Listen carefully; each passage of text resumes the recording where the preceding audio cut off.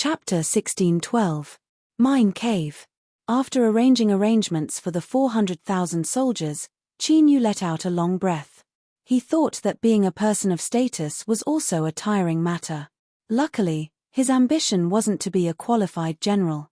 He just needed to deal with everything that came his way, but he needed to do his best. True Saint Baitu was a good choice.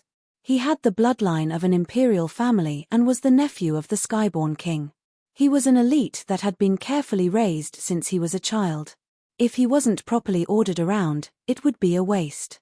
Qin Yu called him over and gave him a few instructions. Then, without giving him a chance to refute or struggle, he waved his hand and sent him away. As True Saint Baitu walked out, he rubbed his face. Just what was going on? The mine cave had an army of 600,000 soldiers, and yet they were handing over the daily chores to him. He looked down at the still warm Marquis Loyal Marshal's letter of acceptance. He wanted to cry but no tears came out. Temporary Military Affairs Counselor.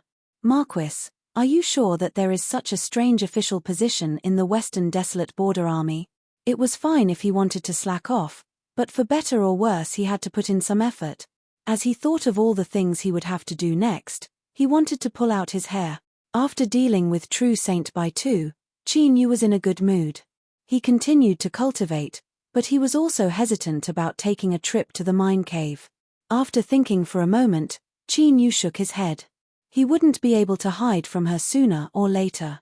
Since he had to let her know, he had to do it sooner rather than later. Otherwise, it wouldn't be sincere enough. Qin Yu stood up and walked towards the rear courtyard of the mansion. After news of his promotion to Marquis Loyal Marshal was sent back to the mine cave, the army stationed there had clearly made plans for the mansion and expanded it. The scale was several times larger than before and it was even more luxurious. For instance, there were sun essence stones embedded into the stone walls that acted as suns. Each one was the size of a millstone and they shined in all directions, revealing the style of an immortal cave dwelling. Of course, it was impossible for the peasants of the border army to find such good things. But not too long ago, the high-spirited Zhu Dafu had brought several of his trusted subordinates back to the border army from the imperial capital. When he learned that the mine guards were preparing to open up a mansion for the Marquis, he immediately took over. It was not a secret that the Marquis was involved in smuggling with the barbarians. The border soldiers in the mine were used to this and did not find it hard to accept. After confirming Zhu Dafu's identity, he accepted them with a face full of smiles. Later on, he realized that it was indeed right to leave professional matters to professionals. In terms of enjoyment and luxury, Zhu Dafu was a master. Previously, when Zhu Dafu paid his respects to Qin Yu, he was extremely respectful and offered him a storage ring with both hands. Inside the ring was Qin Yu's share of the smuggled goods from last time. Of course, it was 30% more than usual. Moreover, Zhu Dafu paid for the construction of the mansion out of his own pocket. He was now fawning over Qin Yu, wishing that he could tie himself to the Marquis's thigh. In the end, it was because Zhu Dafu and the others had witnessed the true might and tyrannical might of the Zhongwu Marquis. Originally, they had been trembling in fear, worried that the great figures of the imperial capital would kill them in a fit of anger. But when they saw them, their attitudes were so good that they didn't even try to make things difficult for them. Instead, they easily separated the matter from the past.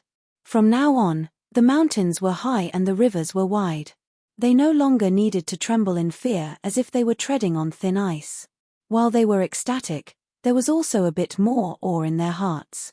Such a thigh was placed in front of them, so why didn't they hurry up and grab onto it? Had their brains rusted or had they been kicked by a donkey? The smart Zhu Dafu certainly wouldn't do something so stupid. However, the mansion was too large, and the disadvantage was that it took time to walk. After all, it wasn't good to use supernatural powers to travel back and forth at home. As for Qin Yu, this trip had delayed his cultivation. He silently thought about how much cultivation time he had wasted.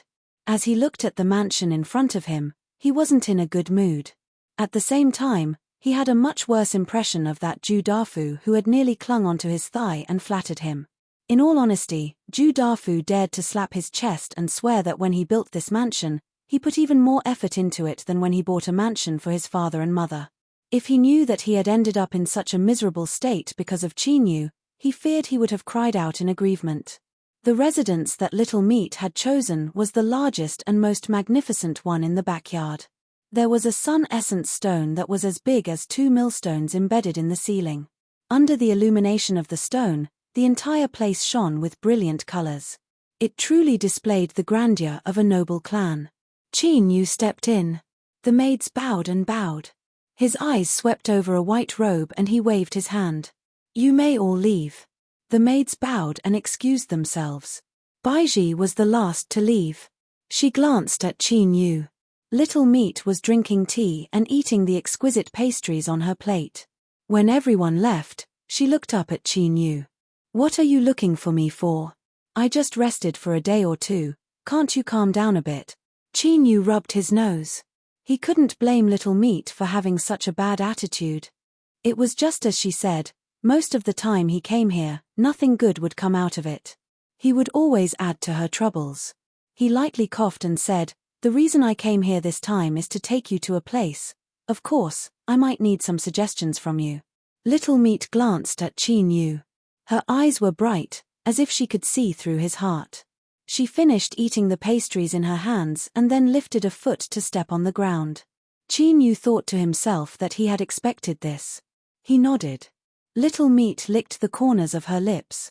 Seeing her actions, Chinyu inexplicably felt flustered. He suddenly felt a bit of regret. The decision he made just now, could it be that he had led a wolf into the house? Humph! Little Meat coldly sneered. She clenched her teeth. "Leading a wolf into the house? I didn't think you would have such literary talent, Chinyu." To use this phrase here, I have to say, it really is quite appropriate. Chinyu felt a headache coming on. He quickly suppressed these thoughts. No, it was just a subconscious thought. You know, sometimes these things really can't be controlled. What sort of relationship do we have? Of course I have complete confidence in you. Little Meat coldly sneered. She lowered her head and drank some tea. "Forget it, I think it's best if I don't take this trip. I don't want you to worry about me in the future and suspect me over and over again." Chinyu stood up and grabbed her hand. He turned and walked outside. "Don't, I admit my mistake. I have no conscience. Miss Little Meat, a great person like you will forgive me." Little Meat's eyebrows arched up. She looked down and saw Chinyu grabbing her hand. He coldly snorted, but his eyes softened. After half refusing and half agreeing, she was pulled away by Chinyu. They left the mansion and casually chose a tunnel. Without alerting anyone, they flashed in. In the pitch-black underground, the tunnels extended in all directions. The two of them continued downwards, passing through countless crisscrossing tunnels that seemed like a maze. Luckily, Chinyu had a feeling in his heart, so he didn't need to think about anything. Finally, they arrived at the Ghost Fog Grotto. Chinyu let go of her hand. He turned and smiled. "We've arrived." Little Meat grunted. She tried to keep her voice as calm as possible, not revealing any of her inner emotions. Chinyu glanced at her, feeling a little strange. Before he could think about it, Little Meat coldly sneered. "What are you doing? What a waste of time." This was Little Meat's normal state. Chinyu reached out a hand and gestured. "Miss Little Meat, please follow me." He stepped inside. The moment Little Meat entered, a great panic rose up in Chinyu's mind. In the next moment, the space and time laws within the grotto fell into a berserk state. It was like a sea in a storm, chaotic and disorderly. Chapter 16:13. Chinyu sucked in a deep breath. He turned to look at Little Meaty. She rolled her eyes, not speaking. But, her eyes were clearly saying, "Are you blaming me for being timid?" Cough. Chinyu lifted a hand and pressed forwards. The wild space and time laws soon returned to tranquility. The fog vanished and the heaven and earth spirit embryo appeared in front of the two. But, it had lost all of its aura and all of its spirituality. It looked just like a very ordinary stone. Of course, Chinyu knew that this was only a facade after being frightened. He stepped forwards and patted it. "Don't be afraid, Little Meaty is one of us." She won't hurt you. The heaven and earth spirit embryo remained deathly still. Little Meaty coldly sneered. If you don't want to come out, then I'll do it myself. With a loud crack, a ball of light fell to the ground, sprawled out on the ground. Then, it crawled back up and hid behind Qin Yu. Surprisingly, it was a little person that was around a foot tall. Looking carefully, this little person was 70 to 80% similar to Qin Yu. It was just that as its body shrank, its skin was soft and tender, making it seem like it was carved from jade. It was extremely cute. At this time, its face was filled with fear. It hugged Qin Yu's calf with both hands, looking even more pitiful. Little Meaty narrowed her eyes and then composed herself. Qin Yu, although most of the debt between us has been erased, it still hasn't been paid off. Do you still remember? The little person that was hugging Qin Yu's calf shivered as he heard this. His eyes popped out of his head and he vigorously shook his head. Qin Yu hesitated for a moment and then nodded. Yes. Little Meaty pointed a finger. As for the rest of the debt, I'll have this little thing pay it off for you. In any case, the two of you are essentially the same. The little person immediately began to cry. Qin Yu revealed a look of unwillingness. But before he could speak, he was interrupted by Little Meaty. I am the creditor, so I have the final say. Moreover, I already know what you want to say. If you agree to this matter, then I will agree to help you.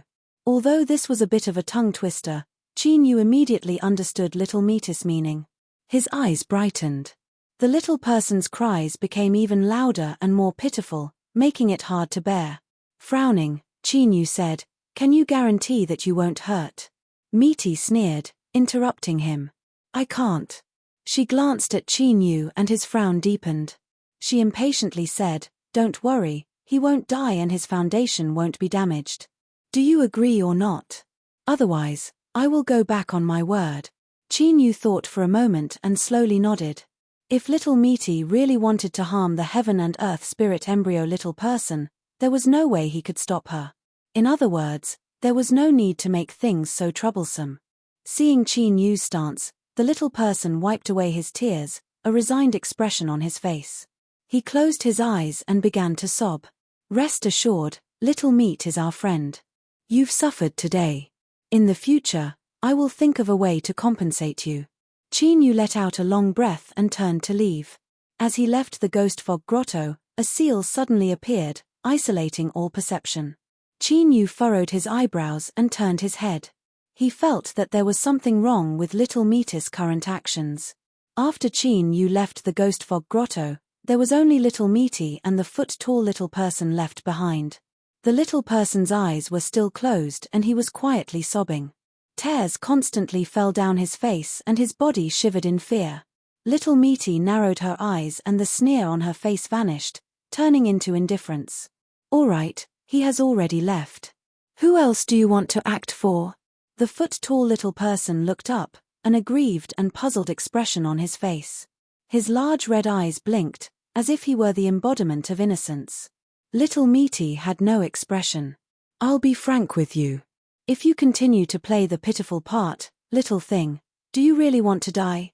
The little person wiped away his tears and let out a deep breath. Your aura is too terrifying.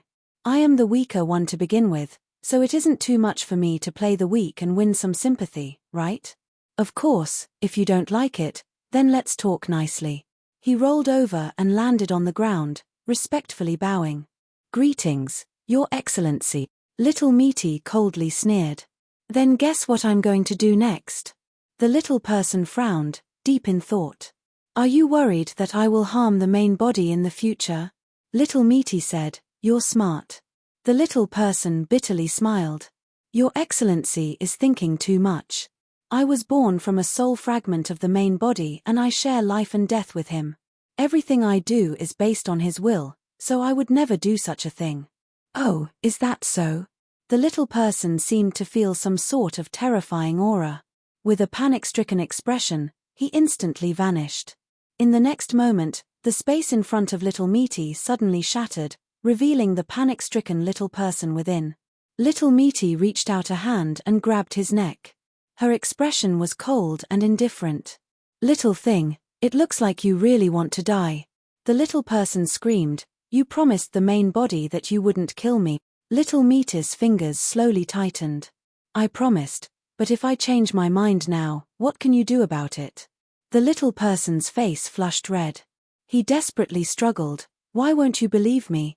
I was just born and I never had any thoughts of plotting against the main body or replacing him."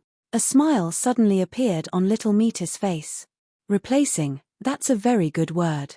You are indeed worthy of being a person, your literary skills are quite good." Her smile faded. She pulled the little person in front of her so that their eyes were almost touching.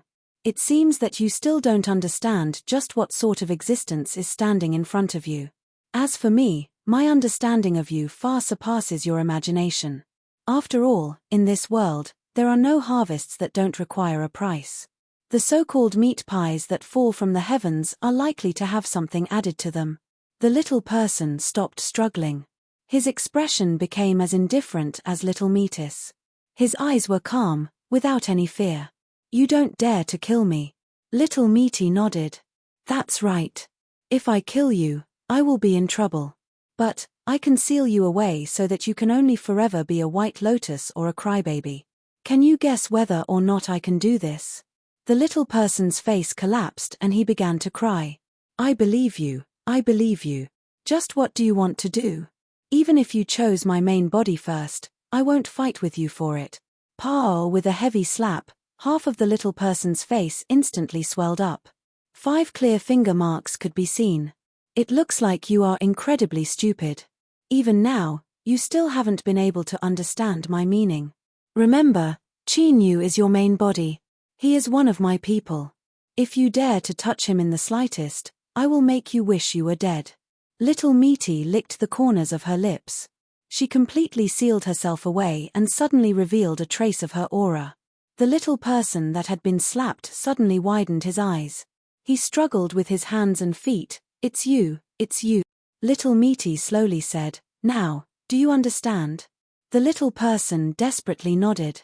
Little Meaty gulped. "Since you understand, then let's proceed to the next step. Let's settle the accounts. Your main body still owes me a great deal. Let me calculate how I will pay you back."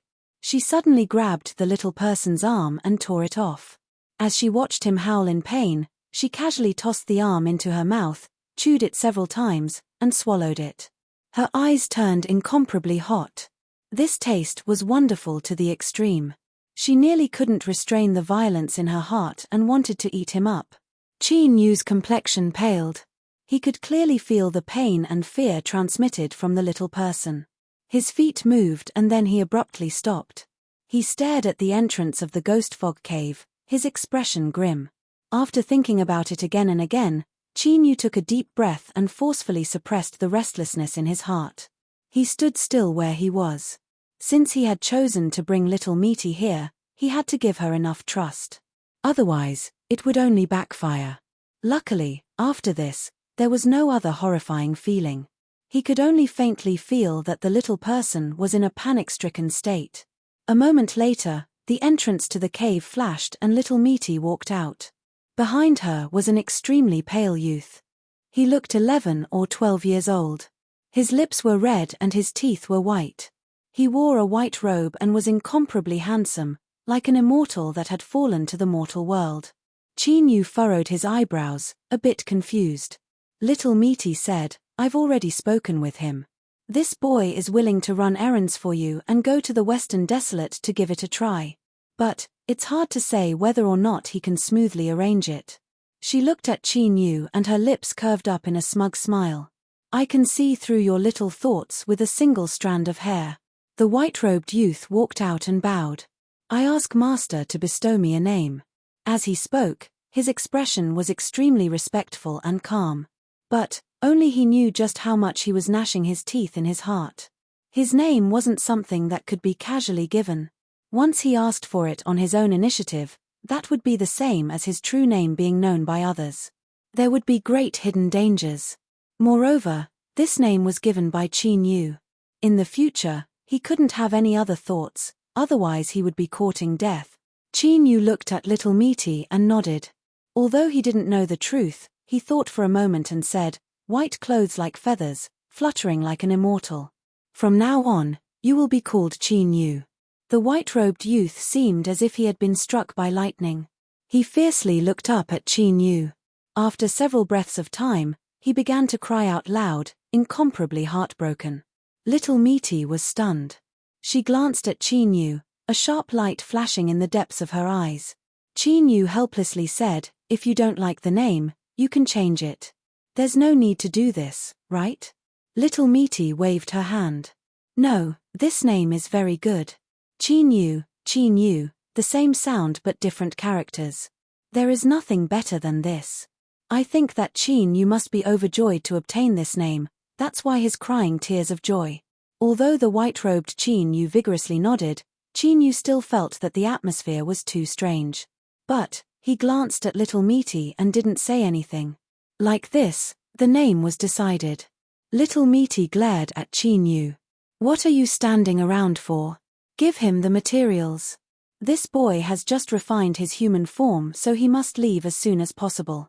Otherwise, if the world senses tribulation thunder and falls down, there will be nothing left to hide." Qin Yu nodded again and again, no longer caring about crying. Qin Yu took out all the remaining materials in his hands. He only kept 2 portions just in case and gave the rest to Little Meaty. "Farewell, master." Qin Yu knelt on the ground and respectfully kowtowed. Then, he turned and stepped away, vanishing from sight. Qin Yu revealed a look of surprise. He was well aware that Qin Yu had no cultivation at all and was just an ordinary person, yet he was able to travel through space. Little Meaty coldly sneered. "A life form born from a heavenly spirit embryo is naturally different from others. What is so strange about that?" She lifted a hand and flicked a finger. A pained cry immediately rang out. "If you dare to peep again, I will dig out your eyes and make you blind." The pained cry faded away.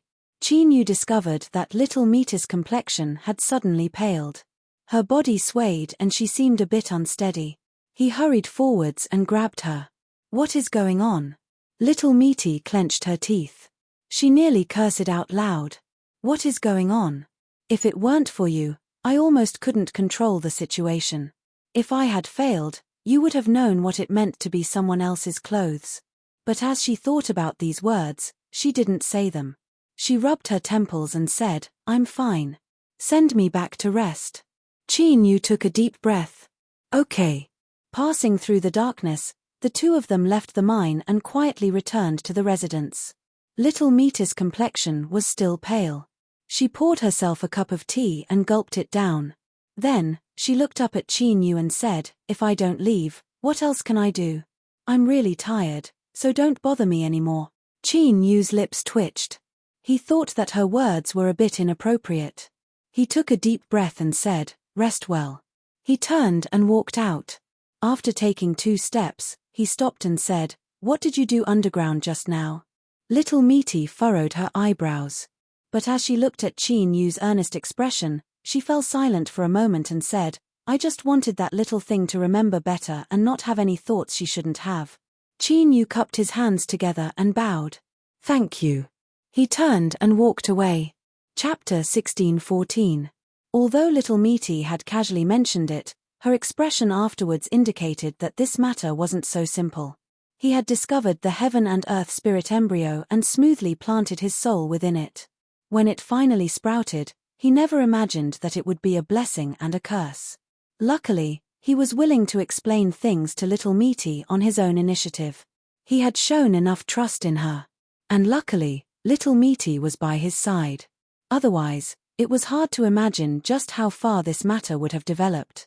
Looking at Qin Yu's back, Little Meaty's lips twitched. She had a look of disdain and dissatisfaction. She thought that all he did was talk and no action at all. However, the expression in her eyes softened, revealing a hint of joy that even she herself didn't notice. "Bad luck, really bad luck. I thought that after so many years of suffering, I would finally be able to make a breakthrough. But who would have thought that I would run into a pair of demonic female and male demons and be thrown into the sea of bitterness? I have no idea how many years it will be before I can find a chance to return to shore. Or, Will I be suppressed for the rest of my life without a chance to rise again? As the white-robed youth who had been bestowed the name of Qin Yu thought of this, tears began to well up in his eyes. He felt a river of sorrow that he couldn't suppress. He couldn't help but lift a hand and wipe away his tears. He sobbed, "I watched for so long. If you didn't come out, I would have run away." Space twisted and a figure appeared out of thin air. She wore a voluminous black robe that covered her entire body. A gust of wind blew past, lifting up the black robe and outlining her enchanting curves. It was clear that this was a tall woman. After a brief pause, a respectful voice sounded out from beneath the black robe. "I don't know who you are, but I do know that you and I might be able to cooperate." Qin Yu continued to sob. He looked at the black-robed person across from him with teary eyes. "Why should I believe you?" The black-robed person stretched out a fair and delicate hand. She spread open her fingers, revealing a dark red mark on her palm that seemed like a flame. Qin Yu wiped away his tears and earnestly looked at it. He muttered, "Two unlucky fellows meeting. Then, let's give it a try." Half a month later, the bored Ju Dafu finally received the Marquis's order to organize his troops and set off tomorrow. Qin Yu certainly didn't forget what his true goal in returning to the Western Frontier Border Army was. Thus, on the day that Li Sangdo was stripped of all his positions by an angel from the imperial capital and was escorted back to the imperial capital for trial, the loyal Marshal Marquis Ning Qin announced that he would go into seclusion once more. As for what he wanted to do, everyone knew. Wang Da-tu was both excited and terrified, because Master Hu had ordered him to choose 12 people to follow him.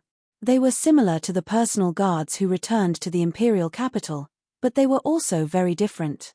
After all, they were going to enter the land of the berserkers this time, and there was no need for them to rely on such things.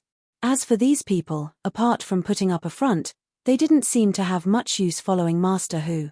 Although he didn't understand, Wang Da-tu didn't have any intention of shirking the responsibility. Looking at his old brothers, who all had rabbit eyes, he knew how envious they were. Wang San was naturally one of the 12. Although the army paid particular attention to ability, there was no lack of selfishness. Wang Da-tu was not afraid that there would be people secretly scolding him for using his position for personal gain. This was just human nature. After all, there was nothing wrong with following Master Hu and becoming familiar with others. Just like the first time they entered the berserkers' territory, the group of people that set off from the mine quietly disappeared into the border region. Ju Dafu and the others were all experienced people in this world. They were completely safe and sound, so there wouldn't be any problems. As for the 12 personal guards that Master Hu brought with him, although the people in the smuggling team didn't understand, they didn't speak any nonsense. They had already made it clear that they wanted to follow Master Hu to make a living, so they knew how to be qualified dogs. That's right, the members of the smuggling team, from Ju Dafu down, were all self-aware. If Wang Da-tu and the others in the border army in the mine were said to be country bumpkins that couldn't even be seen in public, then these people that specialized in smuggling were constantly sending goods into the berserkers' territory. Those that sent large amounts of goods were truly struggling to survive in the mud, so they were even more lowly. They said that smuggling was to seize the resources of the berserkers so that they could play a more effective role in the future war. That's right, they might be of some help, but the essence of it was to fatten up those great figures of the empire. They didn't have any extravagant hopes that they could truly become subordinates of Master Hu. As long as they could receive protection and become dogs that wouldn't be slaughtered at will, that was already enough. This caused Wang Da-tu and the others, who originally feared these smugglers who lived on the edge of a knife and were rumored to be cruel and ruthless, to discover that Ju Dafu and the others were even more humble than they were. Both sides were in harmony with each other. As for the reason, Wang Da-tu and the others believed that it was because their master whose fame had awed this group of smugglers. Otherwise, they were nothing but country bumpkins, small characters that weren't worth the master whose attention. Thus, while they were proud in their hearts, they also felt increasingly tormented. Every day on the road, they would desperately temper their mortal bodies and increase their cultivation. But the reality was that their talent was ordinary and their cultivation methods were also ordinary. If they wanted their strength to rise in a short period of time, that was nothing but the ravings of a fool. Within the carriage, Qin Yu opened his eyes from his cultivation. He let out a deep breath, a sharp light surging in his eyes. He could feel the increasingly tyrannical strength in his body. He was extremely satisfied and couldn't help but smile. Raising his head, he saw that little Misty was looking out the window. Two strange-looking trees had been taken out at some point in time, and they were serving them respectfully and obsequiously. Seeing Qin Yu wake up, a branch was quietly placed in front of him. Without hesitation, he reached out and plucked the wine fruit. Compared to the debt he owed from before, eating and drinking wasn't anything at all. He opened it and drank a mouthful. The taste was just as invincible as before. Qin Yu wiped the corner of his mouth. He followed little Misty's gaze and said, "I still don't understand. Why did you bring Wang Datu and the others?" Little Misty didn't turn around. "Is it my problem that you can't understand?" She glanced at him and pointed at the wine fruit. "You owe me another sum. I'll note it down." Qin Yu's lips twitched. Although he was already mentally prepared for this, it still felt a bit strange to have a sum added to the bill so directly. Whatever. Since little Misty didn't want to say it, he would let her do as she pleased. In any case, it wouldn't be a bad thing. Regarding this, Qin Yu could be sure of it. After drinking the wine fruit, he waited for a while longer. Seeing that little Misty didn't give any orders or that the chefs had any intention of cooking, Qin Yu licked his lips and closed his eyes to continue cultivating. It had to be said that his efficiency was much better than before. He had to freeload. Even if he knew that this would be recorded in the ledger, he absolutely couldn't miss out on any opportunity. Little Misty turned her head and continued to look out the window. Wang Datu and the other 12 border soldiers were riding on their horses, all of them sweating as they tempered their mortal bodies. She curled her lips, revealing a bit of disdain. She thought that if they continued to cultivate like this, even if another 1,000 years passed, they would still be trash that couldn't withstand a single blow. Several days later, on a certain night, little Misty's figure quietly left the carriage. Qin Yu was still cultivating, so he didn't notice this at all. The smuggling cultivators that were on night watch all respectfully bowed as they saw little Misty, their expressions filled with respect. Most of them were people that had followed the barbarians once, so they knew that this madam in front of them was no ordinary character. Even Marquis Zhongwu had to give her sufficient respect when facing her. Little Misty didn't say a word. She arrived outside the tent of the 12 border soldiers. She glanced at them and then gently stepped forward. The ground shook in a small area, causing them to wake up. Wang Datu was startled. As he opened his eyes and saw little Misty, he quickly stood up and bowed. "Madam." Little Misty swept her eyes over them. She lightly said, "Starting from today, you will all change your cultivation methods." On the 10th day after entering the barbarian territory, they could be considered to have truly entered deep into the barbarian territory. The movements of the smuggling team had already been discovered by the barbarians. On this day, Qin Yu frowned. He awoke from his cultivation state and looked at little Misty. She was looking out the window, her eyes falling on the distant wilderness. A faint yin and cold aura was being released from her body. What happened? Little Misty turned around and lightly said, "Someone has locked onto us. It's a powerhouse of the barbarian tribe. They cultivate special concealment methods and have hidden themselves quite deeply." Qin Yu sensed with rapt attention. A suppressive feeling immediately appeared in the great net of rules. Then, he locked onto the abnormality transmitted from somewhere in the net of rules. It seemed that the person little Misty spoke of was hiding there. Little Misty glanced at Qin Yu. Since he had the name Qin Yu before, being able to sense the essence of the world wasn't anything at all. She wasn't surprised by this. "Do you want me to attack and kill him?" As she spoke, little Misty licked her lips. Qin Yu thought for a moment and then shook his head.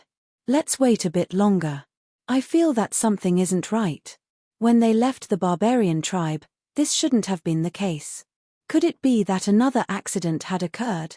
At this time, little Misty's eyes flashed. She suddenly said, "It looks like there's no need to do anything." Qin Yu immediately sensed that someone was rapidly approaching the team. Looking at little Misty's expression, there shouldn't be any threat. Whoosh, with the sound of breaking air, the figure of the ascetic cultivator Prajna fell in front of the team. Qin Yu's thoughts stirred. He turned to look at the team and saw the 12 border army soldiers. A trace of surprise appeared in his eyes. And at this time, Ju Dafu had already come out with a smile on his face. He respectfully bowed and said, "Greetings, Grandmaster Prajna, we meet again." Just now, that uneasy feeling disappeared along with it. Prajna glanced at the border army soldiers that had become ordinary again. Then, she looked away and bowed with a smile. "I have come to greet the general." The carriage came to a stop. Then, the door opened from the inside and Qin Yu stepped out. He cupped his hands together and said, "Grandmaster Prajna. General. Shall we take a walk?" "All right." Qin Yu jumped off the carriage. He ordered them to stay where they were and then left with Prajna. And from his senses, he could sense that the abnormal area of the net of rules had already disappeared. It was clear that the person monitoring them had seen Prajna arrive and had retreated on his own initiative. Qin Yu's eyes flashed. He slowly said, "Grandmaster Prajna, why have you come here to greet us?" Prajna revealed a smile. "The barbarians are hospitable and hospitable. This is something that the general should know."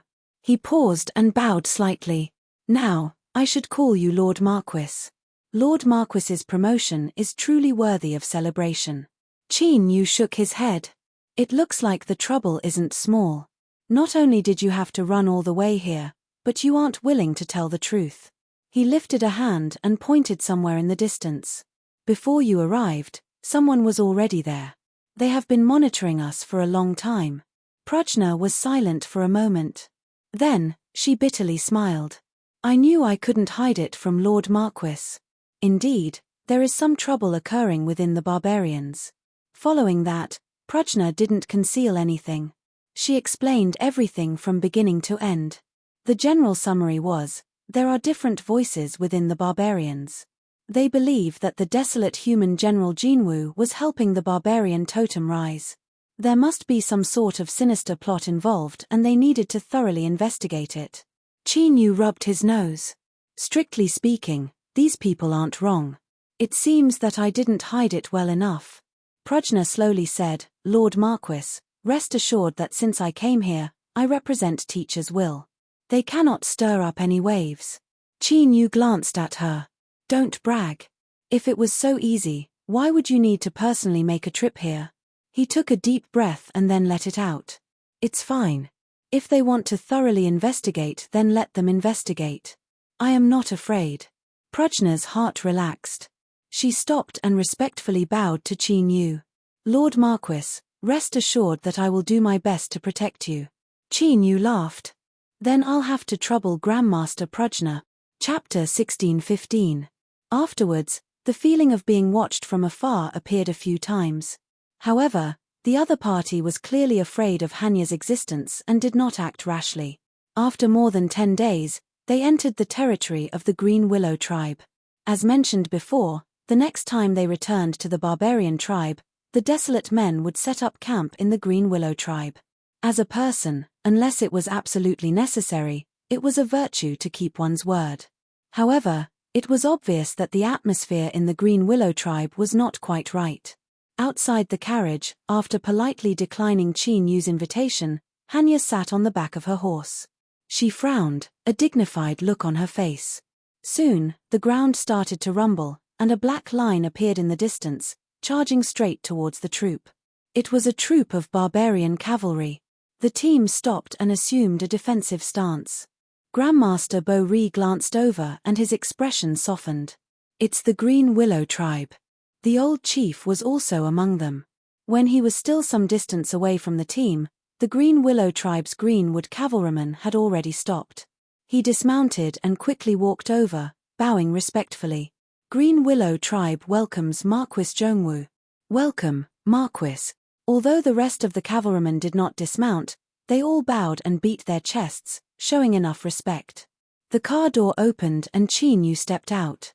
"Patriarch, there is no need to be so polite. Please rise." The old chief stood up with a face full of smiles. After not seeing him for a short period of time, he actually looked much younger. His spirit and energy were flourishing to the extreme. The Marquis is a man of his word. Today, I will lead my men to personally escort you to the Green Willow tribe. Marquis, please take a seat in the carriage. There may be some bumps later. If Marquis trusts me, you don't have to worry about anything and just wait for us to arrive at my tribe. Qin Yu hesitated for a moment. He said, Old Patriarch, there is no need to be like this. The Green Willow tribe has been plagued by abuses for a long time, and it will be difficult for them to return to their peak in a short period of time. If there is any inconvenience, then I can simply change stations. Marquis. The old chief roared and took 2 steps forward with his eyes wide open. Our Green Willow tribe doesn't care what other people say or think. If you hadn't saved us, I'm afraid that all the people in our tribe would have died. Therefore, the Marquis's camp can only belong to our Green Willow tribe. If anyone dares to object, ask our men in our tribe if they will agree. Ha ha. Ha ha. The Greenwood cavalrymen roared loudly, displaying their imposing manner and overflowing battle intent. Qin Yu thought for a moment. He smiled and cupped his hands together. Then, I'll have to trouble the old patriarch. Without any hesitation, he turned around and returned to the carriage. Since the Green Willow tribe was willing to cooperate, what did he have to be afraid of? It was normal for there to be different voices within the Berserker tribe. Then, he would go and see just who was the one stirring up trouble. Hanya smiled and bowed. Patriarch, I will go with you and open a path for Marquis Zhongwu. The old clan chief smiled. If that's the case, then I'll have to trouble you, Grandmaster. He respectfully bowed without the slightest bit of hesitation, because this was one of the reasons why he was so strong-willed. The Holy Land had been silent for many years and no longer interfered with the internal affairs of the barbarian tribes. Many people had probably forgotten the true terror of the Holy Land. The Greenwood cavalry turned their horses around, maintaining a steady speed as they slowly made their way to the tribe's camp. Their hooves stomped on the ground, creating a deep rumbling sound that was like thunder in the sky. A powerful aura swept out, causing everyone's eyes to turn sour. The feeling of being stared at appeared once more, becoming increasingly intense. It was clear that the other party's endurance had reached its limit. Finally, as the Green Willow tribe's camp came into view, the Greenwood cavalry leading the way slowly came to a stop.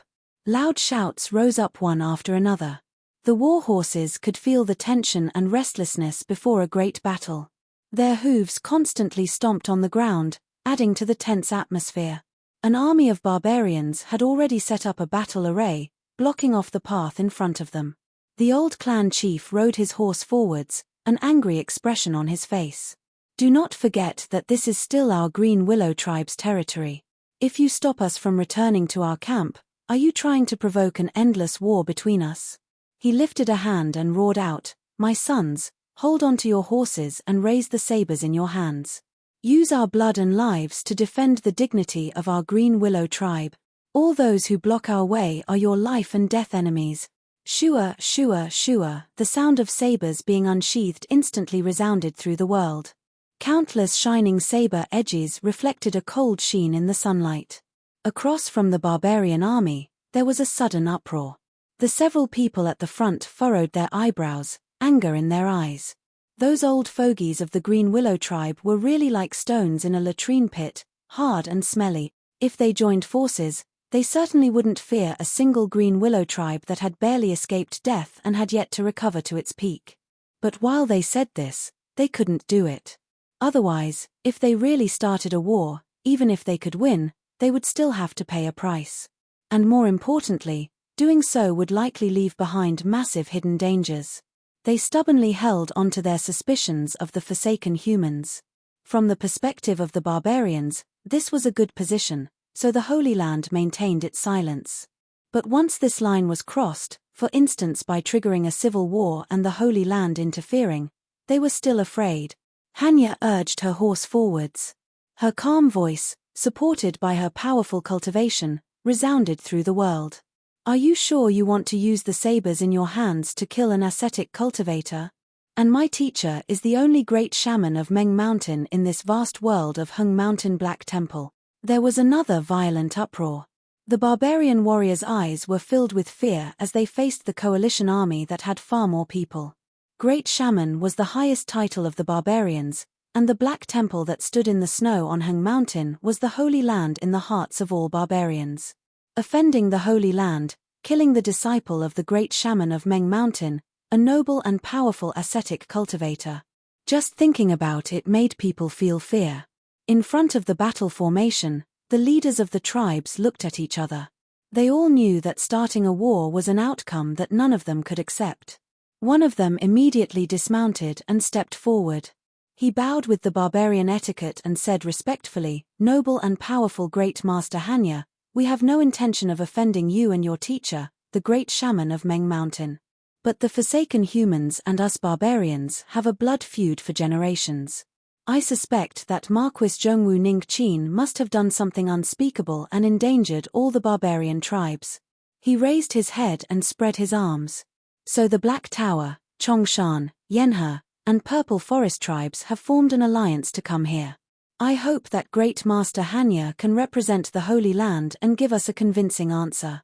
If the facts prove that Marquis Zhongwu is indeed an innocent person, our 4 divisions are willing to offer generous gifts to express our apologies and directly withdraw our troops from the Green Willow Division's encampment. Or else, even if we start a war, even if blood flows in rivers, even if we incite internal strife and slaughter among the berserkers, we will not back down." The patriarchs of the other 3 tribes stepped forward and bowed. "We ask Grandmaster Bo Ri to represent the Holy Land and give us an answer, otherwise we will not back down." The atmosphere was heavy and gloomy.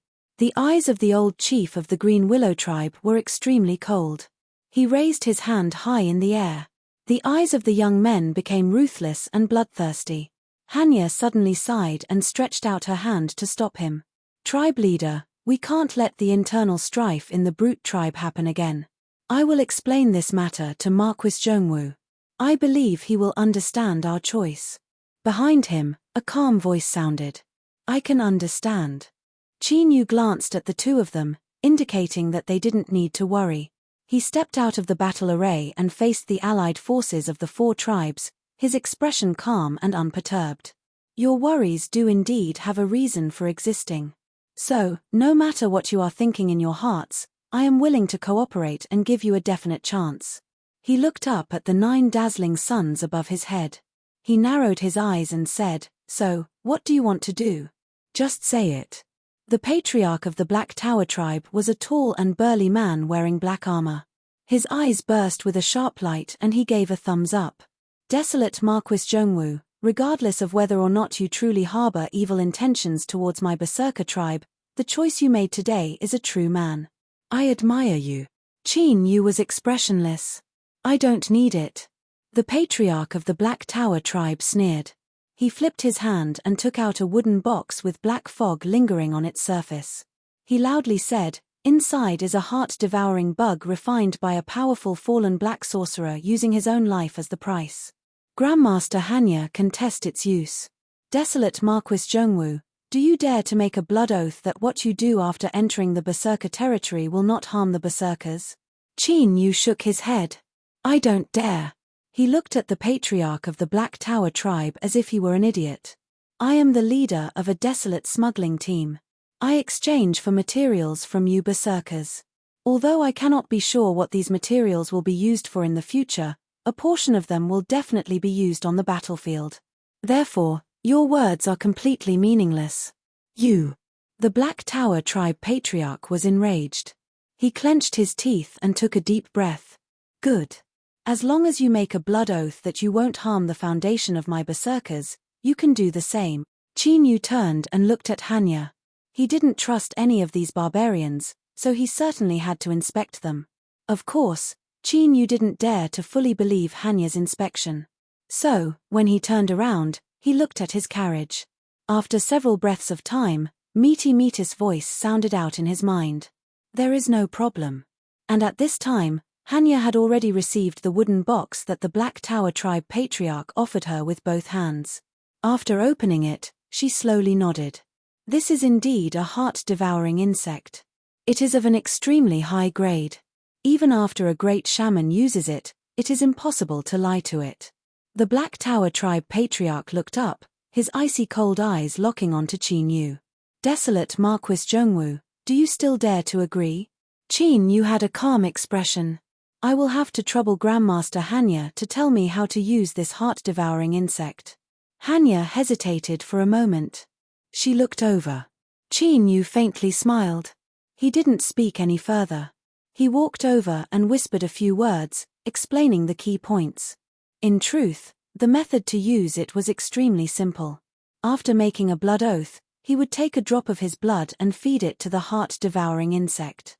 Qin Yu stretched out a finger and a bead of blood appeared. He raised his hand and made an oath.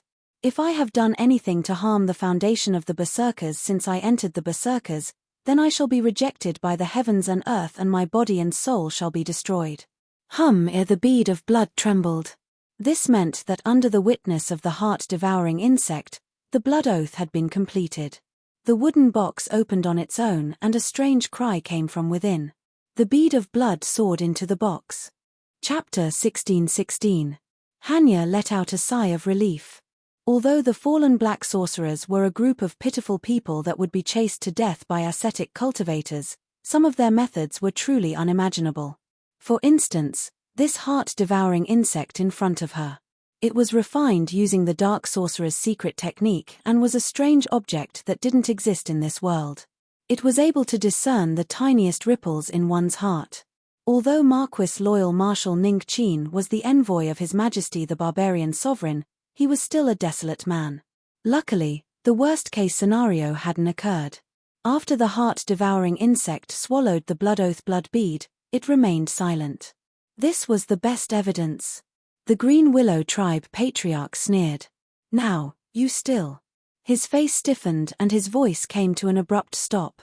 He saw black energy suddenly rise up from the wooden box in front of Qin Yu. With a shrill howl, a fierce and ugly insect flew out from within. Its appearance could be seen as a cross between a centipede and a moth. There were countless legs under its abdomen and its white body was covered with strange black lines. Its two wings flapped and its icy cold eyes locked onto Qin Yu. A sharp light burst out from the Black Tower Tribe Patriarch's eyes. He roared out loud, "Desolate man Marquis Loyal Marshal, you really are hiding evil intentions. Heart-devouring insect, quickly cut open his chest and enjoy your sacrifice." Blood oath, blood bead, heart-devouring insect, they were all related. After the blood bead was swallowed, it was the same as opening a back door for the heart-devouring insect. As long as the oath was false, it could ignore all attacks and defenses and directly eat the heart of the person who made the oath. The sound of flapping wings filled the air. The heart-devouring insect screeched and was about to rush out. But at this moment, Qin Yu looked up at it. His eyes were indifferent and lofty, like a god sitting in a heavenly palace high above the highest heavens, looking down at the ants struggling to survive in the mud. The powerful suppression of the hierarchy caused endless fear to gush out, instantly crushing the heart-devouring insect.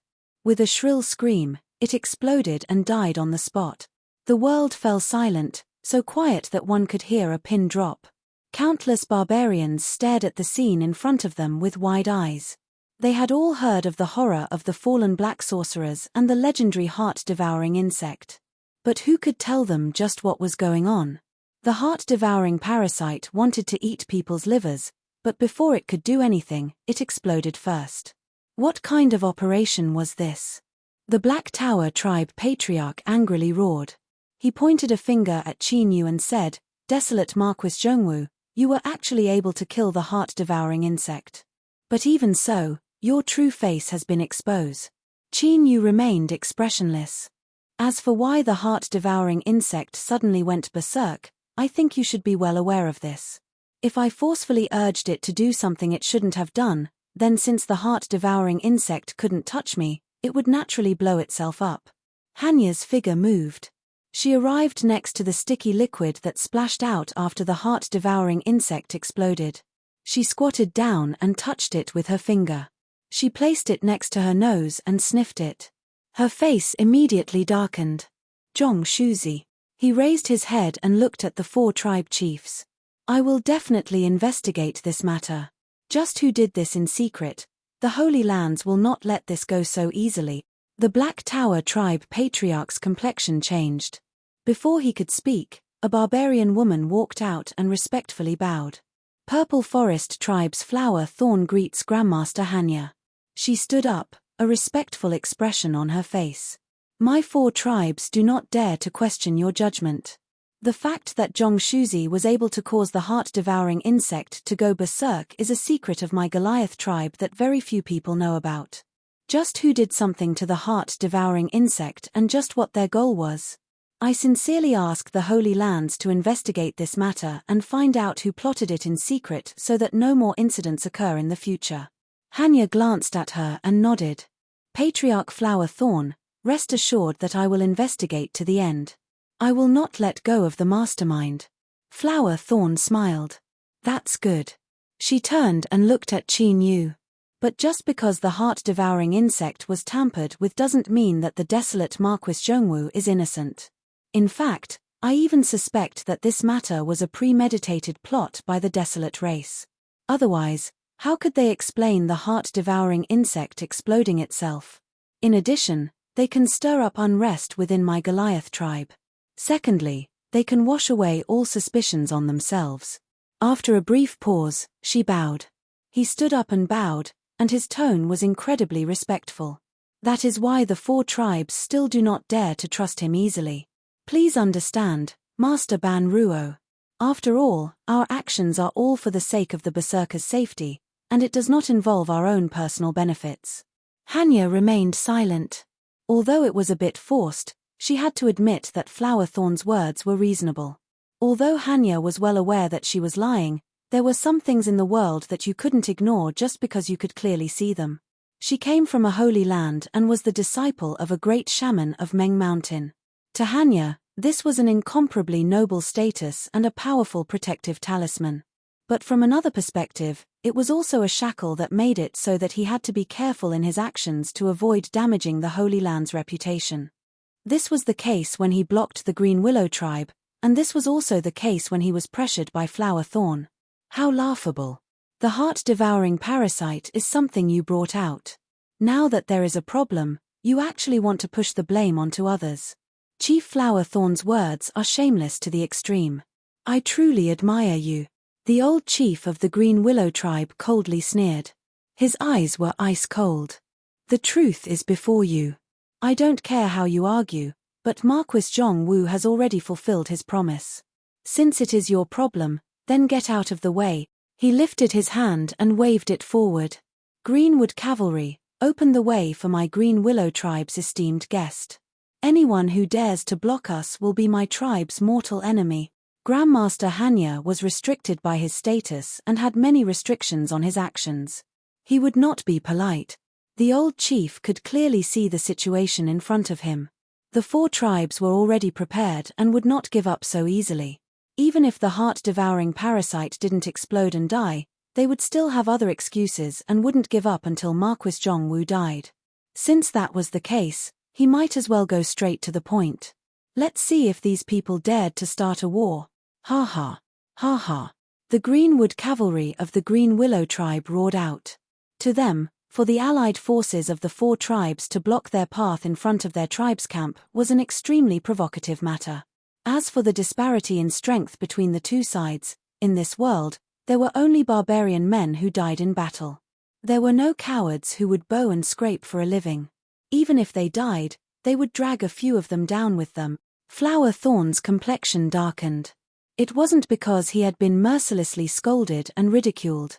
As a woman, she was able to sit firmly on the throne of the Purple Forest tribe's matriarch. She didn't lack any of these things, so it was easy for her to swallow her saliva.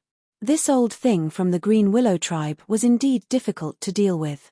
He had poked at their sore spot. It wasn't a big deal for the 4 tribes to join forces to suppress the Green Willow tribe and even surround their camp. But the internal strife of the barbarians was a sensitive topic for all barbarians. It was also the only rule that the Holy Land had abided by for many years.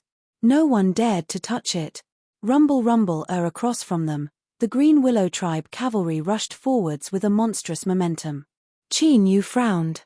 He looked at them and Metis' voice echoed in his ears. How interesting. These barbarians seem to have a great backer behind them. Now that they've been forced into a dead end, They're ready to act for Real. Little Chinyu, you are the new barbarian sovereign, but now you have become the spark that ignites the internal strife of the barbarians. I fear that at least 100,000 barbarians will die because of this. How do you feel? Chinyu bitterly smiled and rubbed his temples. He didn't mind killing some of the barbarians who had ulterior motives. This didn't conflict with the barbarian bloodline mark he inherited. This was because the barbarian sovereign was an existence that ruled over the entire barbarian race. And since he ruled, there was also violence and suppression. Death was only a normal matter. But in his opinion, the people of Green Willow tribe didn't deserve to die. When he asked Misty to save the Divine Willow and extend the vitality of the tribe, it wasn't because he wanted them to risk their lives for him and ruin their entire tribe. Chinyu stepped forwards. With a loud bang, the ground instantly collapsed, forming a massive pit. Waves of earth rose up, rushing in all directions. The barbarian army that was about to collide with Chinyu suddenly reined in their horses. The complexions of the four patriarchs changed. Their eyes fell on Chinyu, shock in their eyes. They never imagined that the desolate Marquis Zhongwu would have such a formidable cultivation. Chinyu lightly said, "The reason I entered the territory of the barbarians is to take what we need and benefit together. War is not what I want." He stepped forwards. "I have already taken a step back. Since you won't give up, then according to the customs of the barbarians, we will fight to see who is stronger. I have 2 subordinates. As long as I can defeat them, I will turn around and leave. In the future, I will never take half a step into the barbarians' territory. But what if you lose? I want one person." Chinyu lifted a hand and pointed at a thin barbarian beside the 4 patriarchs. This barbarian had his head lowered and was silent. "Hand him over to me and let me deal with him." After being pointed at by Chinyu, this barbarian remained motionless, maintaining his original posture. And sometimes, no change was often the greatest change. Before this, he looked like an ordinary barbarian. But now that he was silent, he seemed as immovable as a mountain. Towering and towering, he pierced into the clouds, making it hard to see him clearly. The Green Willow tribe patriarch frowned, a trace of gratitude in his eyes. He certainly knew that if Chinyu didn't intervene, then after today, the Green Willow tribe would likely be erased from the barbarian tribe register. Since the 4 great tribes had moved, they would definitely cut the weeds and eliminate the roots, not leaving behind any hidden dangers. This was a simple matter. If he were in their shoes, he would have done the same. Hanya walked to the side and respectfully bowed. "I would like to express my thanks to the Marquis on behalf of the barbarian children who should have died in battle today." At this moment, the last bit of doubt in his heart vanished. The desolate Marquis Zhongwu was indeed the envoy chosen by His Majesty. As for why a desolate man was chosen, there must be another reason. Chinyu smiled. "He hasn't died, so there is no need to thank me. But, I will have to trouble Grandmaster Hanya to be a witness for me, lest they continue to pester me after this matter." He narrowed his eyes. "Otherwise, I will really become impatient. At that time, I hope Grandmaster won't blame me." The 4 tribes joined forces to threaten him. So what? Even if he didn't do anything, little Meaty alone could easily finish everything. The only problem was that she didn't like the taste and didn't have any chewiness. "You are wrong. There is a good saying that if quality isn't enough, then quantity can make up for it. As long as you nod, I can do it for free." "I definitely won't mind." Little Meaty's voice was calm, but Chinyu swore that she was serious. Across from him, Hanya didn't know why, but a chill suddenly rose in her heart. She looked at Marquis Zhongwu and nodded. "Marquis, please rest assured." She turned and walked towards the 4 allied forces, not worried about her own safety at all. He had already explained the matter of the shackles and protective talisman. Unless the 4 great tribes lost their minds, they wouldn't dare to touch him. Grandmaster Hanya, Flower Thorn and the other patriarchs of the 4 tribes bowed together. The Goliath army behind them also lowered their heads in respect. Hanya said, "No matter what decision you make in the end, do not forget your status as Goliaths. As for the Holy Land, we still have the ability to decide your fate." This was the first time he had placed a threat in the open. With Hanya's status, This sort of method was extremely crude. But it was also because of this that it proved that he was serious. The complexions of the 4 patriarchs changed. They bowed even lower. "Grandmaster, what instructions do you have? Please speak." Hanya said, "Do you agree to the agreement that Marquis Zhongwu proposed? Or do you want to provoke a great war today?" The Black Tower tribe patriarch hesitated for a moment. He didn't speak and looked up at Flower Thorn. It was clear that this Goliath woman was the true decision-maker of the 4 allied forces today. Covered by Hanya's gaze, Flower Thorn hesitated for a moment. Then, she respectfully bowed. "We are willing to accept." At this moment, she felt an intense restlessness that forced her to lower her head. In truth, Flower Thorn's choice was correct. If she refused, Hanya would attack without hesitation and kill her on the spot. Chapter 16-17. Hanya straightened her palms and bowed. Her eyes were gentle and calm. "Patriarch Hua Ci and everyone else, please use your tribe's totem to swear to the Holy Land. My teacher, Great Shaman of Meng Mountain, will be the witness of this oath." Flower Thorn took a deep breath. "All right." She, the leaders of the Black Tower tribe, the Heavy Mountain tribe, and the Yang River tribe swore an oath at the same time. Hanya sensed that the vow had been fulfilled. He turned around and left. "Qin, you didn't turn around." "Baiji, go Sheng." One of the carriages in the procession was pushed open from the inside. Baiji, who was wrapped in a white robe, walked out of the carriage with a cold look in her eyes. At the same time, a Li family disciple with a long sword on his back and a pale face appeared outside the battlefield where the 2 armies of the berserkers were locked in a stalemate. He coughed lightly as he walked over. Hua Ci's eyes flickered and he suddenly shouted, "Desolate man Zhongwu Marquis, according to the rules of the barbarian tribe, the battle will be decided by 2 wins out of 3. Qin Yu glanced at her. "No need. As long as you can defeat either one of my 2 subordinates, consider it my loss." Baiji walked in front of him and bowed in a slightly unfamiliar manner. Her eyes were calm. Go Sheng smiled bitterly. He raised his head and looked at Marquis Zhongwu in front of him. "I'm already half a cripple. Marquis, you seem to be very confident in me. Aren't you afraid of losing?" Qin Yu lightly said, "If you lose, you will die."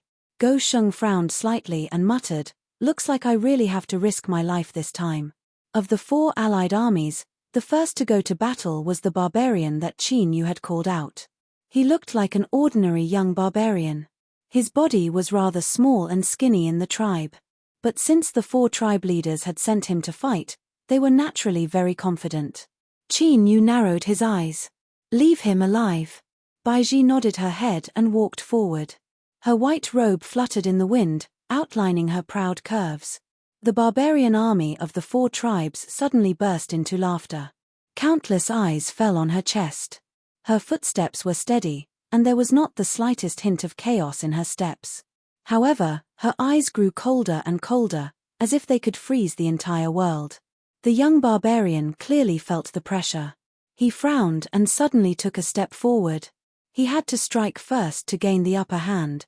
Bang! The ground shook violently, then shattered and split open as a huge stone puppet was summoned. Raising its head to the sky and roaring, the stone puppet's eyes surged with a dense blood-red color as it raised its foot and stomped down. Baiji raised her head and stopped in her tracks. The strong wind blew against her face, causing her robe to flutter, making her curves even more alluring. Up above, the sky darkened. The stone puppet's feet covered the entire sky. Shua, a streak of sword light suddenly appeared like a white rainbow piercing through the sun. It whistled through the air and slashed at the stone puppet. Baiji turned around and walked away. The huge stone puppet behind her was cut in half from the middle. The cut was as smooth as a mirror. It fell to the ground and shattered into pieces of huge stones. The young barbarian who had summoned the stone statue frowned and slowly said, "Good sword technique." A line of blood appeared between his eyebrows. Then, just like the stone statue, his body was split in half. His internal organs were scattered all over the ground. Fresh blood flowed freely, and a pungent stench assaulted the nostrils. "Marquis, this servant's sword can only kill and cannot spare his life. I ask for Marquis's forgiveness." Baiji didn't turn around. She respectfully bowed, clearly aware of all of this. Qin Yu glanced at her and lightly said, "You helped me win this round, so I won't blame you. But the madam might not speak." Baiji's body stiffened. Qin Yu waved his hand, not giving her a chance to speak. Baiji took a deep breath and turned to walk towards the carriage. At this moment, she was still as slim and graceful as before. She was still a beauty that could make a man's mouth dry up with just a glance. But now, no one dared to reveal any profanity. Instead, their eyes were filled with endless fear and awe. The complexions of Flower Thorn and the other barbarian powerhouses changed. Anger and alarm filled their eyes. They never imagined that a maid under the command of the desolate Marquis Zhongwu would have such a terrifying cultivation. That sword strike was terrifying to the extreme. Even if they attacked, they might not be able to block it. The third generation of the Li family, who had fallen to this point and had to work as a dog to survive, sighed. With such a pearl right in front of me, what should I do? He looked at Qin Yu, a trace of bitterness on his face. Qin Yu turned a blind eye to him. He repeated what he had just said, "If you lose, you will die." Dog Thorn sighed again. "Can't you say it in other words? It's inauspicious to die when you die." He shook his head and strode forward. His pale face was filled with helplessness. "Everyone on the other side, can you come up with a weak point and take the initiative to collide with my sword? I, Dog Leftover, owe you a big favor and will definitely repay you in the future." With Baiji attacking first, no one dared to underestimate this sickly man who seemed half dead and only had one breath left. The Black Tower tribe patriarch took a deep breath. He clenched his teeth and said, "I will do it myself." Flower Thorn narrowed his eyes. He didn't oppose. He is indeed seriously injured and can only strike once. "Be careful, don't lose your life." The Black Tower tribe patriarch licked his lips. "Don't worry." He walked forwards. With every step, his aura became stronger and stronger. With loud crackling sounds, his flesh and bones began to explode. His entire body swelled up and his exposed flesh and blood turned a metallic black. He diabolically grinned and stepped forwards. "Pretty boy, let me see just how fast your sword is." Dog Thorn mumbled, "Pretty boy, in my hometown, in a sense, this is a compliment." As he spoke, his feet suddenly moved. His whole body was like a weightless feather as he directly slid to the left. In the next moment, the ground beneath Dog Thorn's feet was instantly smashed to pieces. Wild strength recklessly splashed out. The Black Tower tribe patriarch sneered again and again. "Aren't you desolate man-sword cultivators the best at killing people? Why do you only know how to run? It seems that pretty boys will always be pretty boys. They look good but are useless. When we get to bed, will you also be the one to be stabbed?" Dog Thorn was expressionless and his face paled even more. He continued to dodge, drifting about like a shadow. No matter how punch after punch smashed the ground, he was always able to dodge by a hair's breadth. There was one thing that Flower Thorn had guessed correctly. His current state was not good and he could only use 2 swords at most. But in reality, for Dog Thorn, he could only use 1 sword. Because once he used the second sword, he would immediately die. So he was waiting for his opponent to reveal a flaw. Only then would he be able to deliver a fatal blow and completely sever his life force. The Black Tower tribe patriarch cursed endlessly. He had already cursed several times. Although he seemed angry, the truth was that there was only coldness in the depths of his eyes. The sickly pretty boy was waiting for an opportunity to use his sword. He had already sensed this from the beginning of their fight. Because he could feel a threatening aura coming from this pretty boy. It wasn't strong, but it was suffocating. It was like an ice blade that was as thin as a cicada's wing. Although it could be shattered with a casual flick, as long as one was fast enough, it could still easily cut open one's flesh and meridians, causing fatal injuries. The Black Tower tribe patriarch had already deliberately revealed a flaw several times. But, whether it was because he was too cautious or because this pretty boy was too timid, he still hadn't attacked. This caused the Black Tower tribe patriarch to furrow his brows. In his current state, his defensive power was the strongest, but maintaining this state consumed a great deal of strength. The pretty boy in front of him seemed like he couldn't breathe and would die at any moment, but he was so slippery that he was able to avoid danger time and time again. If this continued, the Black Tower tribe patriarch would have no choice but to lower his defenses before he could kill Dog Thorn with a single punch. The Black Tower tribe patriarch punched out 3 more times, each one as fast as a bolt of lightning. But Dog Thorn seemed to be able to predict the trajectories of his attacks and was able to dodge every single one. He could not delay any longer. The Black Tower tribe patriarch took a deep breath and his chest puffed out. With a loud shout, he took a step forward and leapt into the air. Then, he punched out, using a secret technique unique to the Black Tower tribe. The earth violently shook and shattered, constantly caving in.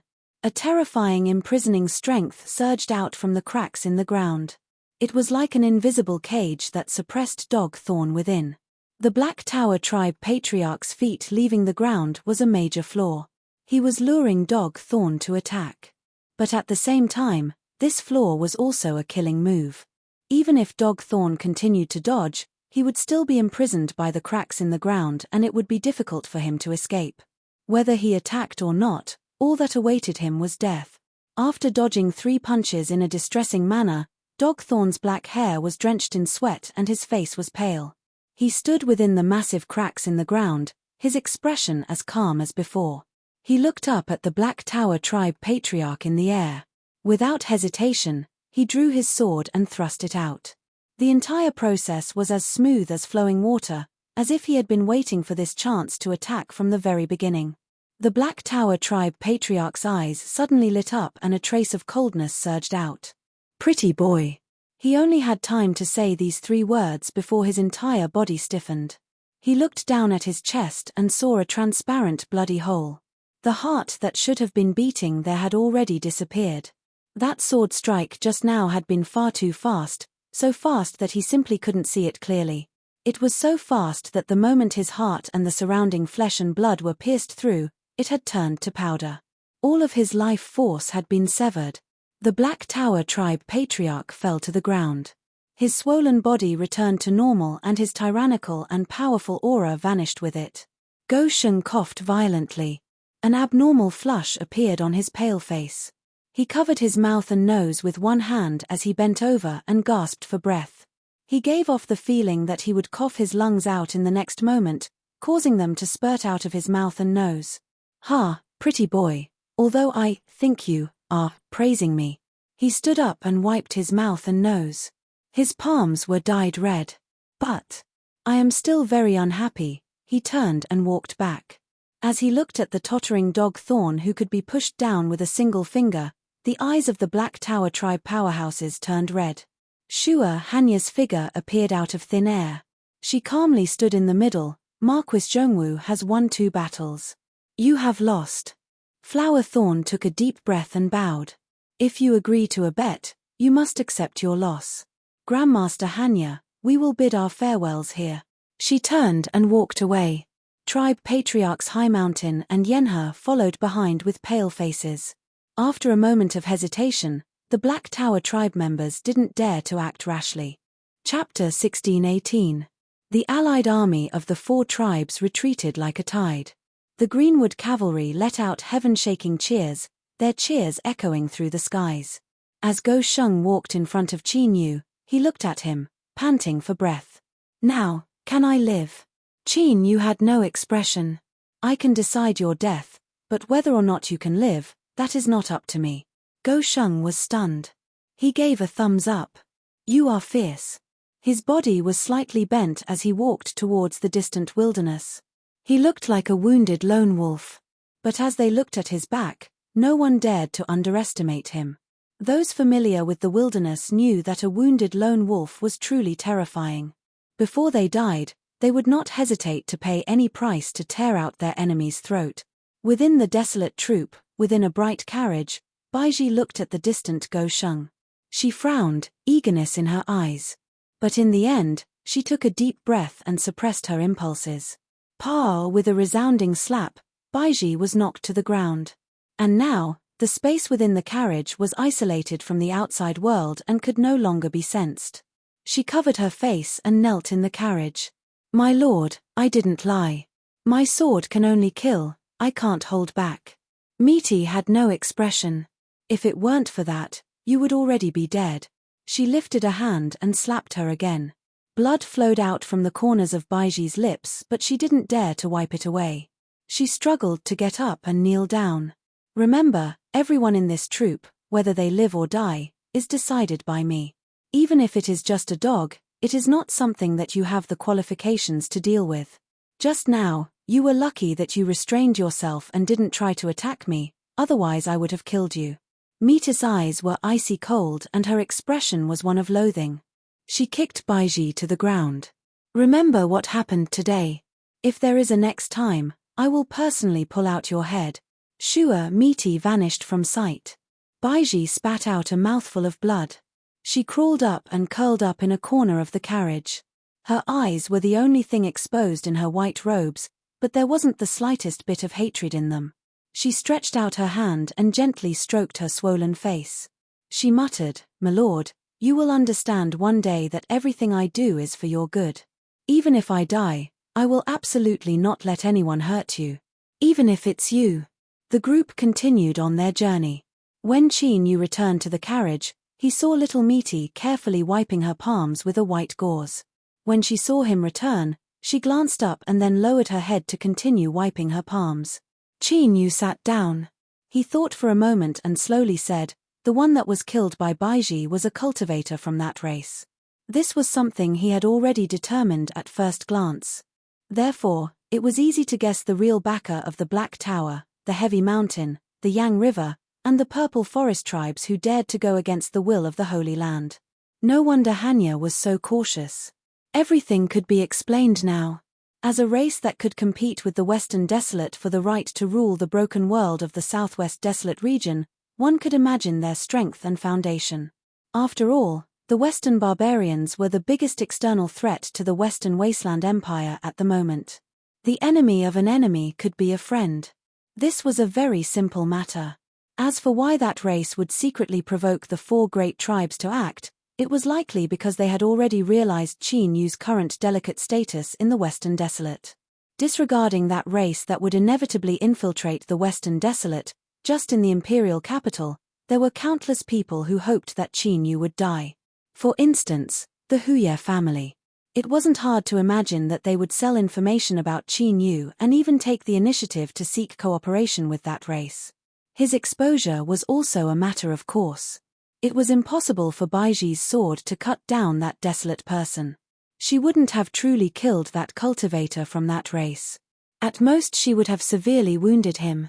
But she had ruined Qin Yu's plans. He originally wanted to capture this person and use him to make a fuss in the Western Desolate. After all, the four old claws of the Imperial Palace were currently hiding in the wilderness. They were protecting Qin Yu and also monitoring him. As long as they learned of the existence of that race, it would be able to intensify the conflicts between the Western Desolate and that race. Of course, Baiji's actions weren't without any benefits. At the very least, it prevented Qin Yu from having his identity seen through. After all, if he could lock onto that race's aura, who knew whether or not they also had a way to sense that something was wrong with him? Misty said, "Baiji's sword can indeed only kill." She didn't deliberately not hold back. After a brief pause, she coldly sneered. "So, that is why she took the initiative to be the first to go out and kill. You didn't realize it yourself, so you can't blame her." Qin Yu nodded. He spoke of his own considerations. "I don't completely blame her. After all, it is likely that Baiji helped me. But, the appearance of that race is something that I can use. Do you have a way to let the four old claws sense this?" Misty shook her head. They should be carrying a formidable concealing treasure from the Western Desolate Imperial Palace. It completely fuses with the world, and unless I release my aura, it will be difficult to find them in my current state. It would be difficult, but it wasn't impossible. But, doing so would consume too much of Mita's strength.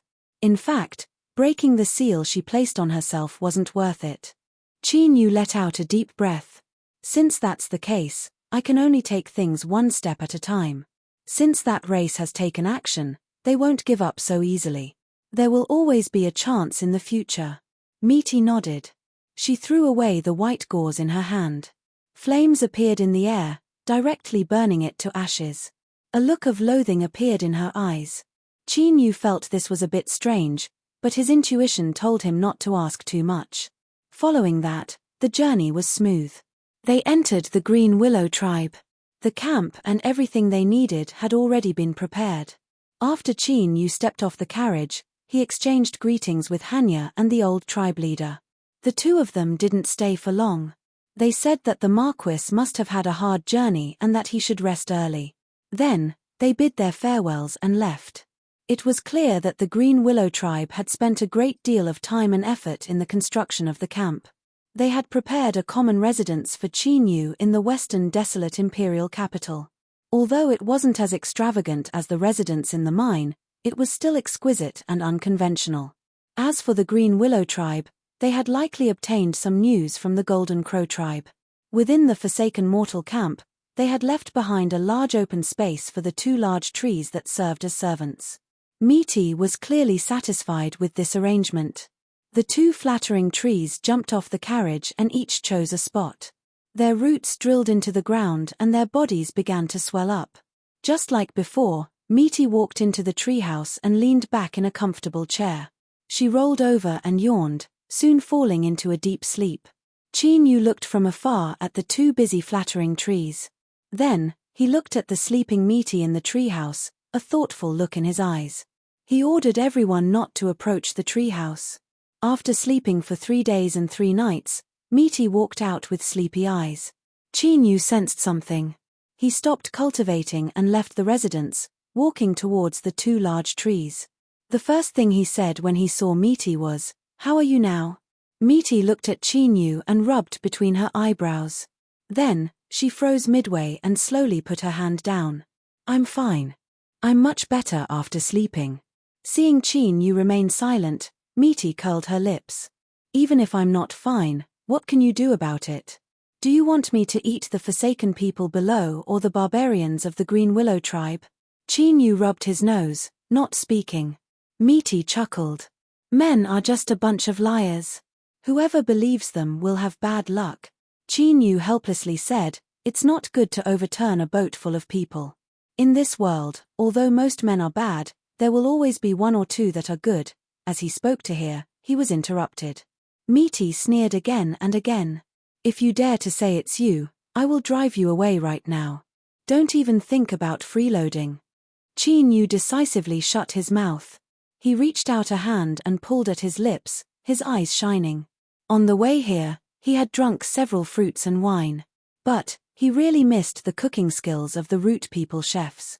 From the time he returned to the imperial capital until now, he hadn't eaten a single bite. He couldn't think about it. His saliva was about to drip out. Misty rolled her eyes. She probably thought that Qin Yu's future prospects were just like this. She waved her hand and the Root People chefs immediately put forth 120% of their skills. A banquet table was quickly completed. Qin Yu picked 3 fruits in a row. Just as he was reaching for the 4th, he was stopped by Misty's eyes. She frowned and said, "Do you want to die?" Qin Yu immediately understood that his current limit was to drink 3 fruits at a time. TSK, he had improved quite a bit from before. It seemed that the increase in his boundary had brought about great changes. Yes, he had to hurry up and cultivate. He had to strive to take another step forward as soon as possible. At that time, he would be able to eat and drink even more. Misty's eyes nearly rolled back into her head. She was probably shocked by Qin Yu's useless thoughts and was left speechless.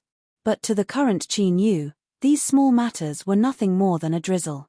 They couldn't affect his appetite in the slightest. Just like before, Misty would occasionally take a bite of food. Most of the time, she would only take a fruit and slowly drink it. Qin Yu didn't stand on ceremony with her. He ate with incomparably fragrant sounds. 1 mouthful of wine and 3 mouthfuls of food, he was as happy as an immortal. He was full. The taste wasn't too good, but Qin Yu still drank the last mouthful of wine. Then, he stood up shakily. "You rest well. I'll be leaving first." Little Roo Roo let out a sound of acknowledgement with her eyes half closed. She leaned back on the soft couch, and naturally, there were nimble branches that quietly swept away the mess in front of her. She switched to a more comfortable position and lay down. She watched Qin Yu's back as he left, her eyebrows subconsciously furrowed together. Just what is the problem? She closed her eyes and soon fell into a deep sleep. But after Misty fell asleep, her perception of the world actually reached its strongest. But unfortunately, just like before, Misty still couldn't feel anything wrong. It was like there was an invisible and incomparably thin gauze screen in front of her. It wasn't thick and light could pass through it. But it made everything in front of her blurry, making it impossible to see clearly. After the desolate tribe entered the Green Willow tribe, the first thing they did was to make up for the supplies they owed. Although the barbarian tribes all expressed that they weren't in a hurry and even hinted that they could completely erase the debt, they only asked for Marquis Zhongwu's help. There was no other reason. Only the totem had advanced. There was no need to mention the Golden Crow tribe's totem, the Golden Crow. Every barbarian tribe powerhouse that went to the Golden Crow tribe to pay their respects would turn green with envy. Even the Green Willow tribe's totem, the Golden Crow, had nearly been struck to death by thunder tribulation in the past. All that was left was a single branch that was still alive. After extending its life force, it changed every day and its strength rose to an astonishing degree. It was said that even in its nascent state, the benefits it brought to the Green Willow tribe were nearly the same as when the totem was in perfect condition.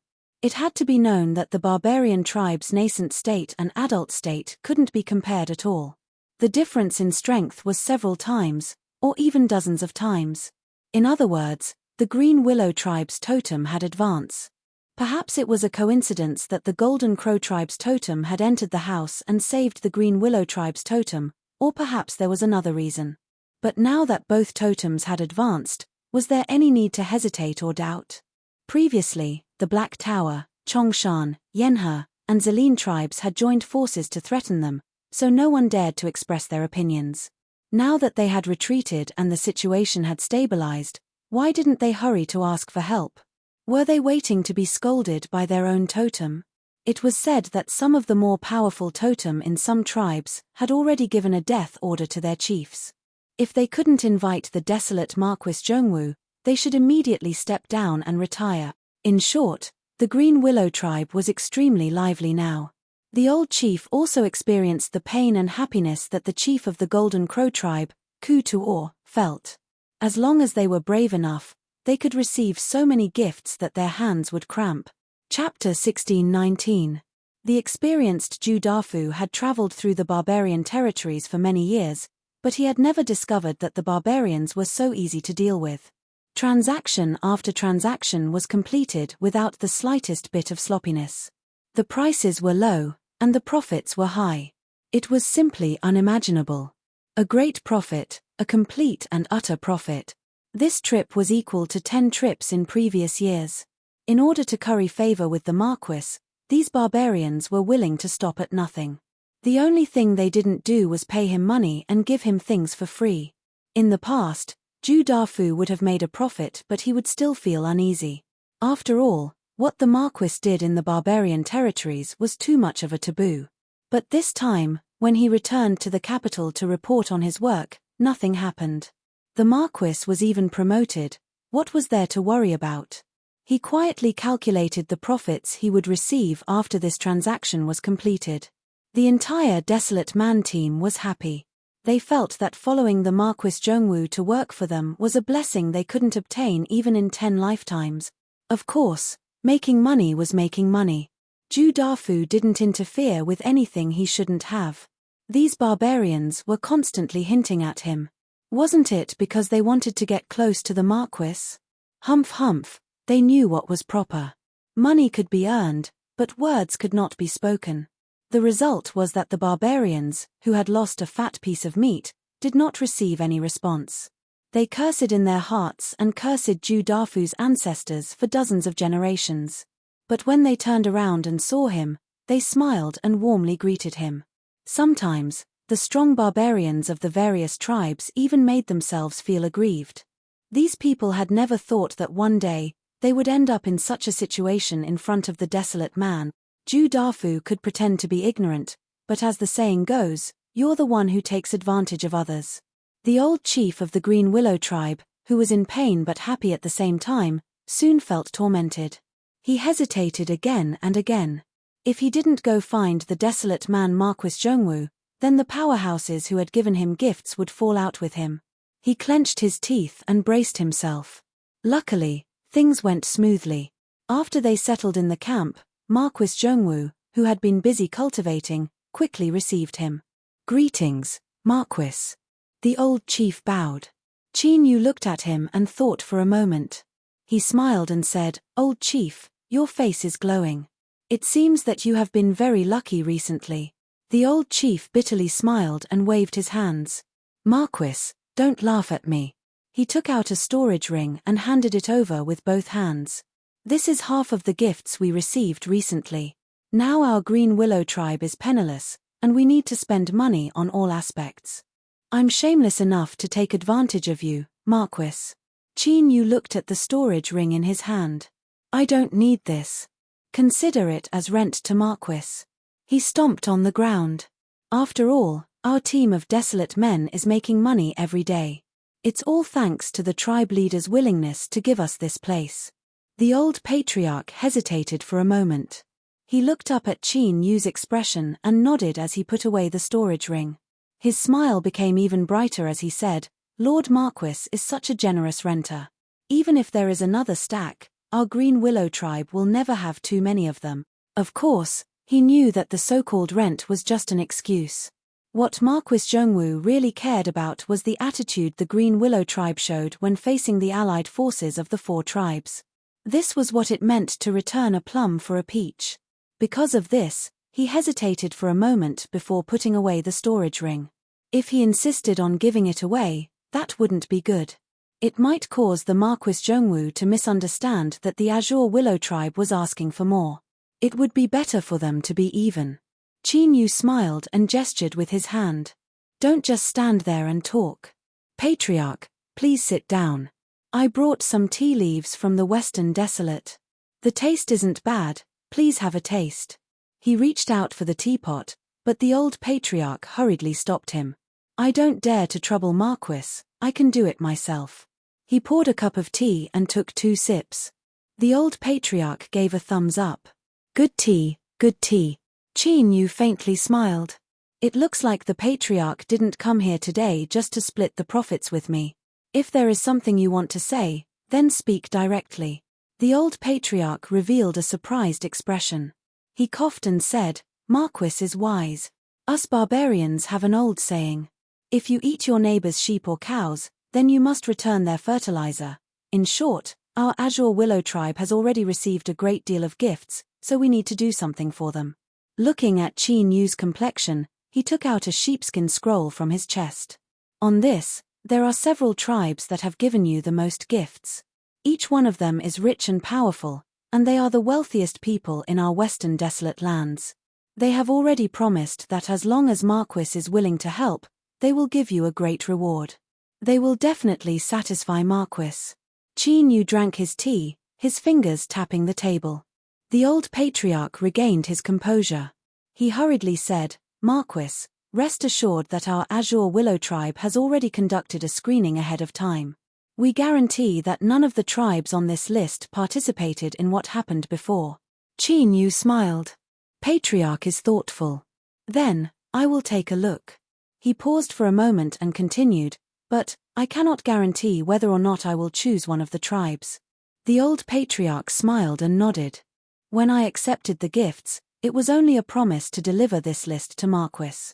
Now, I have fulfilled my end of the bargain. As for what Marquis chooses in the end, that is your own matter. My Azure Willow tribe will have no objections." On the sheepskin scroll were the names of 6 barbarian tribes. Qin Yu looked over it from top to bottom. Then, he put down his hand and fell silent. He needed to continue building the world-breaking token, otherwise he wouldn't be able to stabilize the Western Desolate. This was also Qin Yu's main goal in entering the territory of the barbarians. In fact, during this period of time, although he had been cultivating, he already had some plans in mind. As for the arrangement of the world-breaking token, He couldn't just casually choose a place. For instance, this time, along with the materials that were delivered to Chinyu, there was also a marked map. The Stone God tribe was one of the targets that the Western Desolate had drawn up. It just happened to be on the sheepskin scroll, and it was ranked first. The old patriarch calmly drank his tea. As he said, as long as he delivered the list to Chinyu, he would have completed his task. As for who he chose in the end, that was up to Marquis Zhongwu. He was a truly intelligent person. Patriarch. Lord Marquis, please speak. The old patriarch laid down his teacup. Chinyu smiled. He tapped the sheepskin scroll with his finger. The first-ranked Stone God tribe, did they give you the most gifts? The old patriarch blushed red. He nodded. I wouldn't dare to hide anything from Lord Marquis. The Stone God tribe sent me a stone essence that was produced when their tribe's totem evolved in the early years. It can greatly accelerate the growth of my tribe's divine willow totem. In terms of value and practicality, it is indeed the highest. However, the fundamental reason why the Stone God tribe is first is not because of this. Lord Marquis knows that my tribe's divine willow totem suffered from thunder tribulation in the early years and we have been struggling to survive. The Green Willow tribe's strength has declined and their status has plummeted. The reason we have been able to maintain our territory for so many years, and even though there are constant small conflicts, no one dares to bully us, is all because of the Stone God tribe's help. My Green Willow tribe has good relations with the Stone God tribe to begin with. Even when the four great tribes joined forces to threaten them, the Stone God tribe clearly expressed their opposition, giving them a great deal of pressure. Chinyu nodded. He believed that in this aspect, the old patriarch wouldn't speak carelessly. After thinking for several breaths of time, he smiled. Then this time, I will choose the Stone God tribe. The old patriarch was overjoyed. He stood up and bowed. Thank you, Lord Marquis. Chinyu said, friendship is friendship, but we cannot lack anything. Patriarch, do you understand what I mean? The old patriarch patted his chest. Lord Marquis, rest assured that the Stone God tribe's totem godstone has been stuck at a bottleneck for over 200 years. Because of this, the entire tribe has pulled out countless strands of hair. As long as Lord Marquis is willing to help, even if you want the stars in the sky, they will agree. The old patriarch blinked and lowered his voice. Moreover, I won't hide it from Lord Marquis. The background of the Stone God tribe is among the best. Chinyu raised an eyebrow. The patriarch doesn't seem to have finished speaking. The old patriarch rubbed his face. He forced a smile. Lord Marquis has good eyesight. He hesitated for a moment and then lowered his voice even further. I heard, cough cough, this is just a rumor. Around 600 to 700 years ago, the Stone God tribe, because of some special characteristics of their totem godstone, caused a star to fall from the heavens. It changed directions and fell directly into the tribe's camp. Normally, this should have been a disaster. And in truth, the Stone God tribe did suffer many casualties. But afterwards, it was said that the patriarch of the Stone God tribe grinned so hard that his teeth nearly popped out, as if he had picked up some amazing treasure. Chinyu glanced at the old patriarch, a thoughtful look in his eyes. Ah, that's what happened. Lord Marquis, please consider it yourself. I won't disturb you any further. Farewell, farewell. The old patriarch stood up and bid his farewells. A star falling from the heavens, it seemed that this was some sort of good treasure. In the past, the Stone God tribe's patriarch had probably shown off too much. It was indeed wise not to show off one's wealth. Otherwise, even if several hundred years passed, there might still be problems. Chinyu's lips curved up in a smile as he teased the old patriarch of the Green Willow tribe. In truth, he understood that the reason the old patriarch had brought up the matter of taking the initiative was because he didn't want Chinyu to learn of it from others in the future and ruin the harmonious relationship between the two sides. At this time, Meaty's voice sounded out in his ears. I want this piece of fallen star. Chinyu rubbed his nose. He helplessly said, you couldn't have been eavesdropping all this time, right? I think you should at least give people a bit of privacy. Meaty coldly sneered. Privacy? Fine, I can give it to you. As for the matter of the Stone God tribe, I'll have to trouble you, Marquis Zhongwu, to personally handle it. Qin Yu choked on his words. He bitterly smiled. Fine, it's all my fault. Miss Meaty Meaty can do whatever she wants. Humph. Well, did you wake up again? It's been several days. I'm sure you're hungry. Qin Yu said as he walked out. Hurry up and have the chefs of the Root tribe cook up some food. I'll come over and eat with you. It's just too boring staying here by myself. It was rare for Meaty Meaty not to mock or ridicule him. After a brief moment of silence, she said yes. This abnormal action scared Qin Yu so much that he nearly turned and left. He wondered if something had happened to Meaty Meaty today, right? Outside the treehouse, Meaty Meaty clenched her teeth. She thought that this bastard Qin Yu was truly hateful to the extreme. After hesitating again and again, Qin Yu still couldn't bear to give up this chance to freeload and eat. Luckily, although Meaty Meaty's complexion was ugly, the entire process went smoothly. He was too full again. Qin Yu felt a bit intoxicated. He narrowed his eyes and glanced at Meaty Meaty across from him. I think I'll need to sleep for a while. Can I borrow some space? Meaty Meaty frowned, a look of disgust on her face. But she coldly snorted and waved her hand. Immediately, another branch came over and made a similar soft couch for Qin Yu. Haha, thanks. Qin Yu took a step back and turned around. He thought that there was no one else who could enjoy this more. Other than that, it was just 2 trees, yet they were actually so adept at serving people. Who knew how they were trained? It was really difficult for them. The strength of the wine was indeed great. In addition, he had been in a constant state of cultivation during this period of time. His mind was exhausted and he soon fell asleep. On the other side of the couch, little Meaty was taking small sips of wine. She glanced at the sleeping Qin Yu and her lips twitched. She thought that this boy's courage wasn't small at all. He actually dared to fall asleep right in front of her. But her eyes quietly softened.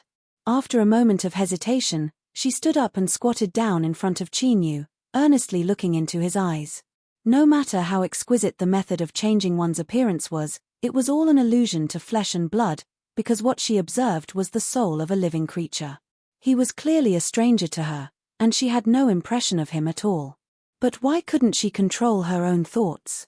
She lifted a hand and gently traced Qin Yu's eyebrows with her meaty fingers. She furrowed her brows and withdrew her hand. She took out a piece of white gauze from somewhere and rubbed it with all her might until it was burnt to ashes. Humph! With a cold sneer, she returned to the couch and sat down. Forget everything that happened just now. If anyone dares to remember anything, I will burn them down. The 2 flattering trees didn't move at all, without the least bit of response. But the truth was that this was a truly brilliant response. We are just 2 trees that don't know anything. Since we don't know anything, we certainly won't be able to hear what our master is saying. But this Qin Yu, his status in her master's heart really wasn't ordinary. It seemed that she would have to treat him a bit better in the future. Perhaps one day she would be able to sleep on the same bed as her master. A mass of flames appeared out of thin air, covering the 2 trees at the same time. Massive tracts of branches were instantly burned to ashes. The busying roots on the ground all clutched their heads and fell to the ground. Little Meaty clenched her teeth and said, "Do you 2 really want to die?" The 2 trees shivered. But in reality, the branches that were burned down by the flames were restored to their original state in the blink of an eye. After all, to a certain degree, they could be said to be immortal beings of this world. The so-called immortal referred to the fact that they were extremely difficult to kill. Otherwise, even if they lived for a long time, they could still be chopped to death with a single saber strike. As Qin Yu was sleeping soundly after eating and drinking to his heart's content, the old patriarch of the Green Willow tribe returned to the encampment. He had already found the elder of the Stone God tribe who had stayed behind to inform him of the good news. "Thank you, patriarch." Across from him, the Stone God tribe elder's face flushed red with excitement. The old patriarch coughed. "There is something I should remind you of. Tell that old monkey that you must prepare the most precious reward for your Stone God tribe. Otherwise, if the desolate Marquis Zhongwu isn't satisfied, I fear there will be other changes. At that time, your family's totem godstone will be enraged. I fear that old monkey and all of you will be cursed to death. The stone god tribe elder's eyes widened. He looked at the old patriarch across from him, his lips trembling. The old patriarch had an innocent expression. What are you looking at me for? Did you think that even if I didn't say anything, the desolate Marquis Zhongwu wouldn't know? Humph humph, if you want to blame someone then blame that old monkey. Who told him to be too arrogant in the past? He said some nonsense about fortune and disaster, and now he is suffering retribution. The stone god tribe elder was well aware that the old patriarch of the Green Willow tribe had grown up together with him and they were old friends. It was common for them to curse each other, so he wasn't angered by this. He bitterly smiled. He probably thought that the old patriarch wasn't wrong. His patriarch was good at everything, but he loved to show off in this aspect. Even after so many years, he hadn't changed in the slightest. The stone god tribe elder cupped his hands together and said, I will report this matter to the patriarch. Chapter 1620. Elder stone god hurriedly left. As he watched this person leave, the old tribal patriarch's expression became tranquil once more. He thought that this old monkey wasn't stupid and would surely know what to do after being reminded. After all, while Starfall was good, it was still an extraordinary treasure. But after several hundred years, the stone god tribe still hadn't found a way to use it. Exchanging a piece of fallen star for a totem god stone to evolve was a very good deal. After all, to a barbarian tribe, the strength of a tribe's totem affected many aspects. It could be called the foundation of a tribe. The next day, Elder Stone God hurriedly returned and expressed his agreement to Marquis Zhongwu's request. The old tribal patriarch frowned. Since you've agreed, is Starfall with you? Elder Stone God shook his head. The old tribal patriarch's frown deepened. What does this old monkey mean? He's asking for help, he doesn't even have the slightest bit of sincerity. Elder Stone God bitterly smiled. Patriarch, don't be angry. You are old friends with my tribal patriarch, so how could you not know his personality? Although he is a bit, cough cough, he likes to exchange tribal treasures with others, he is still a cautious person. The tribal treasures are hidden deep, and Starfall is especially deep. Even if we want to take it out, it will take some time. The old tribal patriarch covered his face and sighed. This was really shameful. Across from him, the elder of the stone god tribe also had an embarrassed expression. He braced himself and said, But old tribal patriarch, don't worry. My tribal patriarch is working hard.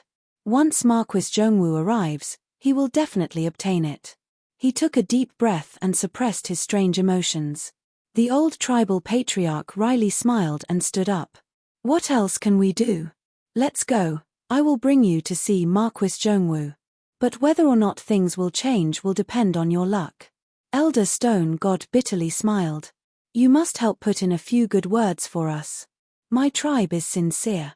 The old tribal patriarch coldly sneered. This time, they waited for a moment before being received by Marquis Zhongwu. Patriarch, who is this? The old tribal patriarch said, Marquis, this person is Elder Stone God. You can call him Stone San. Shasan, who hadn't been called Shasan for many years, bowed. Greetings Marquis Zhongwu. Qin Yu nodded. Elder Stone, please rise. It seems the patriarch has already conveyed my intentions to your Stone God tribe. Shasan respectfully said, Yes. My tribe is willing to offer Starfall as compensation to Marquis, but... He looked over with a pleading expression. The patriarch sneered coldly. After a moment of hesitation, he decided to help explain the cause and effect of the matter. Hi. I'm not afraid that Marquis will laugh at me, but this old friend of mine really makes me speechless. It's his own treasure, yet he treats it as if it's stolen. Even taking it out is so troublesome, but this old man can guarantee to Marquis that the Stone God Division will not go back on their word. When Marquis arrives, you can directly get it. Seeing that Qin Yu didn't respond, the old patriarch clenched his teeth. This time, I will go with the Marquis. Sansha's face was filled with gratitude. He knew that the old chief of the Green Willow tribe had really gone all out to help. Qin Yu thought for a moment and slowly nodded. Since the old patriarch vouches for us, I naturally believe him. Then, I ask you two to wait a moment while I make some preparations. Shasan was overjoyed. Many thanks, Lord Marquis. The old patriarch stroked his beard, feeling proud of himself. Marquis, there is no need to be anxious. We will just wait. When Qin Yu stood up and left, Shasan turned and bowed. Old patriarch, you are truly worthy of being our Stone God Division's best friend. I truly have to thank you this time. The old patriarch faintly smiled. He lightly waved his hand. It's fine. I just happen to be a bit more familiar with Marquis Zhongwu. He was inwardly pleased with himself and felt even more gratitude towards Qin Yu. It was often said that when friends got along, they had to give and take. This was the way to go in the long run. If one blindly gave or blindly took, neither was the way to go in the long run. And several hundred years ago, when the Green Willow tribe suffered a calamity, the Stone God Division continued to help them for several hundred years. This was a great knot in the old patriarch's heart. If it weren't for this, then if it were anyone else, even if they were good friends, he wouldn't have worked so hard. The advancement of the Stone God Division's totem godstone was a grand event. If he helped in this aspect, then when the old patriarch saw his old friend in the future, he would be able to stand tall and proud. Although it seemed as if he was too greedy, the truth was that this was how true friends should be. When Qin Yu said he was preparing, that was only an excuse. He was only going to ask little Meaty to see when it would be convenient for her to leave. He arrived beneath two large trees. Before he could speak, a branch fell in front of him and little Meaty walked down. She looked at Qin Yu in front of her and frowned. Then, she composed herself. What is it? It's nothing. Little Meaty reached out a hand and beckoned behind her. You too, come with me. Rumble rumble, the earth shook and shattered. Countless thick roots pulled out from the ground and the two large trees rapidly shrank. Finally, they were only the size of a fingernail. They jumped up and landed on little Meaty's earlobes, firmly clinging to them like two exquisite earrings. Qin Yu frowned, a deep look in his eyes. Is something wrong? Little Meaty thought for a moment. She said, I don't know, but I've been feeling a bit uncomfortable lately, as if something is about to happen. As she spoke, she looked up at the skies. Qin Yu took a deep breath. I will go and refuse them. We won't go. Little Meaty shook her head. Her tone was calm and indifferent. What will come will come. You can't avoid it. In short, you have to be careful. Qin Yu's heart chilled. For little Meaty to reveal a bit of a lack of confidence, it could be seen that there was a great danger lurking in the unknown. Little Meaty lightly said, let's go. A moment later, several carriages left the camp. The news that the Stone God tribe had taken the lead and asked Marquis Zhongwu to help soon spread out. For a time, envy, jealousy, and hate swelled up like a raging tide. But towards the Green Willow tribe's choice, there was nothing they could say. After all, for these last several hundred years, the Stone God tribe had taken care of the Green Willow tribe. This was a matter that everyone knew about. Burning a cold stove had actually produced a massive lucky chance. This caused many Goliath tribe powerhouses to feel resentful. At the same time, their enthusiasm towards the Green Willow tribe became even higher. The Stone God tribe was indeed powerful, but within the Western Savage Lands, there were many great Goliath tribes that could compare with them. Why did the desolate Marquis Zhongwu choose the Stone God tribe? The meaning behind this was obvious. As for why the great Goliath tribes were so impatient, the reason was simple. It was because no one knew how long the desolate Marquis Zhongwu's deal would last. Before this, when the Black Tower, Heavy Mountain, River Overlook, and Purple Forest tribes joined forces to threaten the desolate Willow tribe, the other Goliath tribes had remained silent.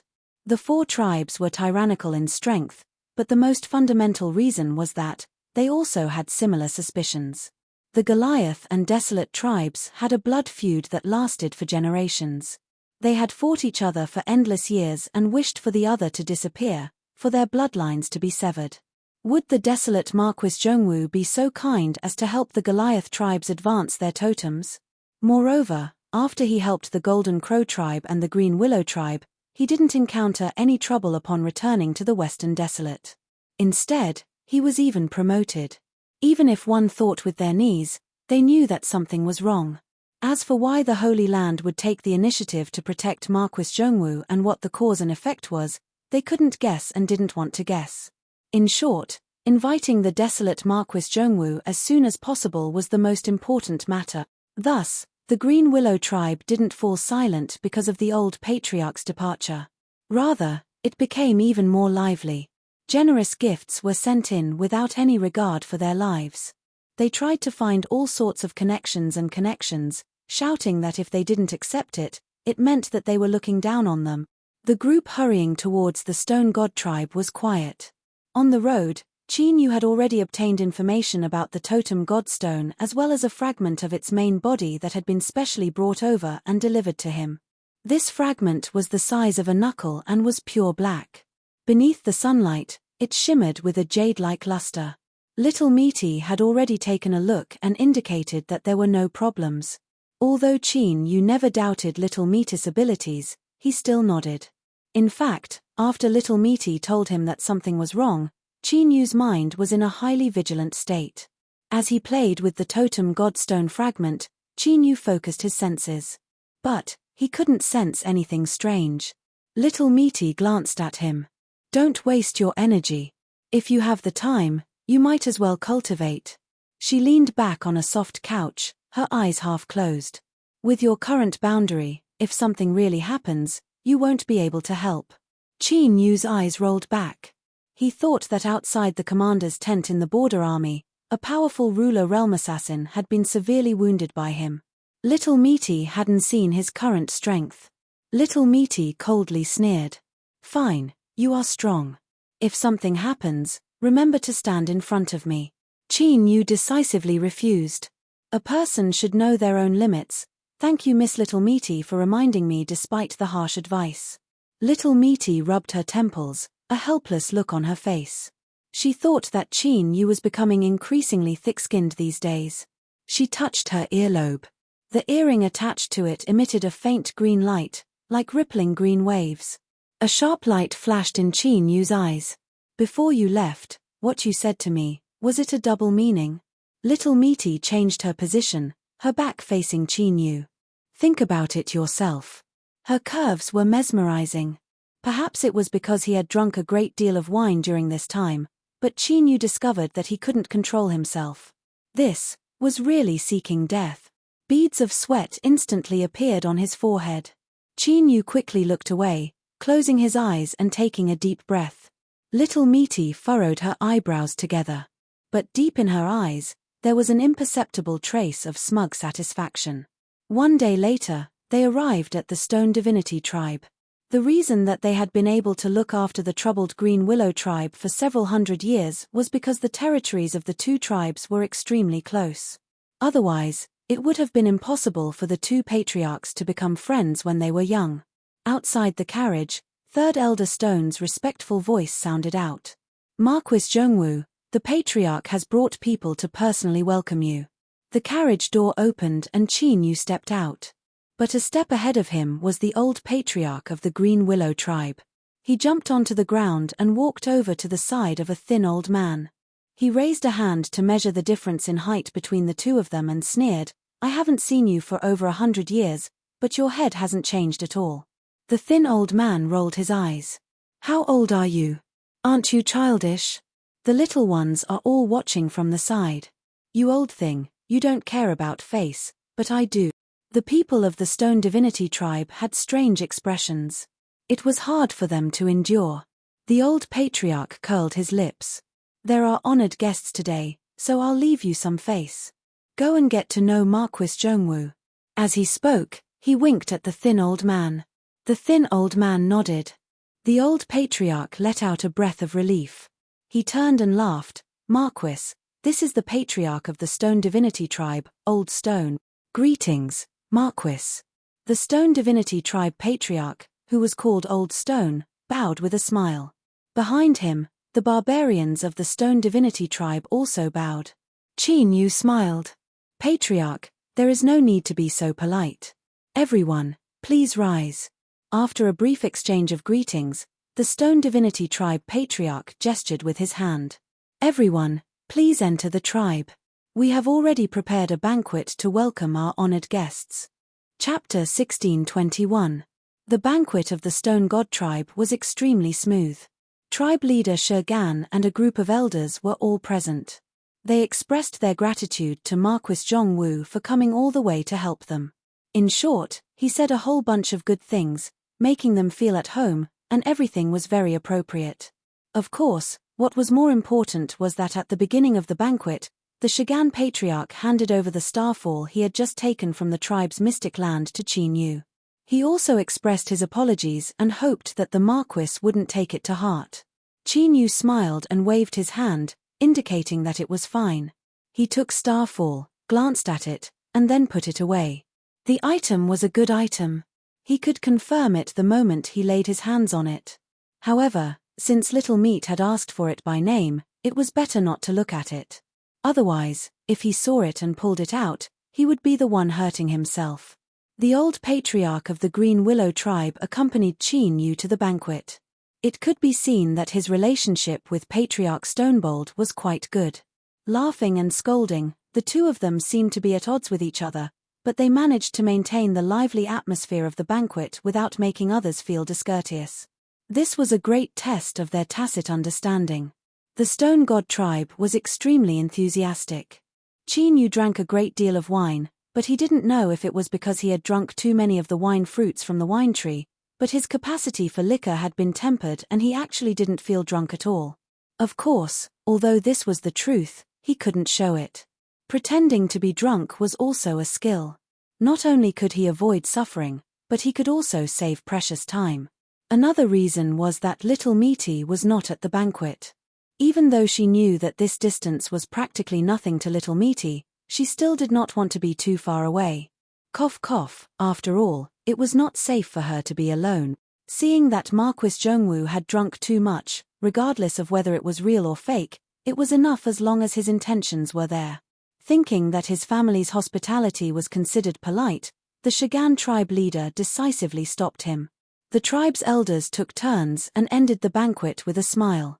They ordered people to send Marquis Zhongwu back to his residence to rest. The old patriarch of the Green Willow tribe greeted Qin Yu and said that he wanted to stay here. He wanted to use the excuse of being drunk to say a few words to his old friend and then have him return first. Once Qin Yu left, the elders bowed and drew back. Shurgan stood up and said, "Let's go. We'll find another place to continue drinking." The old patriarch nodded. "Did you make any smoked fish?" Shurgan said, "A few days ago, I guessed that you would come, so I ordered people to prepare it. Have a taste." A moment later, the two patriarchs, who had known each other for more than 1,000 years, sat down in a small stone courtyard. There were only 4 dishes. One of them was the smoked fish that was mentioned earlier, and the other 3 were common wild vegetables. They were not exquisite and could not be compared to the delicacies at the banquet. The patriarch of the Green Willow tribe revealed a smile. "Not bad, old monkey. It's been hundreds of years, but you still remember my taste." Shurgan coldly snorted. "Do you still remember that it has been several hundred years since we sat down to eat together?" A look of shame appeared on the tribe chief's face. He took a deep breath and let out a breath before cupping his hands and saying, "You know me. I don't easily lower my head to others, but I was wrong in this matter. I'll be leaving first." He poured the wine and downed it in one gulp. On the other side, Shurgan's expression softened a bit. He picked up his cup and drank with him. "I've heard about what happened this time from Shasan. You've helped our Stone God division so much. You can stand tall in the future."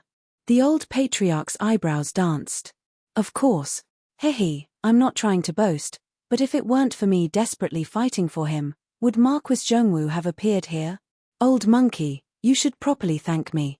It wasn't the wine that intoxicated him, but the wine that intoxicated him." The knot in his heart of many years had been unraveled. At the banquet, the old patriarch had a clear and bright expression. But now, after drinking a cup of wine, he revealed a bit of drunkenness. He narrowed his eyes and happily smiled. Thus, he didn't notice the unnatural look that flashed across Shurgan's face. Shurgan lifted a cup of wine. "Thank you, my old friend. 4 dishes and several jugs of wine." The old patriarch drank himself into a drunken stupor. The smoked fish was completely eaten, but according to him, the taste had changed and wasn't the same as it was in the past. Shagan looked at the old patriarch who was slumped across the table, fast asleep. He slowly said, "Old friend, everything in this world can change." He ordered someone to send him back to rest. Shagan stood up in the small courtyard, looking up at the bright moon above his head. His eyes were dim and his back lonely. After returning to his dwelling, Qin Yu waited for the people of the stone god tribe to leave.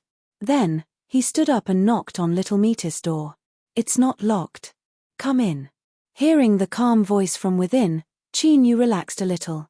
He really was a bit worried. He was afraid that some accident would occur before he even knew what was going on. The room was brightly lit. Whether it was the mine dwelling or the imperial capital's Marquis Zhongwu mansion, it was similar. She didn't seem to like the dark. Little Meaty was drinking tea. He didn't know if it was because of the light or if it was just Qin Yu's imagination, but he felt that little Metis' outline had become incomparably soft. "I've obtained Starfall. I'll bring it to you and see if there are any problems." As he spoke, he took it out and placed it in front of little Meaty. Within the room, countless starlight shined like threads of spring rain. It was filled with a mysterious and hazy sense of beauty. Starfall was a black stone the size of a child's fist. It wasn't conspicuous at all during the day, but at night it shined with starlight. Little Meaty looked at it and nodded. "There's no problem. The stone god tribe doesn't have the methods to tamper with Starfall." Thinking for a moment, she said, "This piece of Starfall is very precious, at least to me it is. And the reason I was able to obtain it was indirectly because of your help.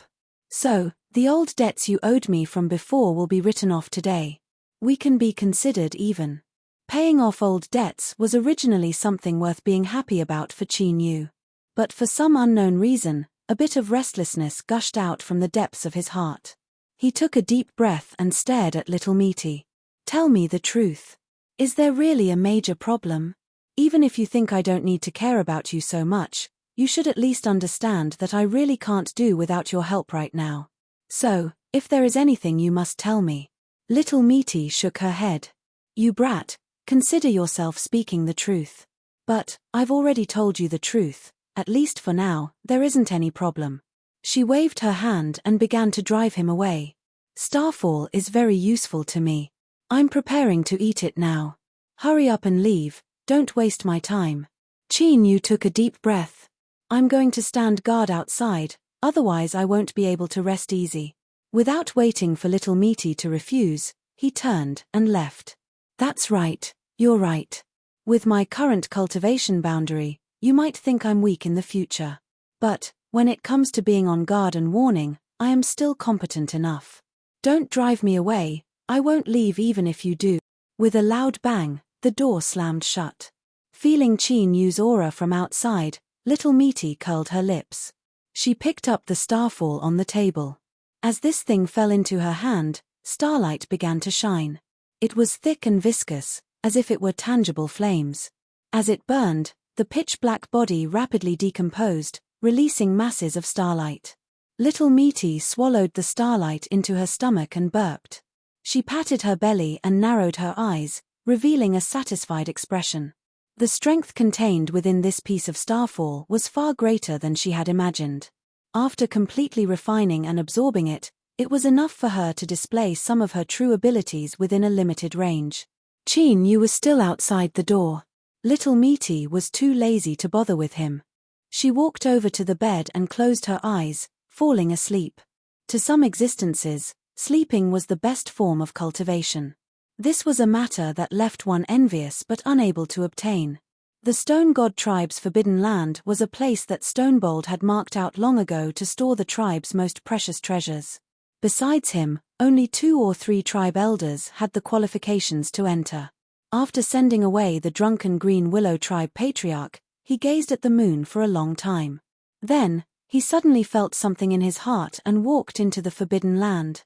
Although it was called a forbidden land, the truth was that it was only a giant cave that led to the totem godstone. The space inside was enormous, and walking inside was like walking into an underground world. On the walls, There were special crystals that were naturally formed. In the darkness, they emitted a dazzling light of all colors. But now, he didn't know whether it was an illusion or not, but beneath the brilliant light of the cave, there was actually a trace of gloom. She has already eaten up the starfall and is refining it. Stonebold slowly said. This was the only thing that the Stone God tribe had been able to accomplish in the last several hundred years after obtaining the starfall from the heavens. This should have been an incomparably sad matter, but today, it was incomparably crucial. There was no response, but Stonebold didn't care. It was as if the only reason he came here was to speak these words to himself. He turned and left, vanishing from the cave's exit. I'm really curious now. Just who are you? A woman spoke up from beneath a voluminous black robe. She looked at him with a deep and probing gaze. A white-robed youth that was as handsome as a banished immortal rolled his eyes.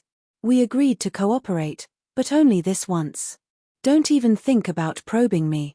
A light chuckle sounded out from beneath the black robes. Of course, you have the final say. She stood up. Then I will go see them now. The white-robed youth nodded. But as she turned and walked several steps away, he suddenly said, There is something I must remind you not to say, otherwise it is likely she will discover it. At that time, you will all die, and you will all die miserably. The black-robed youth paused for a moment. He nodded and walked away. The white-robed immortal youth fell onto his bed. He hugged his blanket and rolled around, wrapping himself tightly in it. I'm so scared, so scared. I'm afraid I've gone crazy. I actually dared to join forces with these idiots to plot against that person.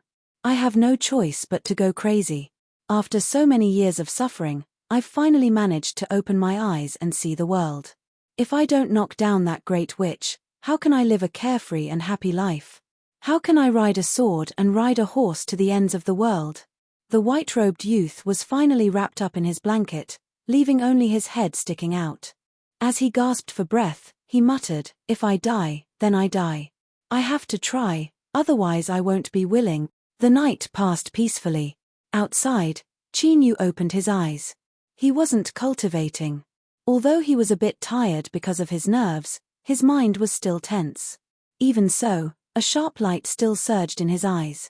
He could sense that little Meaty was still sleeping. This caused his eyes to darken even more. For little Meaty to have no choice but to sleep to digest Starfall, it could be seen that this matter placed a certain burden on her. And the reason she was so impatient was because she didn't have absolute confidence. Chapter 1622. In truth, this was the first time that Chinyu truly felt Meaty Meatis' restlessness. He raised his hand and rubbed the space between his eyebrows. He couldn't help but feel a little irritated, but he still took a deep breath and forced it to the bottom of his heart. He could not afford to panic. Otherwise, he would only end up dying even faster. After waking up from a hangover, the Green Willow Tribe patriarch washed up and went to look for Chinyu. His complexion changed and he hurried here. When he saw Chinyu standing with his hands behind his back, he let out a long breath. Last night, he had just bragged and pulled out the knot in his heart. If things were to change, he really wouldn't know what to do. Marquis, you're here. What's the matter with Madam? Chinyu shook his head. I'm fine. I slept with the Madam last night. The old patriarch blinked, a teasing look on his face. Marquis is in such a good mood. It's really good to be young. At my age, even if my body is still fine, I don't have that kind of impulse anymore. Chinyu glanced at the old Green Willow Tribe patriarch. He thought to himself, your luck is truly good. It's just that little Meaty is currently sleeping, otherwise if you heard these words, you would have died. However, he wasn't sure if little Meaty would still be able to sense the outside world after falling asleep. After all, things like common sense didn't apply to little Meaty. With a light cough, Chinyu changed the topic. Patriarch, why are you looking for me? Did the Stone God tribe urge me? The old patriarch waved his hand. No. Last night, after the Marquis left, I drank a lot of wine with the old monkey. He's as drunk as mud and probably hasn't woken up yet. Me. A cold laugh echoed in his ears. Shagan was expressionless. Old blockhead, you're already so old yet you still love to boast. A trace of embarrassment appeared on the patriarch's face as he grinned. "Old monkey, you've gone too far. The Marquis worked hard last night, and you're rushing him so early in the morning. Aren't you being too insensible?" Qin Yu took a deep breath. He thought that it was fine if you liked to brag, but your ability to court death is truly extraordinary. Just now, he had already sensed a slight change in the aura of little Meaty in the room. It was hard to say if he had heard the first sentence, but this time, he had most likely heard it. A moment of silence for the old patriarch. Shagan coldly sneered, completely ignoring him. He cupped his hands together and said, "Good morning, Marquis. This old man only came here to invite you to enjoy my tribe's spectacular sunrise. I have no intention of rushing you. After all, the totem godstone has been stuck at a bottleneck for over 200 years. There's no harm in waiting a few more days." As soon as his voice fell, a loud dong suddenly rang out from somewhere far away in the stone god tribe's encampment, and the ground beneath his feet trembled. Shagan's face instantly revealed a trace of embarrassment. The old clan leader laughed out loud, his face full of mockery. "It seems like your words as the clan leader aren't that effective. TSK, hurry up and take it back, or else your family's totem godstone will drown you in its spittle." "It's fine. The totem godstone is old now, so it's more like a child. I've made Lord Marquis laugh at me." Stonebold's expression returned to normal. "I wonder if the madam has woken up yet. The sunrise is about to begin, and today is a day of full colors. If you miss it, you will have to wait another month. I fear that Lord Marquis and the madam will miss this beautiful sunrise." The old clan leader didn't continue to rub salt into the wound. He smiled and nodded. "Old monkey is right. The stone god tribe sunrise, especially the day of full colors, is one of the most famous sights in our great Goliath tribes. Lord Marquis shouldn't miss it." With a creaking sound, the door was pushed open from the inside. Little Meaty calmly walked out. She lightly said, "Then let's go take a look." Qin Yu glanced at her. Her aura hadn't changed at all. He hesitated for a moment and then nodded. Shagan reached out a hand. "Lord Marquis, madam, please follow me." After taking 2 steps forward, he coldly snorted. "As for the other person who came to make up the numbers, if he's willing to come then he can also come." The old clan leader smiled in satisfaction. "Old monkey, at least you know what to do. Otherwise, I would have made you completely drunk tonight." Shagan remained expressionless. "Will you die if you don't brag?" Little Meaty ignored the bickering between the 2 clan leaders. She was the first to leave. Qin Yu smiled apologetically. He didn't explain anything. He quickly walked beside her. "How is it?" he asked in a quiet voice. Little Meaty nodded. The reason that the Stone God tribe's sunrise became a popular sight amongst the great Goliath tribes was because of special geographical factors. The tribe's station was located on a massive rocky beach. Countless large and small stones were either completely exposed or half buried in the ground. In the early morning, 9 suns leapt out from the earth and the first ray of light sprinkled down. Because of the angle, the light shined on these stones, causing them to reflect a brilliant halo of light. It could be called a spectacular sight. In particular, on this day of the month, the totem godstone would breathe in and out, causing the destiny of the surrounding land to circulate, making this scene even more beautiful. Countless Goliath tribesmen came to watch, but most of them could only watch from afar, not daring to approach the station of the Stone God tribe. After all, every month when the totem godstone breathed in and out, the Stone God tribe would be vigilant and on guard to avoid any accidents. And in truth, the best observation point was at the peak of the mountain where the totem godstone lived. From there, one could overlook the entire land. They smoothly climbed to the peak. Not long after everyone stood still, a gust of wind blew away the clouds. The 9 suns leapt into the air at almost the same time. The early morning sunlight sprinkled down, illuminating the land. Countless large and small stones reflected light. All sorts of colors gathered together and fused together, forming all sorts of wonders. It was like the most gorgeous fireworks in the world. Suddenly, the phantom of a city appeared amidst the countless colors. It was incomparably clear, and one could even see people walking to and fro in the city. At this time, a 100,000-foot-long dragon suddenly broke into the scene. It roared as it flew over the city, casting a massive shadow over the ground. However, the people in the city seemed to have long since grown accustomed to this scene. Most of them merely raised their heads to take a glance before continuing on with their own business. The Green Willow tribe's patriarch's eyes widened and he cried out, "Divine Dragon City. It's actually Divine Dragon City. I never thought that after 1,000 years, I would be able to see the shadow of this ancient city again." His expression was excited and his face flushed red. Qin Yu didn't know what Divine Dragon City was, but he keenly sensed that at this moment, Misty was momentarily absent-minded. He turned his head, a questioning look in his eyes. Misty shook her head, indicating that she was fine.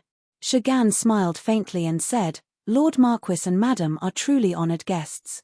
The mirage of the Gravel Sea has only appeared 3 times in the past 1,000 years. The Divine Dragon City's image has only appeared today. I heard that those who can see Divine Dragon City will obtain the protection of an invisible draconic energy. In the future, everything will go smoothly." After a brief pause, his smile widened. "It looks like the advancement of my tribe's totem godstone is almost certain." Qin Yu thought for a moment. He asked, "Captains, may I ask what the story behind Divine Dragon City is?" Shagan's eyes lit up with surprise. He looked at the Green Willow tribe's patriarch and said, "Let him explain this matter."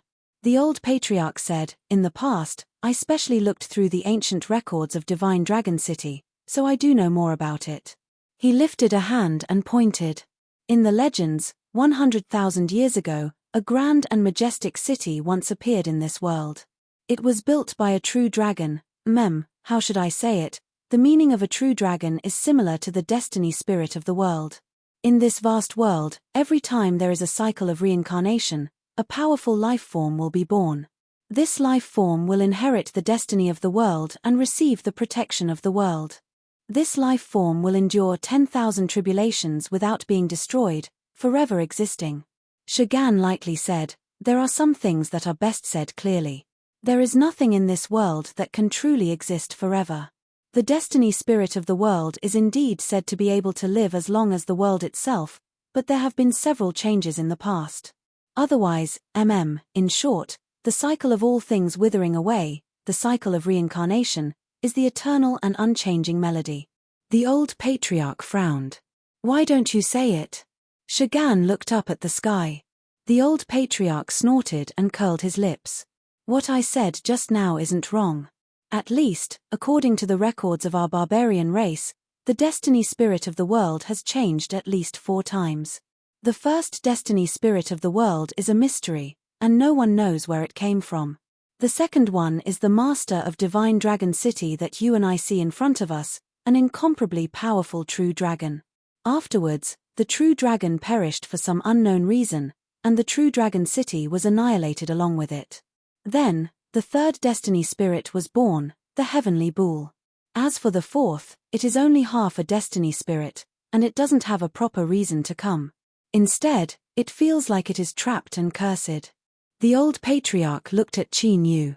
He cupped his hands together and hesitated for a moment. "Lord Marquis is an important minister of the Western Wasteland, so you should know that your Western Wasteland has always had a great external threat.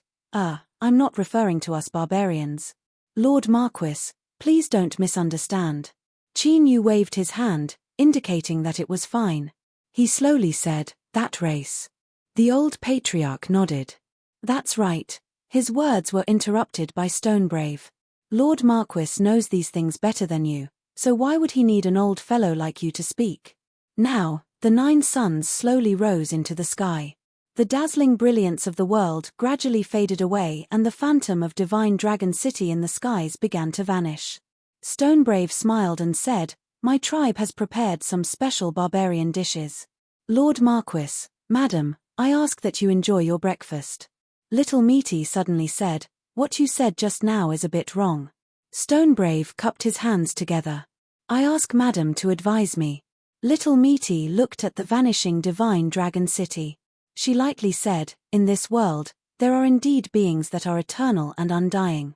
In other words, they are the so-called long-lived species.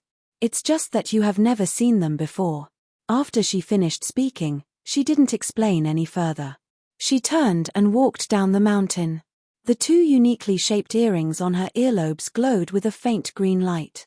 Qin Yu said, "Patriarchia, don't mind her. She is just like this." Stonebrave shook his head. "I wouldn't dare." He looked at little Metis back and frowned. There was a thoughtful look in his eyes. When Qin Yu and little Meaty walked far away, the old patriarch of the Green Willow tribe reached out and patted Stonebrave's shoulder. "Why are you in a daze? Whether or not there are long-lived species, what does that have to do with us?" Stonebrave let out a deep breath. He slowly said, "I just think that this world is a bit too unfair. It's fine. Let's go. It won't be good to keep our honored guests waiting." They enjoyed the breakfast that Divine Stone Tribe had carefully prepared. Compared to the cooking skills of the Root Man, it could only be considered ordinary. Qin Yu wiped the corners of his mouth and glanced at little Meaty. Seeing that she didn't say anything, he smiled and said, "You've seen Fata Morgana and also eaten breakfast. Let's get down to business as soon as possible." The old patriarch said in a low voice, "The matter isn't urgent. Lord Marquis can rest for another night. It won't be too late to restore your spirit." Qin Yu's lips twitched. He looked at the old man and thought to himself, "Old mister, your courage is truly great." Little Meaty glanced at him. Qin Yu felt his heart skip a beat. He quickly waved his hand and said, "It's fine. This Marquis is in very good condition. There is no need to wait any longer. Let's do it today." Little Meaty's words were the final word. Chapter 1623. After making the decision, Shagan was the first to get up and leave. He said that he had to gather the clan elders to complete some instructions and arrangements. He left in a hurry. After the news spread, the tribe's elders quickly gathered together. "Today, the desolate Marquis Zhongwu will help my clan's divine totem stone complete its transformation." Shagan went straight to the point. His eyes swept over everyone. "There is no need for this old man to explain the significance of this matter to my stone god tribe." He stood up. "Pass down my order. Mobilize the tribe's soldiers and set up a defensive formation. Before the totem evolves, no one is allowed to enter or leave. Pass down my orders. All elders are to carry out their own duties and pacify the tribe. As the totem god stone evolves, there may be some movements. Without my orders, no one is allowed to approach the Forbidden Land. Pass down my order. From now on, all clansmen are not to act on their own. Orders were executed at the fastest speed." The huge stone god division was like a precise machine, quickly operating at high speed. Everyone could understand the patriarch's cautiousness. The totem god stone had been stuck at the threshold of advancement for more than 200 years. Once it succeeded, it meant that the overall strength of the stone god tribe would skyrocket. This concerned the future of the tribe, so they couldn't afford to be careless. Little Meatis' mood wasn't right. Others couldn't sense it, but Qin Yu could faintly sense it.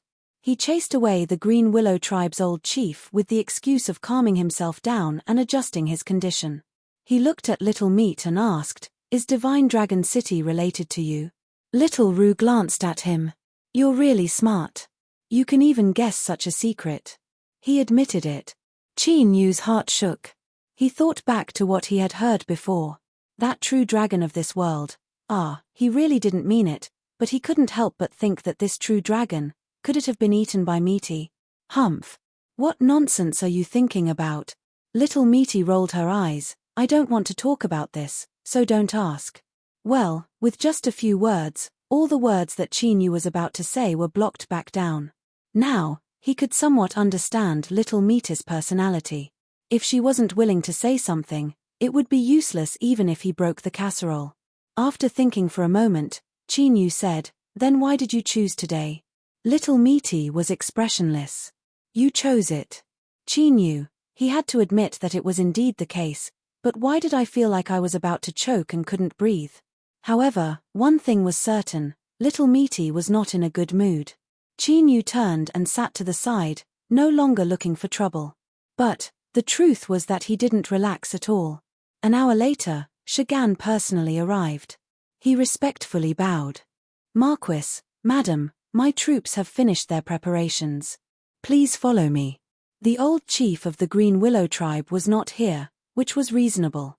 It was related to the promotion of the totem of the Stone God tribe, so it was inappropriate for an outsider to be present.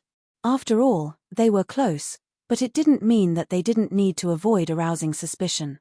The encampment of the Rock God tribe was almost cleared out.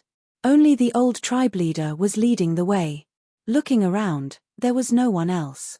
Noticing Qin Yu's gaze, Stonebold explained, "My tribe's totem godstones, because of their own attributes as well as their cultivation needs, have already fused into the earth veins beneath our feet. Once it starts to advance, it will definitely cause a scene similar to an earth dragon turning over. Thus, this old man ordered my clansmen not to go out to avoid unnecessary losses." Qin Yu nodded. Patriarch Shi is thoughtful. Shagan smiled. He waved his hand. "I will have to ask Marquis for everything today. Once my tribe's totem smoothly advances, the Stone God tribe will surely reward you." Soon, the group of 3 arrived at the mountain where they had watched the mirage in the early morning. Shagan pointed a finger. "My tribe's totem godstones are cultivating at the base of the mountain. Marquis, madam, please follow me." After a moment of hesitation, he revealed a bit of awe. "Marquis, madam, perhaps you heard some things about me from that old block of wood. Cough cough, rumors aren't completely baseless, there are some arrangements inside. I ask that you two follow me to avoid any accidents." They passed through an illusory array, a trap array, and a bewildering array. After a great deal of time, the 3 of them arrived at a crack in the ground at the base of the mountain. It wasn't large. The part that was exposed outside wasn't even as tall as an adult. They had to bend down to enter. Shagan coughed. "This is the passage to the base of the mountain." Qin Yu glanced at the old patriarch who was leading the way. He thought that this old patriarch's cautious personality was indeed exaggerated. There was another world within the cave. The entrance was extremely small and narrow. If one didn't personally enter, who would have thought that there would be such an incomparably massive space hidden within the mountain, one that seemed like an underground world? All sorts of crystals emitted light. It was similar to the mirage that everyone saw this morning. It was incomparably quiet. All that could be heard was the footsteps of the 3 people. Shagan constantly reminded them in a low voice to avoid triggering any mechanisms. The 3 of them smoothly advanced. After an hour, they finally saw the totem godstone. "Marquis, madam, today is my tribe's totem godstone's monthly breathing period. I ask that you wait a moment. I will go up first to awaken the divine stone." Shagan bowed. He walked to the side of the totem godstone but didn't stop. Instead, he took a step forwards.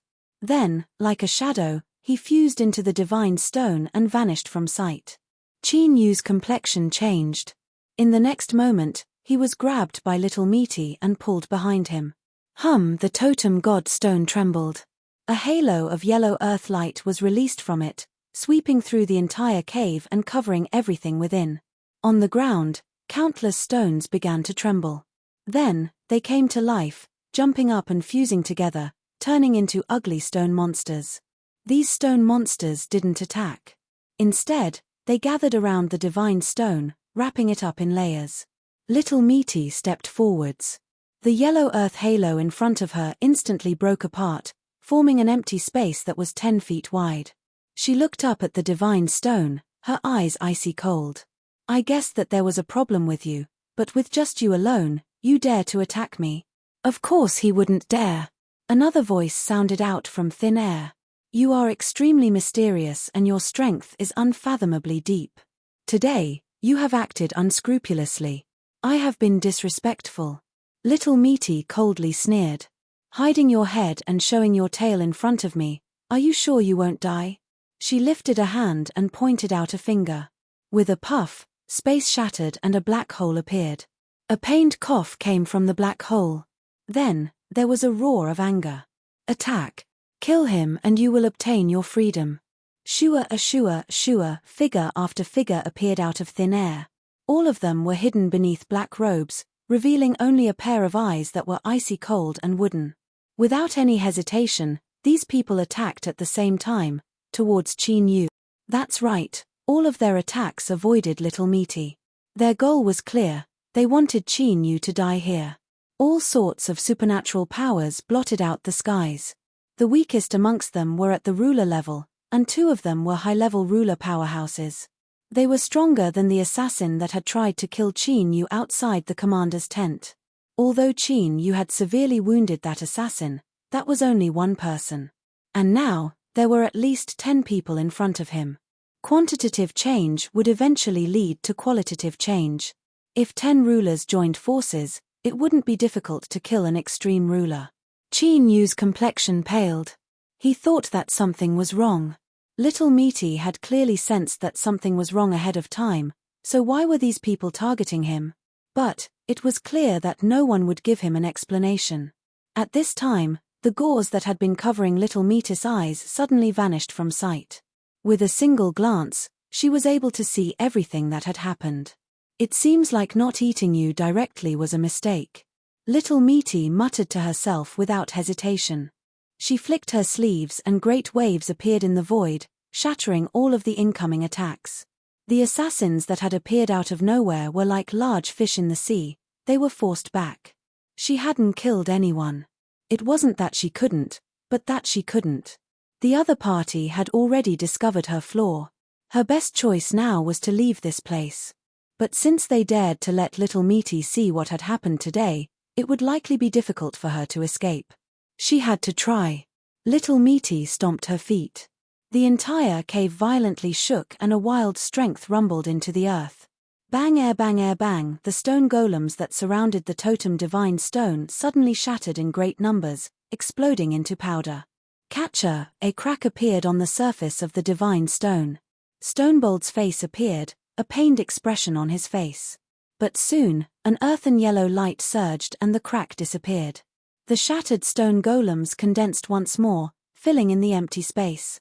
Little Meaty's eyes fell on the divine stone. Stonebold's face twisted and he screamed in pain. He closed his eyes, but blood still gushed out from them. And at this time, the assassins that had been forced back had already rushed forwards once more. Little Meaty stomped her feet again. The cave shook once more and the assassins that rushed forwards were sent flying away once more. This time, their injuries were lighter. In fact, it could be said that they weren't injured at all. They were wrapped up in a gentle strength. If I don't kill anyone, what can you do? She looked up at the totem divine stone. I want to see just how long you can last. Bang! Another heavy stomp landed. The stone golems were shattered and cracks appeared on the totem divine stone. Stonebold roared out in anger, hurry up and attack. He discovered that he had underestimated the strength of this Marquis Zhongwu's madam. If things continued like this, at most 3 or 5 stomps would be enough to forcefully shatter the imprisonment that he had laid down using the entire earth vein as the price. At that time, he would certainly die a cold death. Suddenly, the eyes of the black-robed assassins turned blood red and a wild aura broke out from their bodies. Ah! They roared out in alarm and anger, mixed with pain. But soon, all that was left over was brutality and destruction.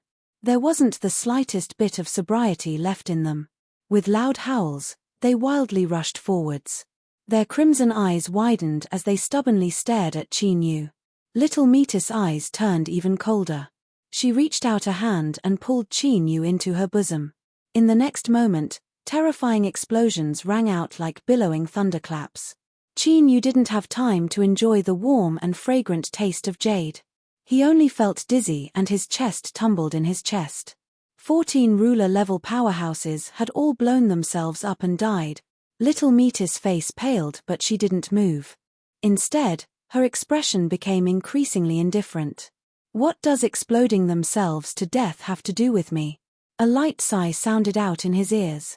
A black-robed woman appeared in the aftershocks of the explosion.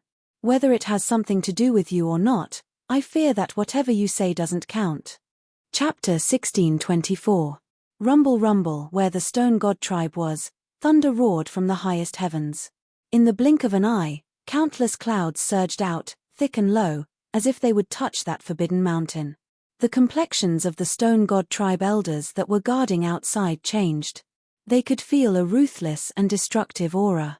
Could it be that an accident occurred when the divine stone was breaking through its bottleneck? The Green Willow Tribe Patriarch's figure flashed and he appeared on the roof of a small stone courtyard. He looked at the place where the thunderclouds had fallen, his eyebrows furrowed and his face heavy. Something wasn't right.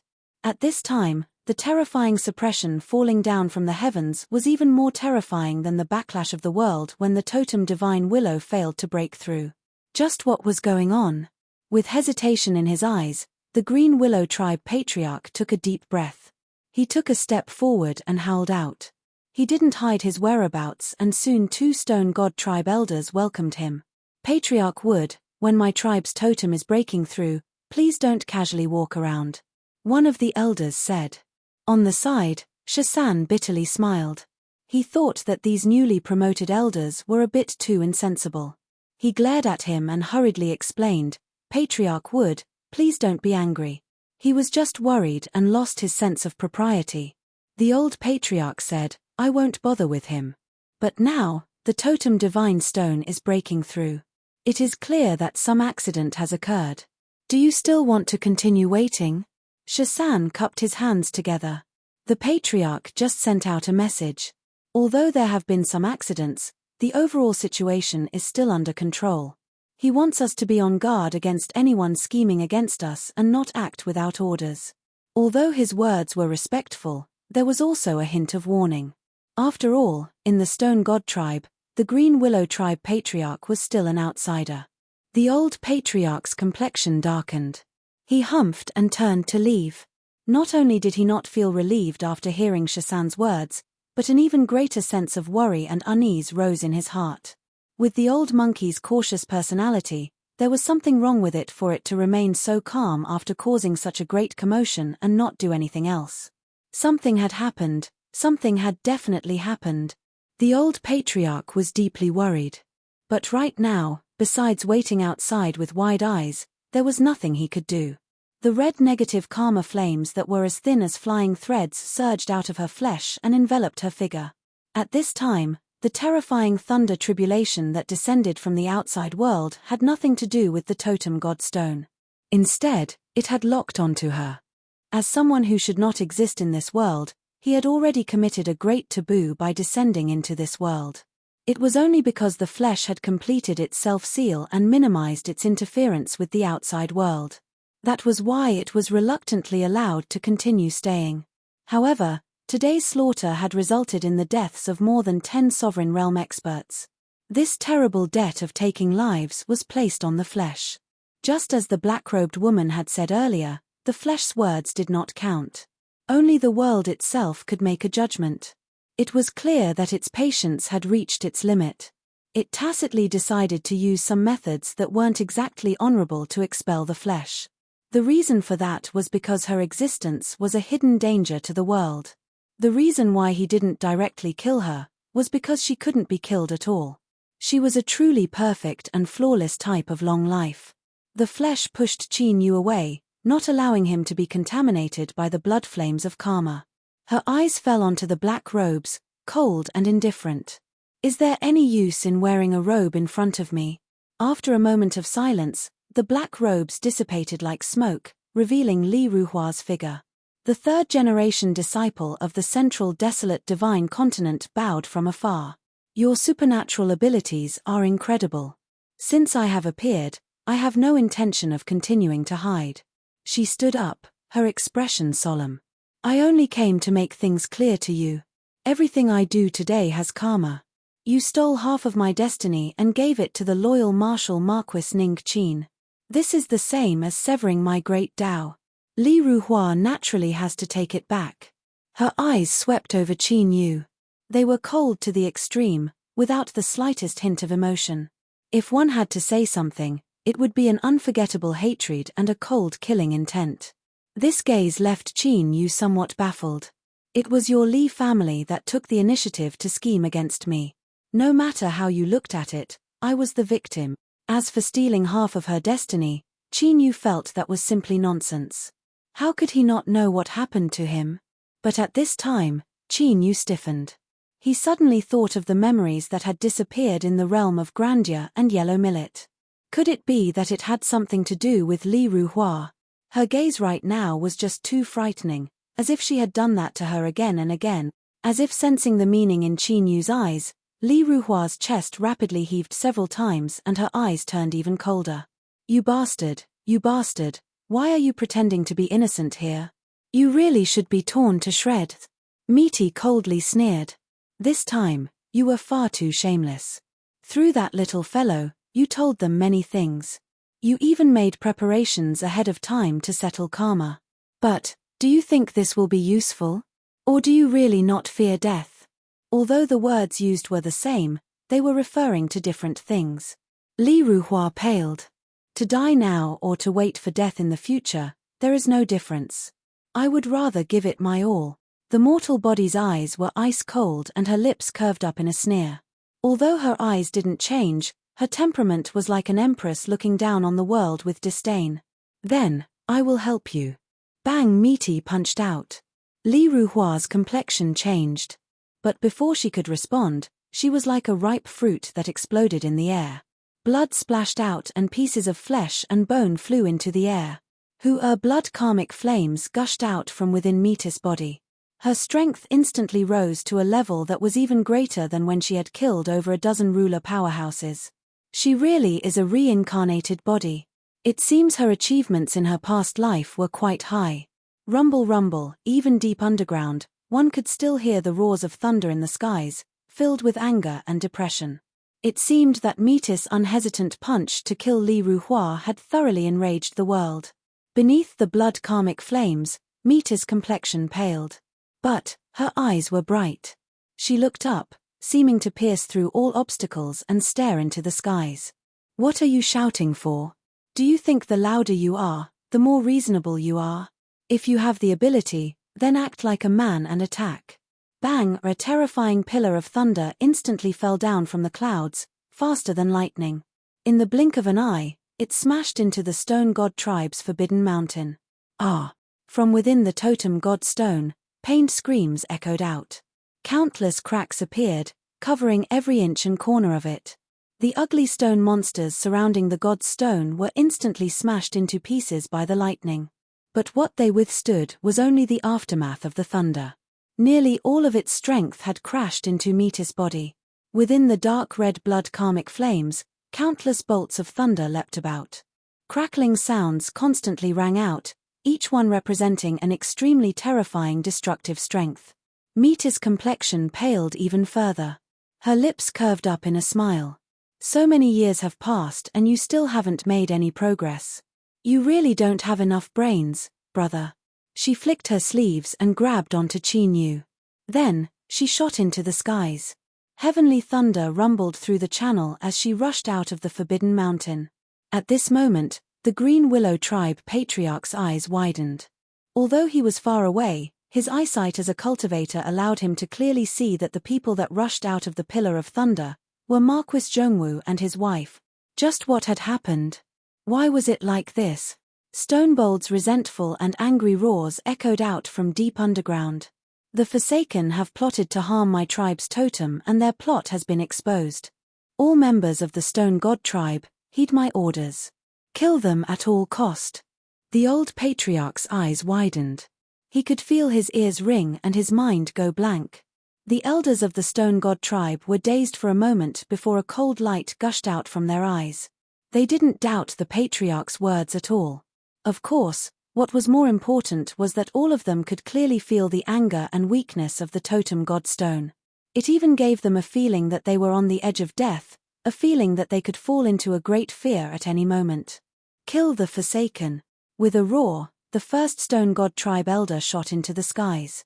His body was covered in crimson blood flames and he was wrapped in layers of lightning. His aura was like the flesh of a demon god, but his eyes were calm. She didn't do anything.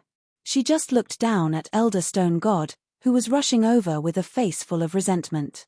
With a bang, he exploded into pieces on the spot, turning into a crimson blood mist. Then, he was devoured by little Misty. She licked the corners of her lips and muttered, "It's really been a long time since I've enjoyed the pleasure of recklessly slaughtering people." Deep within Metis' eyes, traces of blood red appeared. It wasn't thick, but at this moment, Qin Yu felt as if he were facing two boundless seas of blood. He took a deep breath and said, "Meaty, don't be controlled by your instincts. The more you kill, the greater the trouble will be." Meaty turned her head and glanced at Qin Yu. "I know, but it's already too late."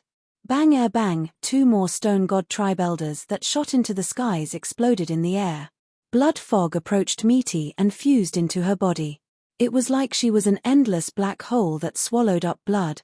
Rumble rumble, above her head, the thick clouds became increasingly dark, as if yin and yang of day and night had been reversed. The entire world was covered in pitch-black darkness. With a loud explosion, endless lightning surged, covering every inch of the clouds. An even more terrifying pillar of lightning crashed down towards Meaty. She lifted a hand and grasped downwards. A massive blank appeared in the battle formation of the stone god tribe. All of the Goliath warriors and mounts within range were turned to powder. In the next moment, a giant bead of blood appeared in her hand. As Meaty sneered, it rapidly stretched out, turning into a giant blood umbrella. She held the umbrella in her hand. No matter how the endless thunder struck down, it couldn't take a single step forwards or touch her body. "Meaty!" Qin Yu roared. In the end, he was the Goliath sovereign. Meaty had no expression. A blood-red light swirled in the depths of her eyes. "If they don't die, you will die." Qin Yu's heart violently shrank. Meaty's hand held up the blood umbrella, withstanding the violent bombardment of heavenly thunder. As it trembled, it constantly evaporated, causing massive amounts of blood fog to rise up. The blood umbrella itself also became increasingly dim and thin. Without waiting for it to shatter, Meaty's hand grasped the earth once more. Rumble rumble, countless stone god tribe warriors instantly died. After the bead of blood fused into the blood umbrella, it instantly restored to its original state. Meaty looked up at the clouds above. She muttered, "No matter how long you want to play, I will accompany you to the end. But, here's my bottom line, don't take an inch and take a foot. Otherwise, you should be well aware of just what sort of strength a long-lived being can erupt with after their great Tao is severed." Chapter 16:25. The tumbling thunderclouds paused for a moment. Meaty's lips curved up in a smile. "That's right, that's how it is. We all need to know our limits in order to live a better life."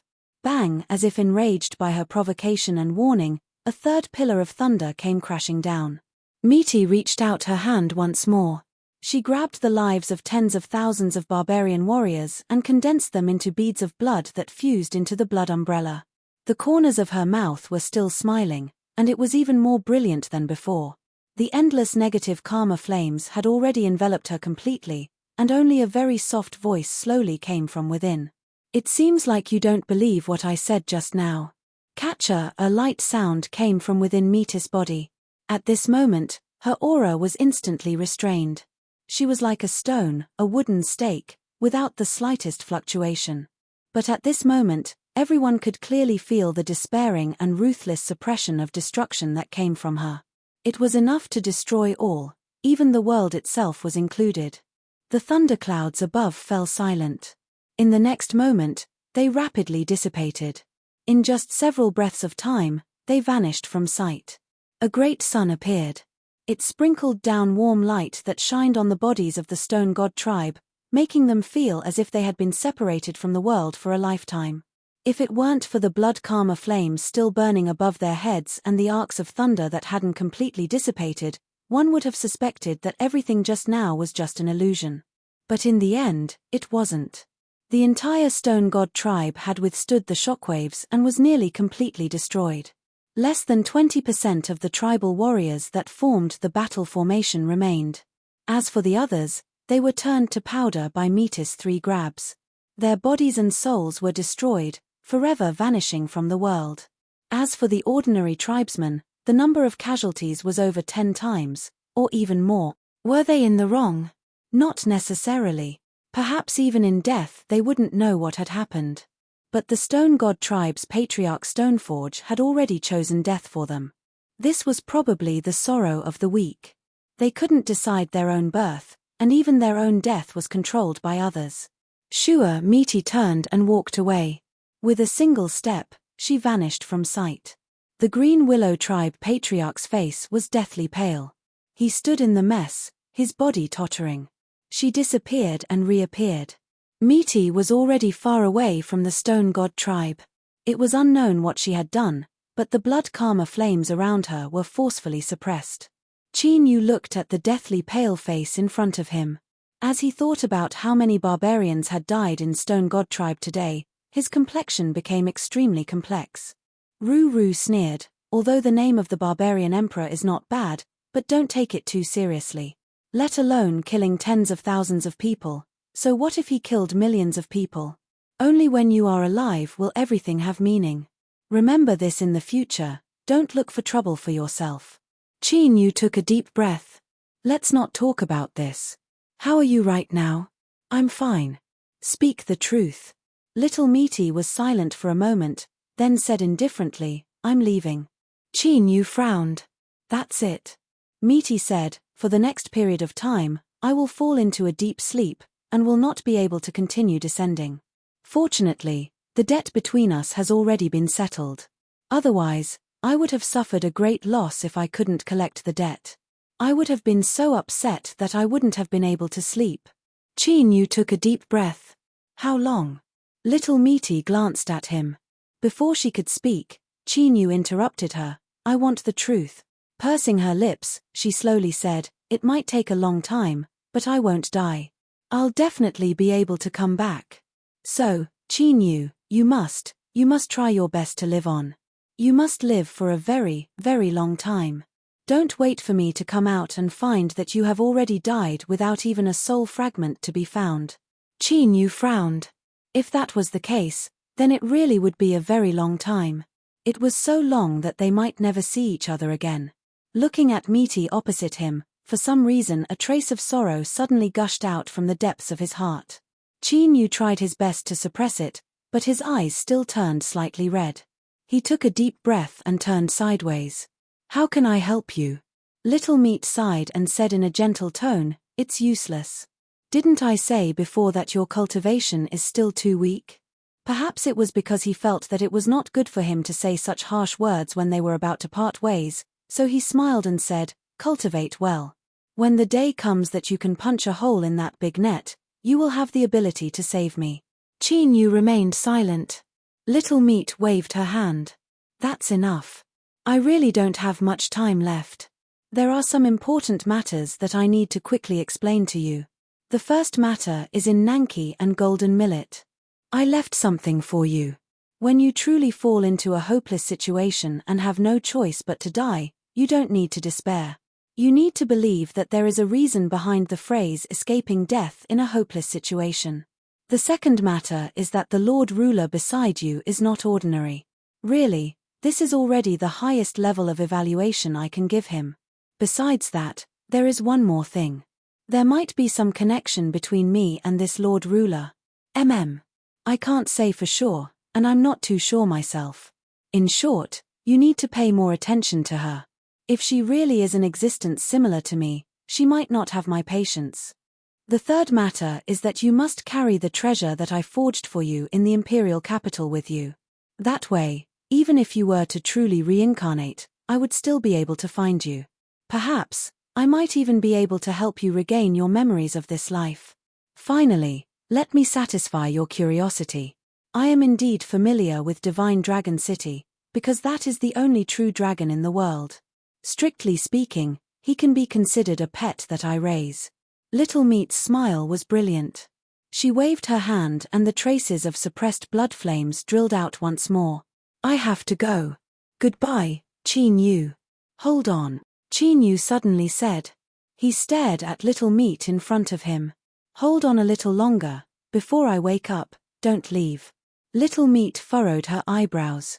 There's no point in saying that. Qin Yu had already closed his eyes. In the distance, within a half-abandoned crack in the world, the slumbering Lord Ruler's long eyelashes gently trembled.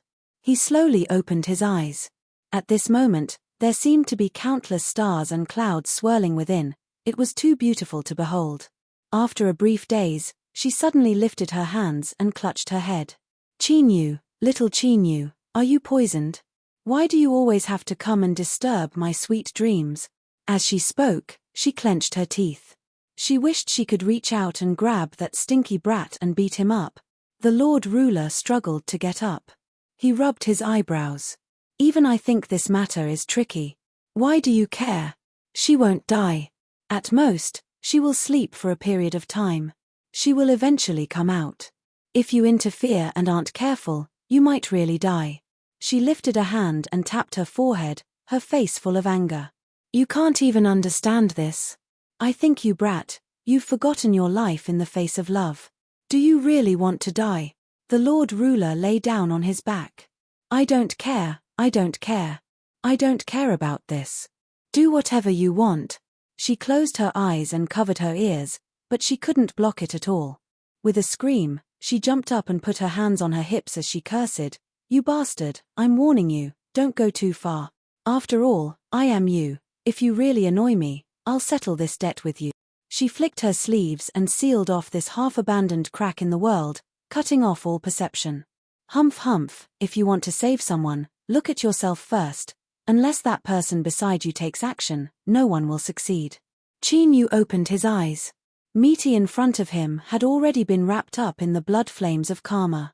She had retreated far away, the world around her fiercely twisting. She could clearly feel that this twisted world was releasing a formidable repulsive strength that wanted to force her out of this world. I have a way to help you. Trust me, take me with you. Chinyu roared out loud. In the blood flames, Misty rubbed her temples. Don't make a fuss. You can't go to my home. External objects cannot enter or leave, but souls are an exception. As long as you are willing, you can take me in. Misty frowned. Chinyu, have you thought it through? If we go there, we will die without a doubt. Chinyu shook his head. I won't die, and neither will you. He stepped forwards. After a long slumber, you will indeed wake up and descend upon this world once more. But at that time, you might not remember me. Before, you said that you wanted me to take the treasure refined from the startling cicada's wings and the shedding of a jellyfish.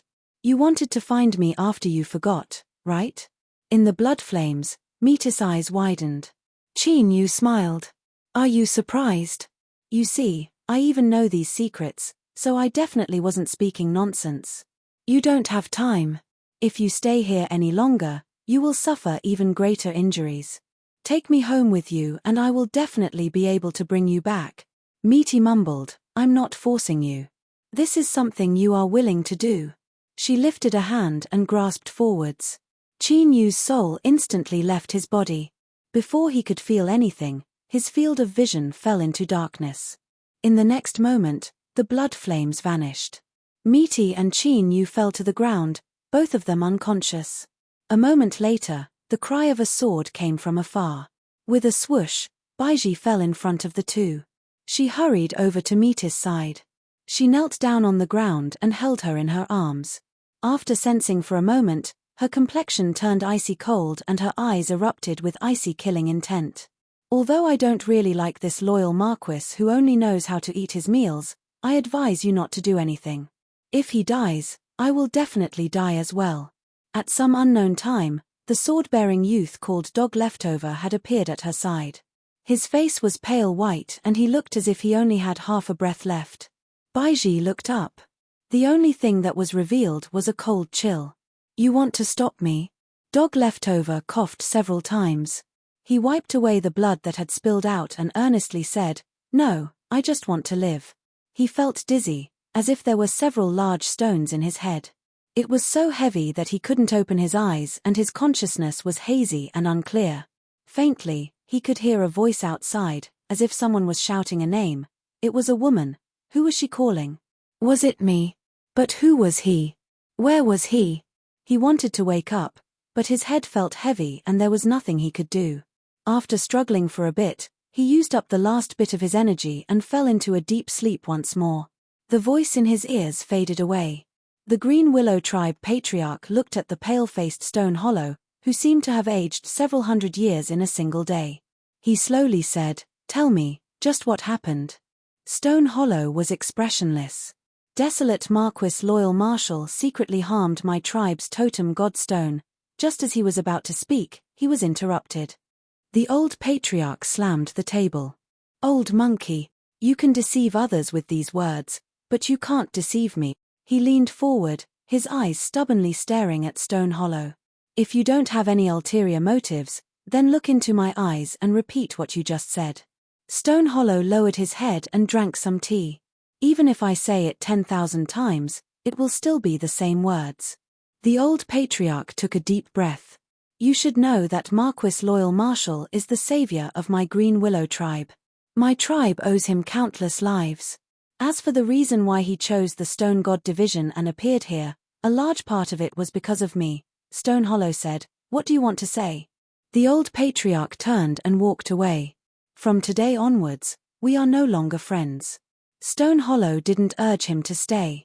He allowed him to walk out of the small stone courtyard and soar into the sky, leaving the Stone God tribe station. The teacup smashed into the ground, smashing into pieces and steaming hot air. Stone Hollow lowered his head, hiding his twisted old face in the shadows. Old friend, I just don't want to accept this.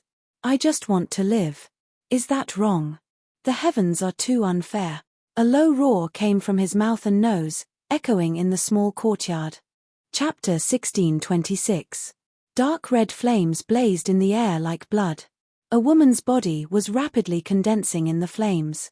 When her flesh and blood were full and her long hair fell down, she opened her eyes and fell to the ground with a loud thud. She gasped for breath in great gulps. Her full chest was now exposed, drawing an exaggerated arc in the air. Her white skin was astonishing. But what a pity, the one enjoying this beautiful scene was only an 11 to 12-year-old youth. He wore snow-white robes and was incomparably handsome, like a banished immortal. Now that he heard the woman's movements, he only turned his head. After casually sizing her up, he curled his lips and turned his head away. Hey, I'm just a 10-some-year-old youth right now. Don't you think this sort of seduction method is a bit too advanced? Hurry up and find some clothes to wear. Although I'm fine, I scared the surrounding plants and flowers. That can be considered a sin. After the woman fell to the ground, her breathing slowed down a little. She lifted a hand and a red dress appeared, covering her naked body. She walked over and respectfully bowed. Thank you for helping me resurrect. The white-robed youth smiled. There is no need to thank me. This is our agreement and I have always been a man of my word. He stood up and dusted off his buttocks. His white clothes were still clean. You're alive, so our deal is over. Goodbye. Hold on. The red-dressed woman bit her lips. Half of my destiny hasn't been restored yet. Marquis Zhongwu Ningqin is still alive. The white-robed youth shrugged. That isn't my problem. After all, our agreement didn't cover this. I'm leaving. Don't call me again. Even if you do, I won't respond to you. Shua, space flashed and the white-robed youth vanished from sight. The red-dressed woman frowned and a cold light appeared in her eyes. She looked down at her palm and saw that the red spots had dimmed. Her complexion turned even uglier. Suddenly, the red-dressed woman covered her chest with a pained expression. She clenched her teeth and left. The white-robed youth called Qin Yu hadn't gone far. His figure disappeared and reappeared several times before he arrived at a half-exposed cave. Although he did not enter and was separated by a thick layer of stone, this distance was enough for him to see everything. Main body, you're really brave. You actually dared to follow that person home. Doesn't that mean you'll never be able to come back? Thinking to this point, young Qin Yu smiles from ear to ear. He only feels that his heart is at ease. Everything in the world is good. Birds are singing and flowers are fragrant everywhere. He had been given his real name, and it was a very particular name like Qin Yu. It was impossible for him to do anything to Qin Yu. Even though his main body was currently in a soulless state, Qin Yu could only watch from afar. He did not dare to approach at all, lest he come into contact with some unknown karma.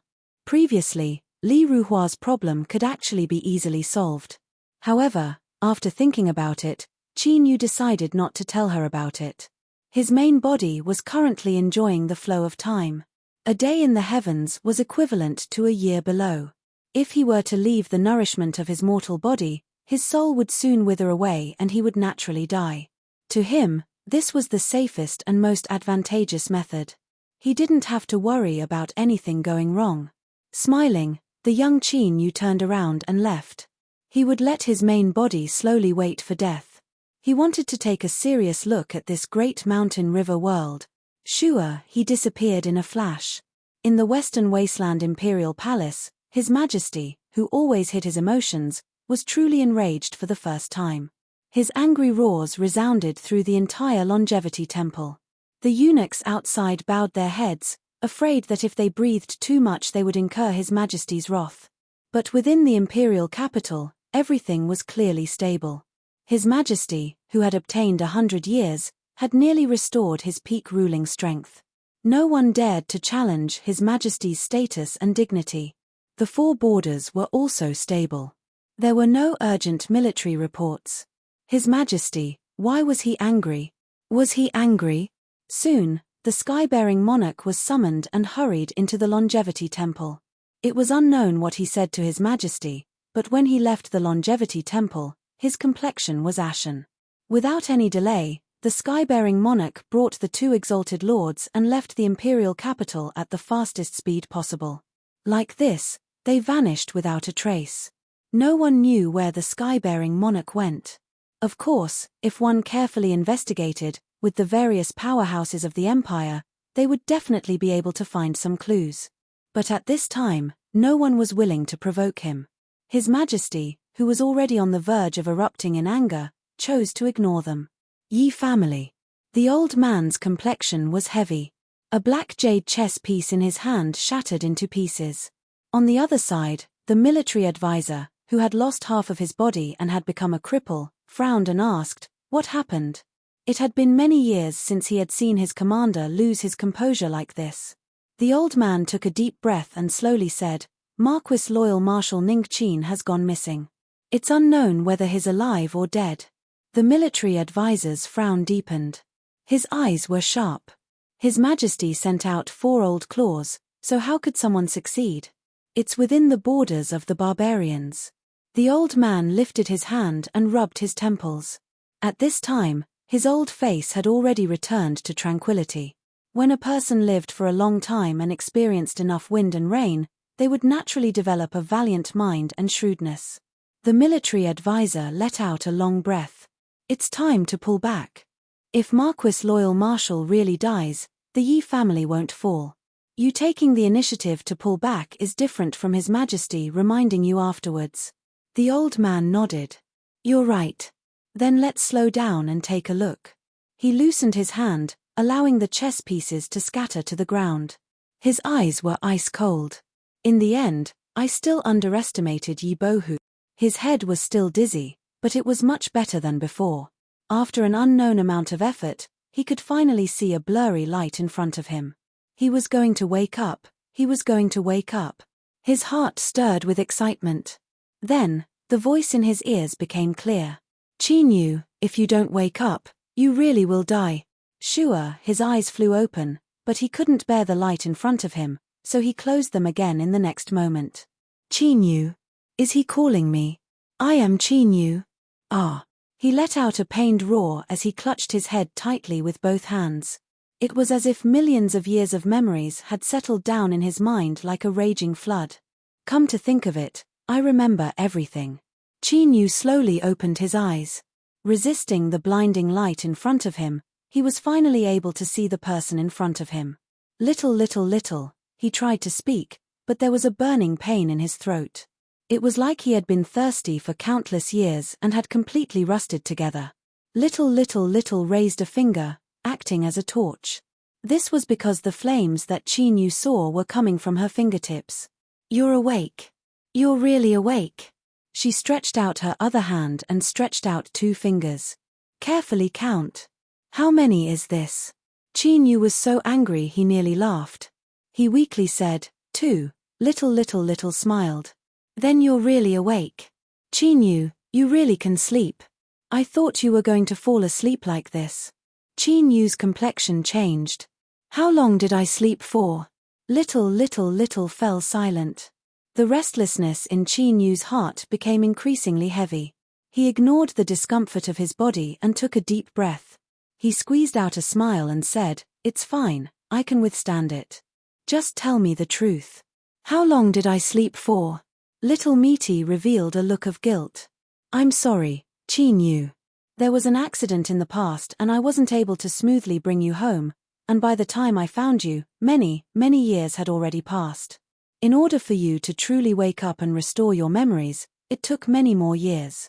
So, if you ask me just how long I slept for, I have no way of answering you."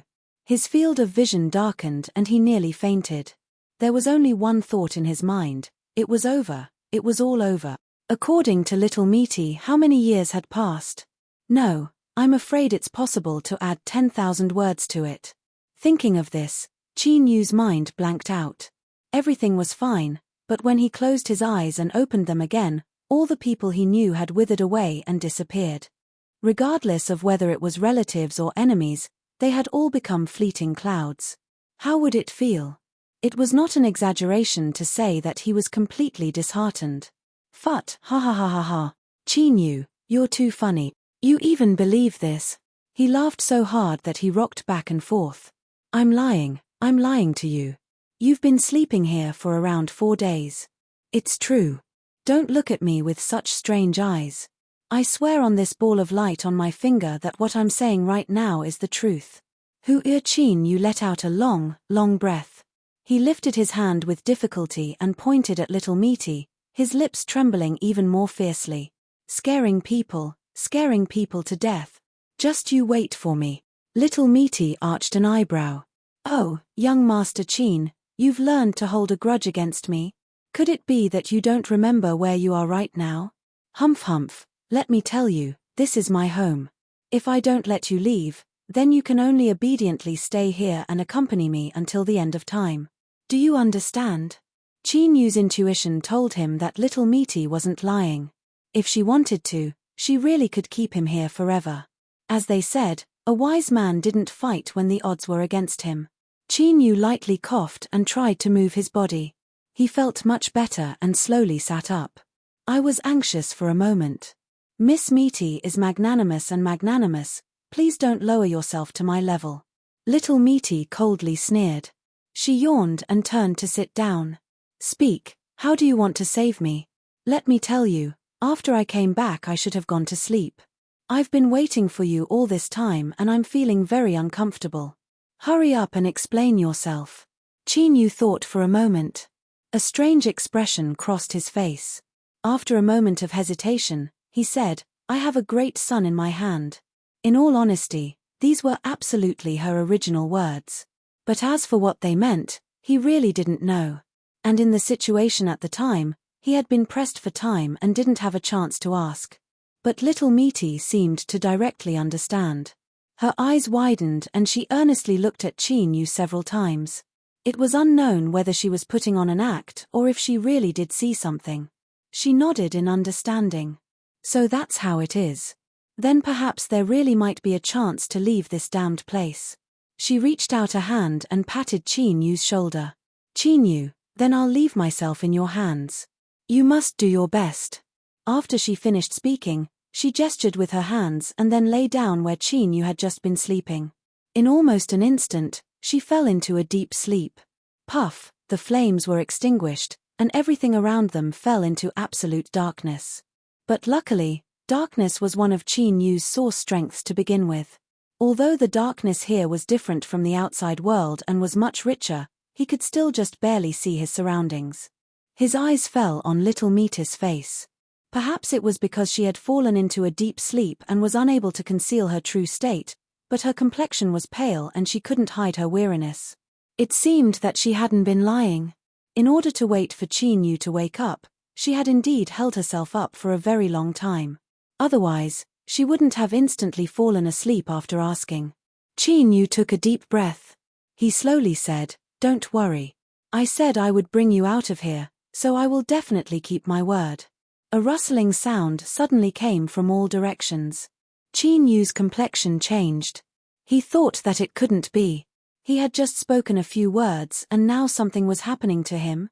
But luckily, this was only a false alarm. This was because at this time, what was spreading towards him were some slowly climbing tree branches. Qin Yu only needed a single glance to find a familiar feeling. Sure enough, these tree branches gently pulled little Meaty up, skillfully weaving together to form a soft bed. Soon, a similar bed appeared in front of Qin Yu. He smiled and jumped onto it. With you two here, things will be much easier. Come, take me to the coldest place in your memories. Chapter 1627. Qin Yu finally understood why Meaty liked to live in a place that was bright and resplendent. It was probably because she was tired of the unchanging darkness in front of her, as thick as ink that dyed the world black.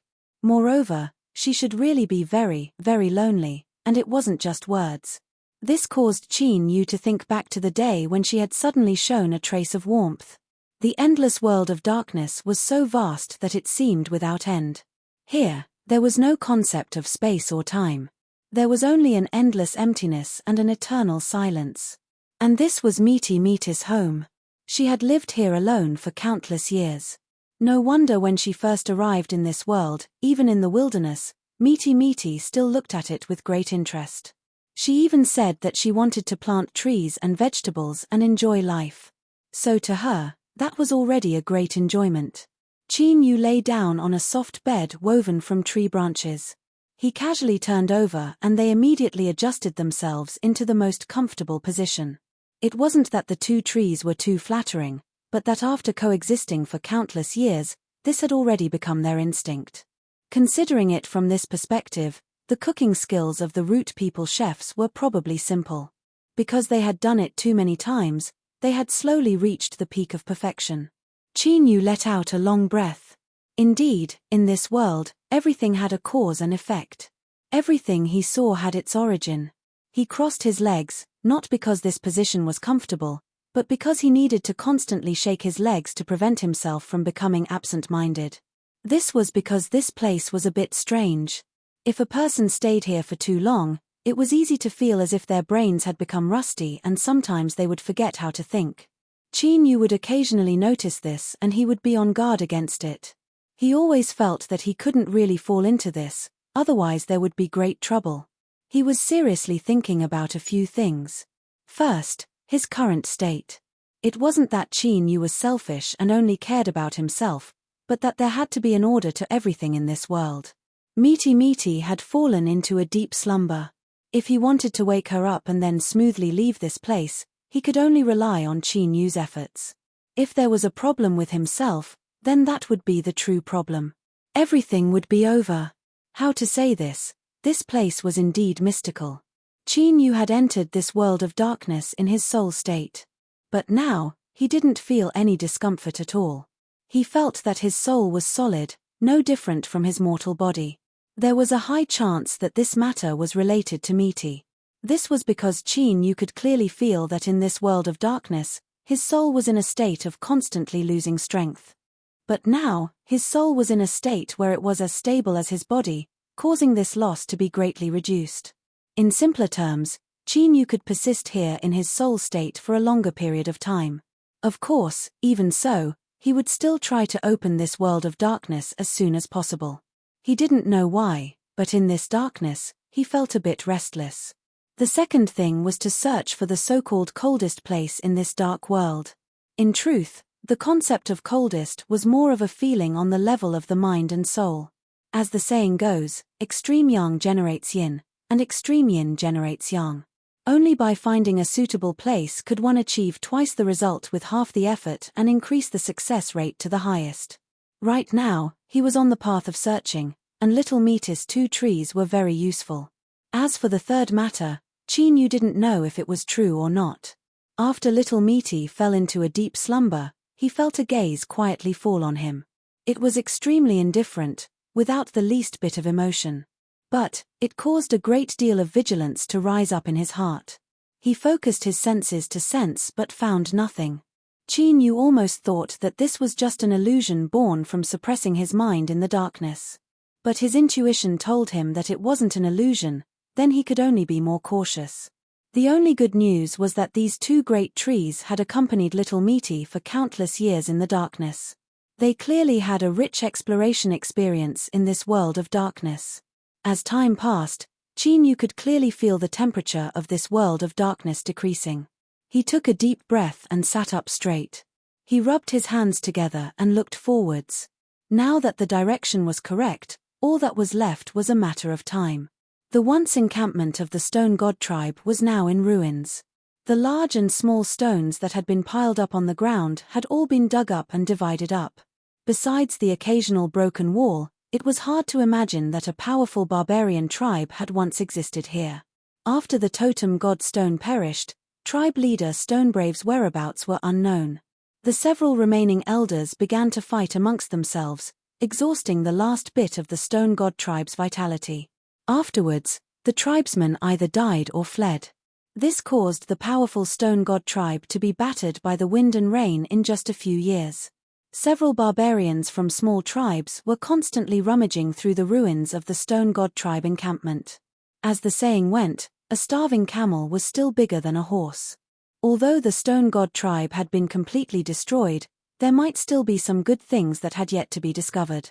For instance, those crushed stones that had absorbed the aura of the totem god stone. Each one was an excellent refining material. It was said that several days ago someone had inadvertently found a piece the size of a child's fist. When the sun shined on it, it would emit a faint halo of light. This was enough to cause a small tribe to be pleasantly surprised. Let's rest a bit. Our luck today isn't good. I fear it will be difficult to obtain anything. An old barbarian spat out a mouthful of mud and sand. He turned and sat down on a nearby stone. Unfortunately, although this stone wasn't small, it wasn't useful at all. It was just a large stone that could only support one's butt. That's right, I think we shouldn't come back in the future. The Stone God tribe is too poor, there isn't even a single good thing left behind.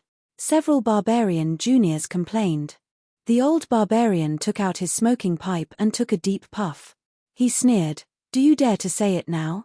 If it was a few years ago, even if you had 800 times the courage, would you have dared to say half a word?" Several barbarian juniors shrunk their necks, a look of resentment on their faces. The Stone God tribe was a great tribe that ruled over 10,000 miles. Just the vassal tribes alone numbered over 100. The small tribes that they came from didn't even have the qualifications to carry shoes for others, let alone gossip about them. If they dared to do so, then they were truly tired of living. "Uncle, everyone in our tribe knows that you have always been the most well-informed. Do you know what happened to the Stone God tribe? How did such a powerful tribe completely decline in just a few years?" A junior barbarian said with a smile. He wiped his dirty hands and came over to massage the old barbarian's shoulders. The others also widened their eyes, revealing curious expressions. They had long wanted to know about this matter. They had asked before, but they didn't get any reply. For such a big matter, even if they only knew bits and pieces of it, it was enough for them to go back and brag about it. Then, they could exaggerate and say how they were at that time. Who knows, they might even be able to shock some inexperienced girls. That would be great. The old barbarian sneered. But his reaction made the eyes of several barbarian juniors brighten. He didn't directly refuse, which meant that there was hope. "Uncle, just say it. That's right, the Stone God tribe has completely declined. Even if you tell us, there won't be any trouble. Our mouths are sealed. Even if you reveal the heavenly secret, we won't say a word." The old barbarian sneered, his face full of disdain. "I've seen you guys since you were young. All you know is how to shit. What's the use of saying these words to me?"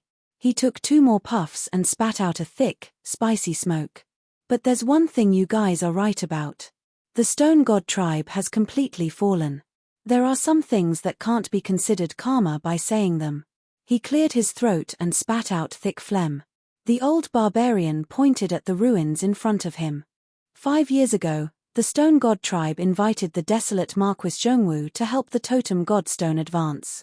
But who would have thought that it was a trap? At least 4 sides joined forces. Some wanted to kill people, some wanted to chase people away, and some wanted to live for a few hundred more years.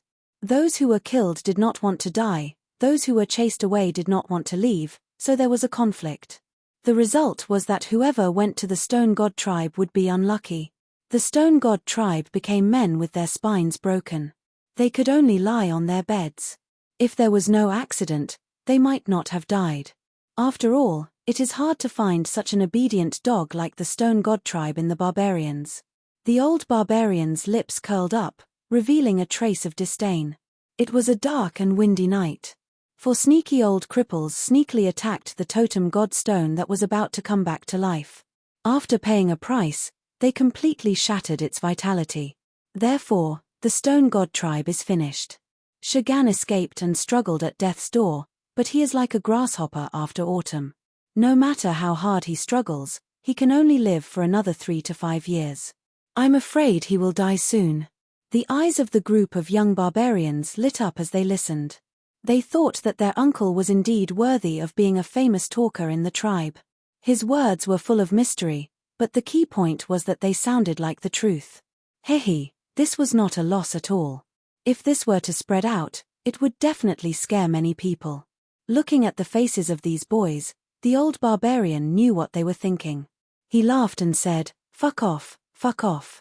Hurry up and look around. We won't take your achievements and leave. The group of young barbarians giggled as they left. The old barbarian picked up his smoking pipe and took a few more puffs. He narrowed his eyes and slowly exhaled smoke. You brought this upon yourself. You can't live. At this time, the several young barbarians that left didn't see the stone that the old barbarian was sitting on. There was a pained expression on its face, a pleading look in its eyes. The old barbarian looked down at him, his expression particularly calm. That's right, I'm talking about you. Hurry up and die, I'm waiting to pick up some treasure. After waiting for some time, he saw that it was getting late and that the stone he was sitting on didn't show any signs of cracking. The old barbarian became a bit impatient. After a moment of hesitation, he picked up his smoking pipe and used the copper pot to strike the stone. Catcher, the stone cracked open. The face that appeared on its surface, filled with despair and unwillingness, completely vanished. Ayo! My butt! The old barbarian stomped his feet and cursed. Then, he bent down and picked up a palm-sized stone that seemed to be made of crystal. Treasure, treasure. Just as he shouted these words, he hurriedly covered his mouth and kicked several young barbarians that were trying to catch up. Look at your mothers. Hurry up and leave. If you stay here, you'll die. The old barbarian jumped onto the wooden cart. The several young barbarians pushed and pulled him away like a gust of wind. The old barbarian crossed his arms and turned to look at the ruins of the stone god tribe station. His eyes were indifferent, without any emotion. From this moment on, the curtains were drawn. The stone god tribe had vanished into thin air. Chapter 1628. In the grotto, Baiji was kneeling on the ground with a gauze in her hand. She was carefully wiping Mita's face. Her eyes were devout and respectful. She didn't dare to overdo it, as if she was afraid of waking up the sleeping lord. For the past 5 years, she had been like this every day. Baiji's respect for Miti hadn't been reduced because she had been asleep for a long time. After finishing, she carefully cleaned the gauze and knelt on the ground. This servant has offended you, please don't blame me. A light cough came from behind, followed by a few gasps. The madam's soul is gone and she can't wake up. What you did was really unnecessary. Baiji's face was expressionless. She didn't change at all. She turned around and looked at him with cold eyes. It seems you are really going to die. Go Sheng raised an eyebrow and wiped his nose and mouth. How do you know? Baiji said, you talk too much. Go Sheng was silent for a moment. Then, he said with emotion, I didn't expect you to be so smart. But since you are so smart, how can you not notice the madam's disgust for you? Baiji's eyes were cold. The temperature in the air crazily dropped and a trace of cold and fierce aura slowly emerged. Go Sheng's mouth curved up. What? Did I poke a sore spot and you want to turn against me? He sat up straight with his arms on the ground and patted his chest. Come, don't be polite. Stab me with your sword. If I dodge, I will be your son. Baiji's eyes became colder. You are really going to die. Go Sheng curled his lips.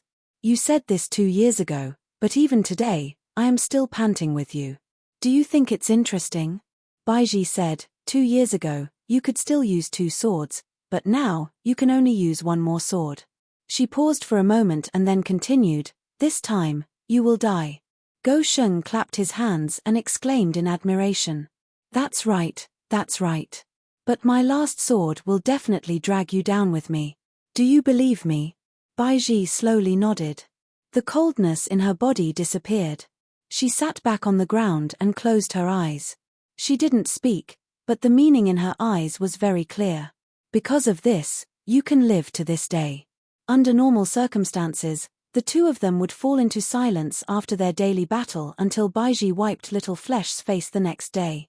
But today, Go Sheng felt that he still wanted to say a few more words.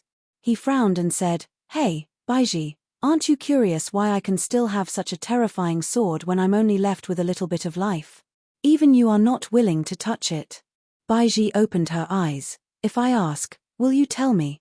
Go Sheng nodded. Yes. Then tell me. Go Sheng rubbed his chin. Your attitude is a little too insincere, but forget it. I don't care about my attitude when I want to say something. He raised his hand and pointed at himself. Look at me. Yes, look at me.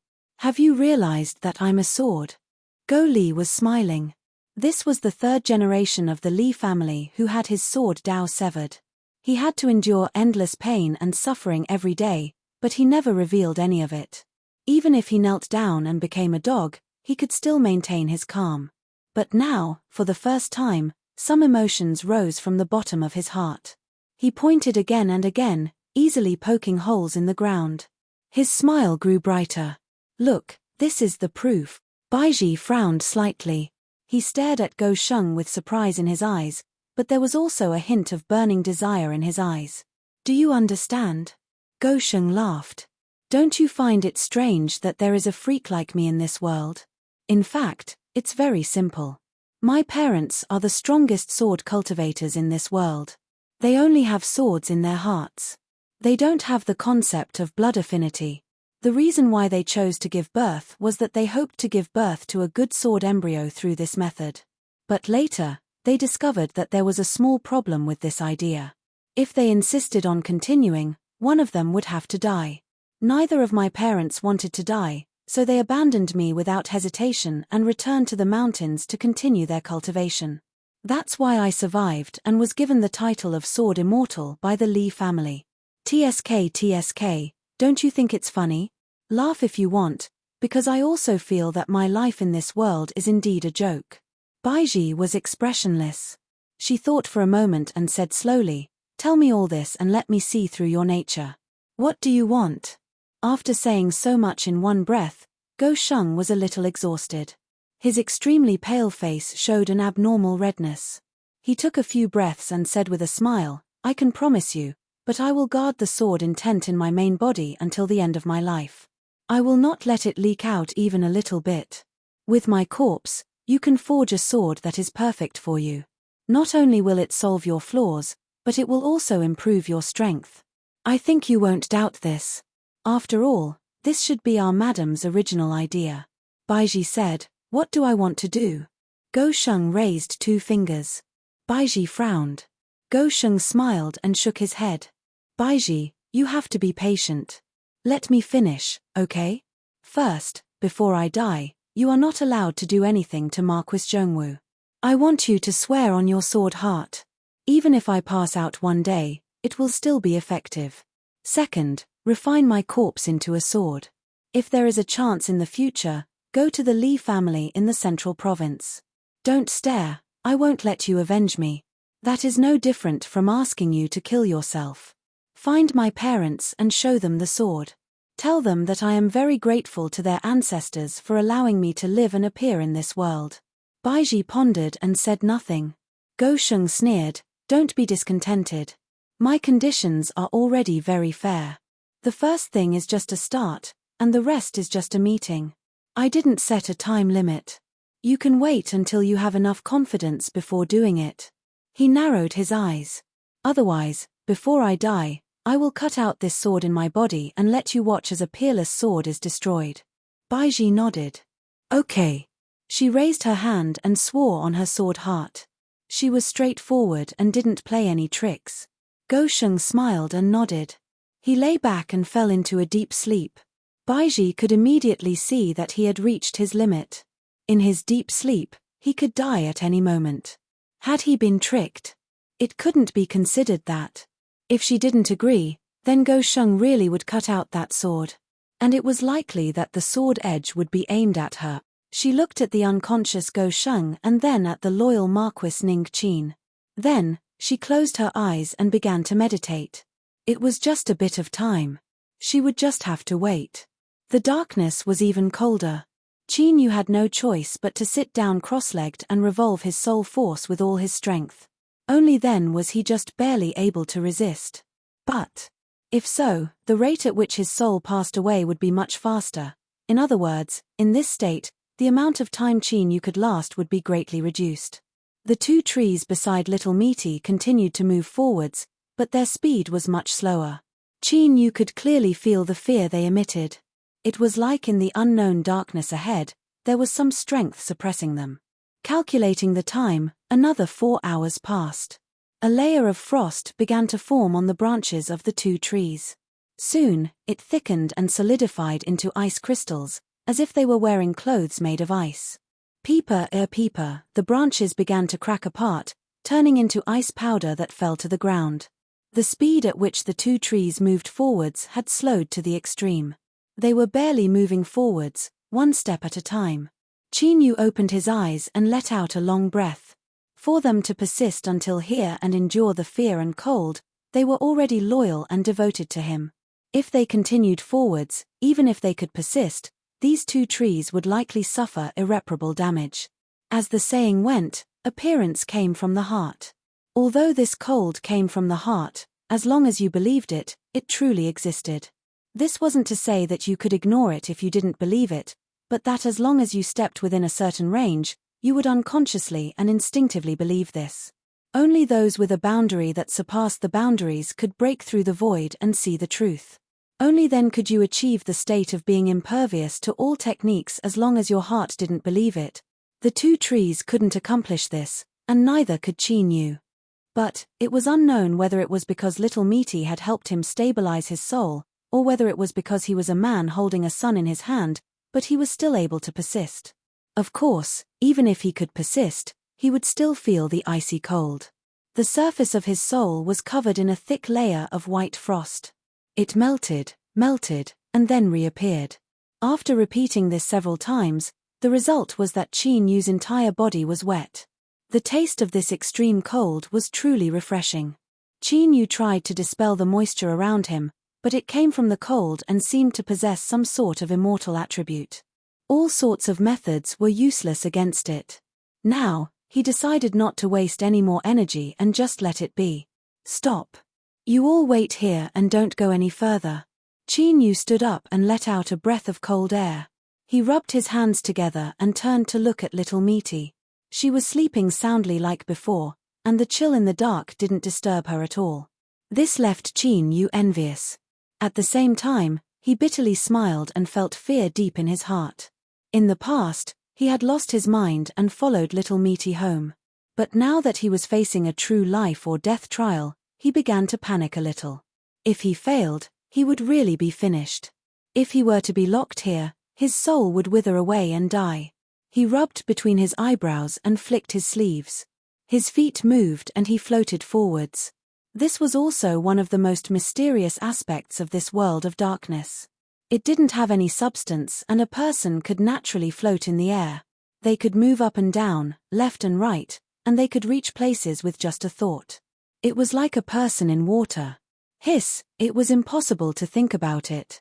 As soon as the word water was mentioned, he suddenly felt even colder.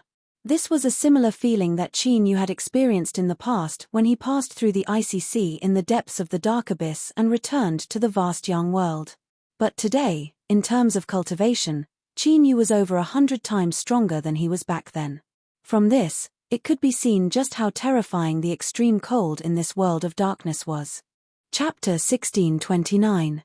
As he walked forwards, Qin Yu held onto a branch that was wet from his clothes and wet from his wet clothes. From time to time, an extremely dim green light would flash across its surface, guiding Chinyu in the right direction. Otherwise, it would be very easy for one to get lost in the endless darkness without any coordinates and see nothing but a vast expanse. At this time, Chinyu had already been walking alone for an hour. The chill in the darkness had risen by 30% compared to when they parted ways. This was already terrifying. The heat released by his soul was no longer able to melt the white frost in time. Thus, the water began to freeze. As Chinyu moved forwards, every step he took emitted cracking sounds. The thin layer of ice covering his body was breaking apart. But, at the same time, Chinyu felt an excruciating pain as if his flesh and bones were breaking apart. This feeling was hard to describe. The green light on the surface of the branch became much darker and the frequency at which it flashed was much slower than before. Frowning, Chinyu lifted his hand and placed it on the branch. Then, his face paled. If he shared some of the warmth with it, Chinyu would have to withstand more of the damage brought by the power of ice. The most direct manifestation of this was that the layer of ice covering his body had suddenly thickened. What followed was that with every step Chinyu took, the layer of ice would shatter and the pain he felt would rise. But this was necessary. Even though he knew this, he still had to do it.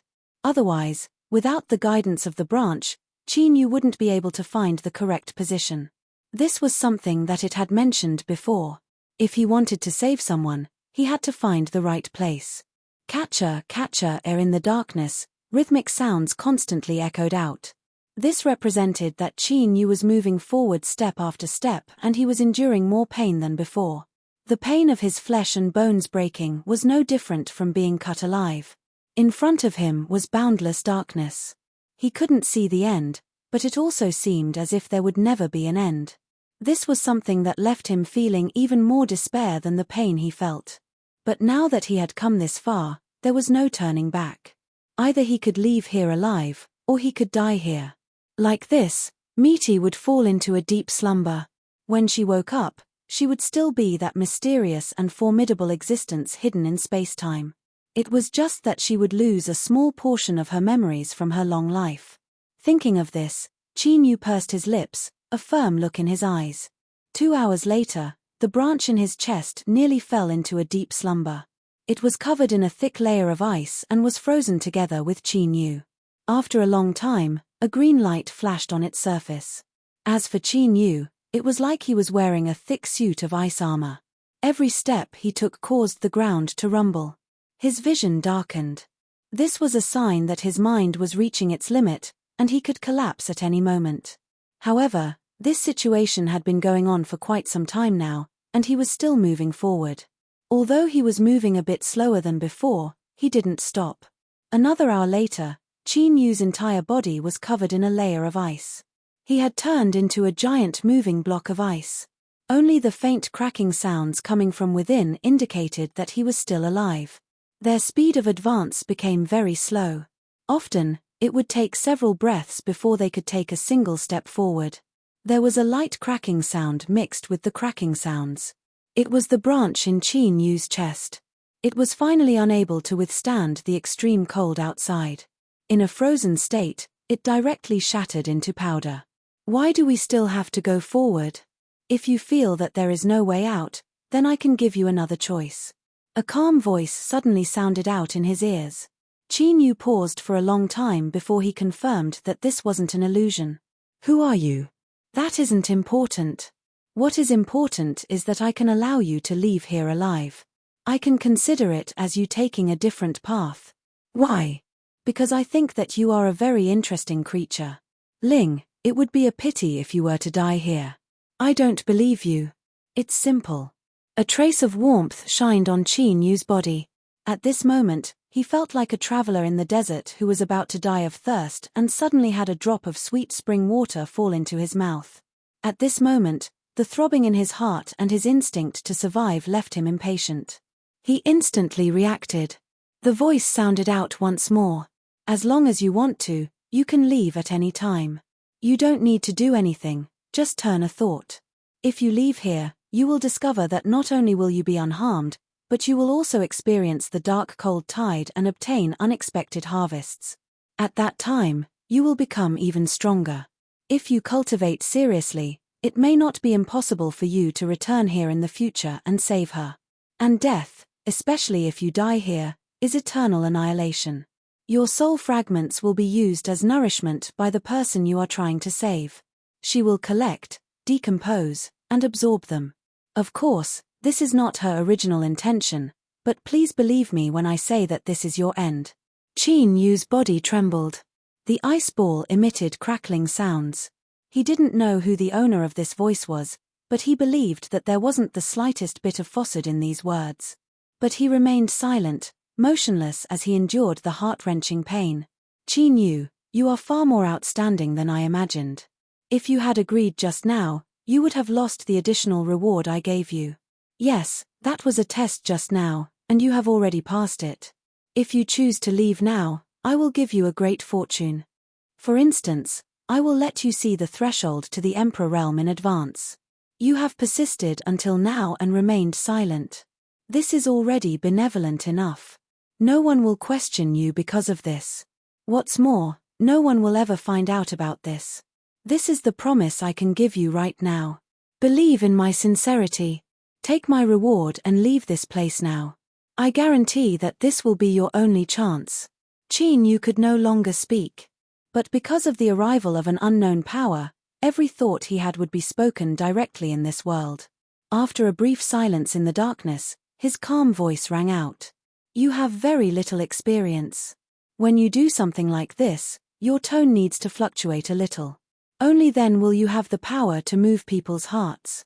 Also, after little Meaty fell asleep, that gaze that has been silently watching me should have come from you, right? You have hidden for so long, and only now have you jumped out and offered me such good conditions. It seems that you really don't want me to save her and leave this place. Also, I should be very close to success now, right? After several breaths of time, just as Qin Yu thought that the voice wouldn't give him a response, it spoke up once more. Qin Yu, you are smarter than I imagined. But, smart people often understand that only when they live can there be meaning to everything. If you save her, you will die. This is the judgment of your fate, effective immediately. Qin Yu's heart violently shrank. An intense fear of death shrouded his mind. For no reason at all, Qin Yu's intuition told him that everything this voice said would become an unchangeable fact. If he saved little Meaty, he would die. Qin Yu's mind violently shook. At this moment, his strong survival instinct crazily struggled and howled. Nod, Qin Yu, nod, hurry up and nod.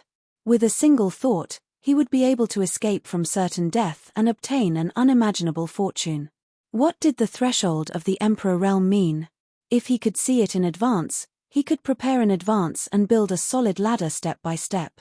As long as he had enough time, he was destined to be able to step into it and become a true peak existence of the great desolate world.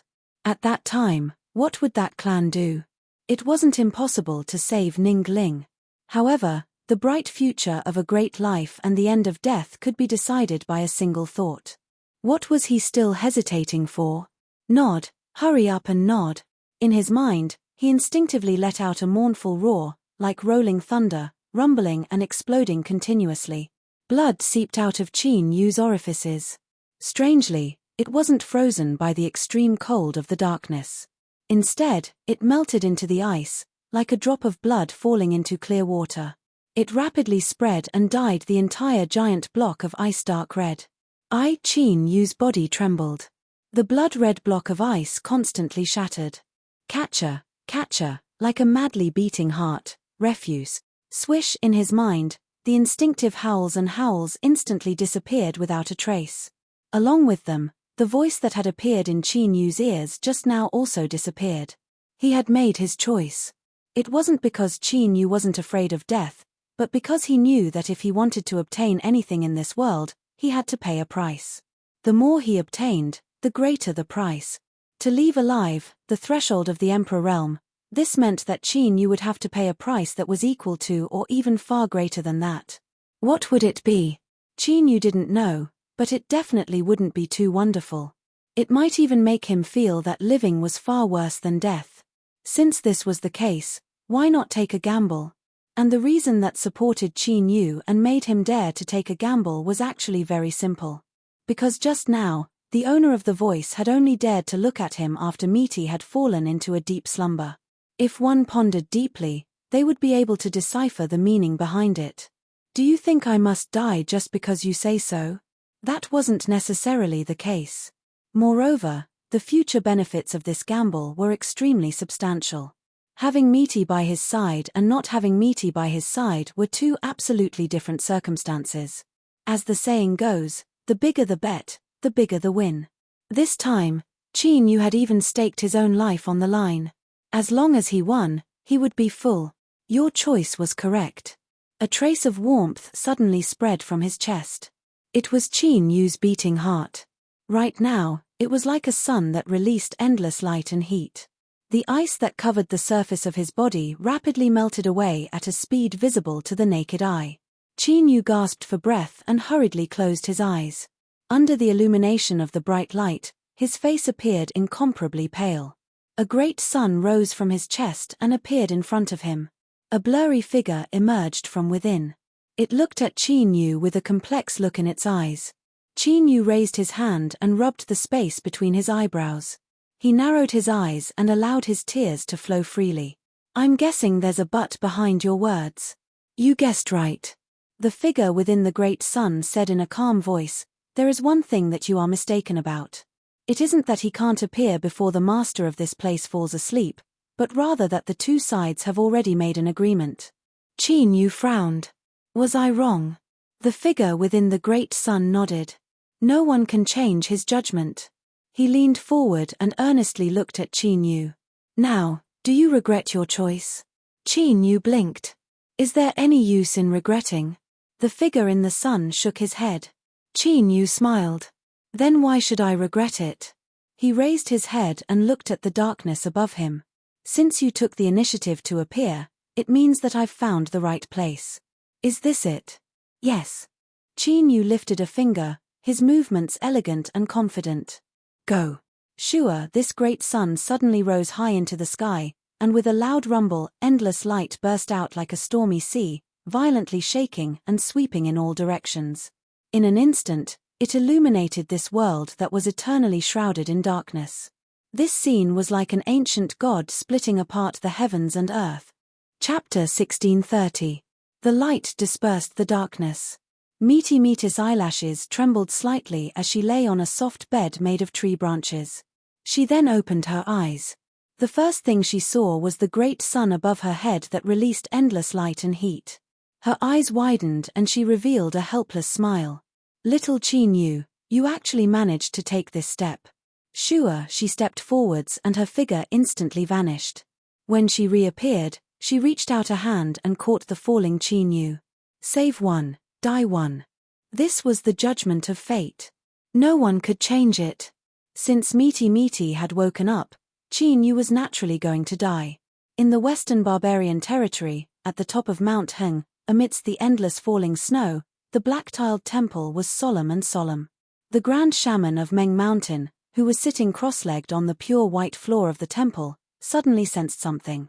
His eyes snapped open, a pained and sorrowful expression on his face. Endless despair appeared in the depths of his eyes. 6 years ago, when His Majesty's aura disappeared, the Grand Magus of Meng Mountains could only vaguely sense that His Majesty's life force was still there.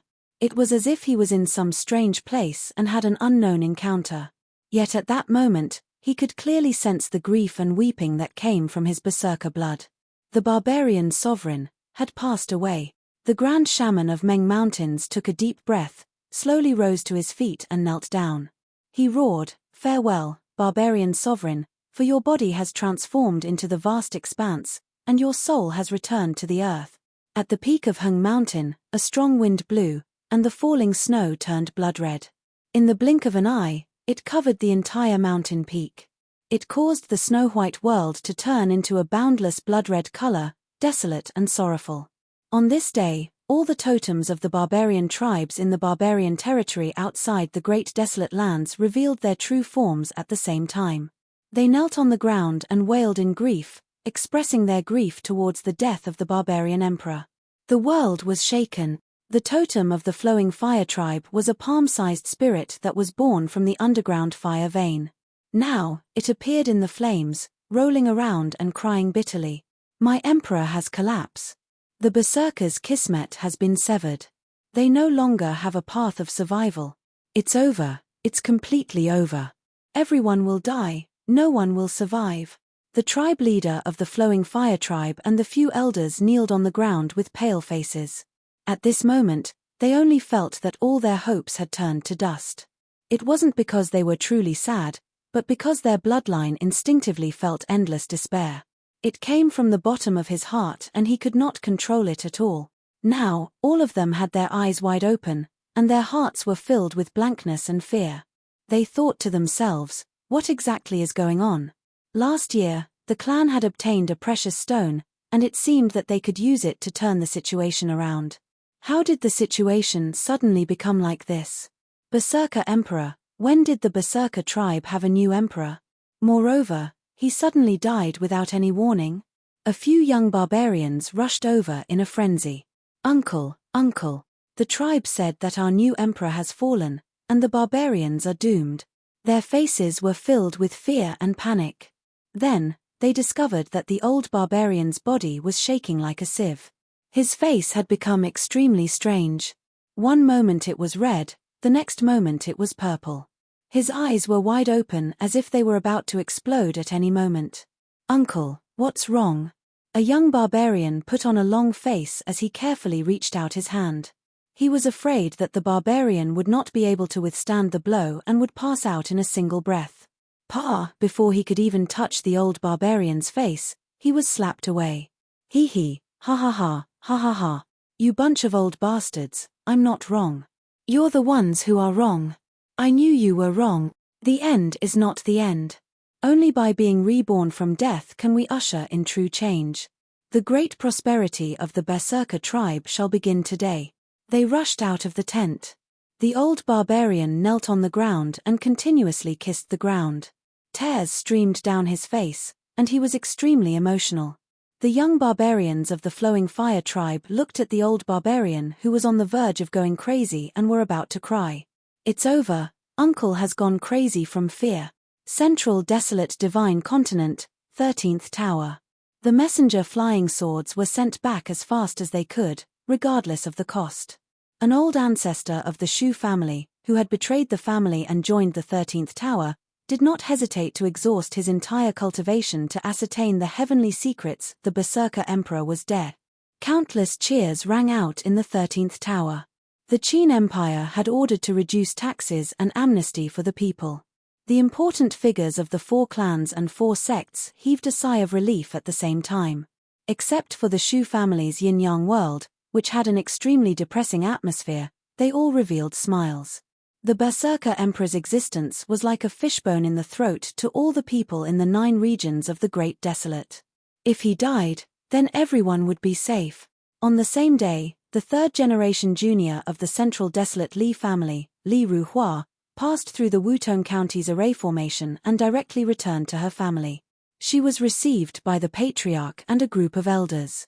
Afterwards, a great cultivator from the 13th Tower arrived. It was unknown what sort of confirmation was made, but the implications and consequences of Li Ji's death were directly erased. Li Ruhua obtained a spot to enter the 13th Tower to cultivate. It was rumored that a senior from the 11th Tower had chosen Li Ruhua and was willing to accept her as a closed-door disciple. The Li family was filled with cheers and laughter. To peak families like them, for a direct disciple to enter the 13th Tower to cultivate was a great stroke of good fortune. Li Ruhua already had a special status to begin with. After this matter, her status in the family rose once more. For a time, rumors spread out from within the Li family. As long as Li Ruhua returned from the 13th Tower, she would obtain the status of an elder.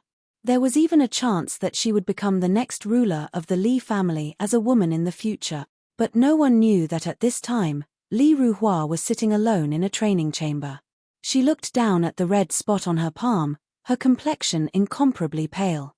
He didn't feel anything at all. It was like he had slept for a very, very long time. Then, Qin Yu slowly opened his eyes. At this moment, His vision blurred. Vaguely, he seemed to see a gate that spanned the heavens and earth.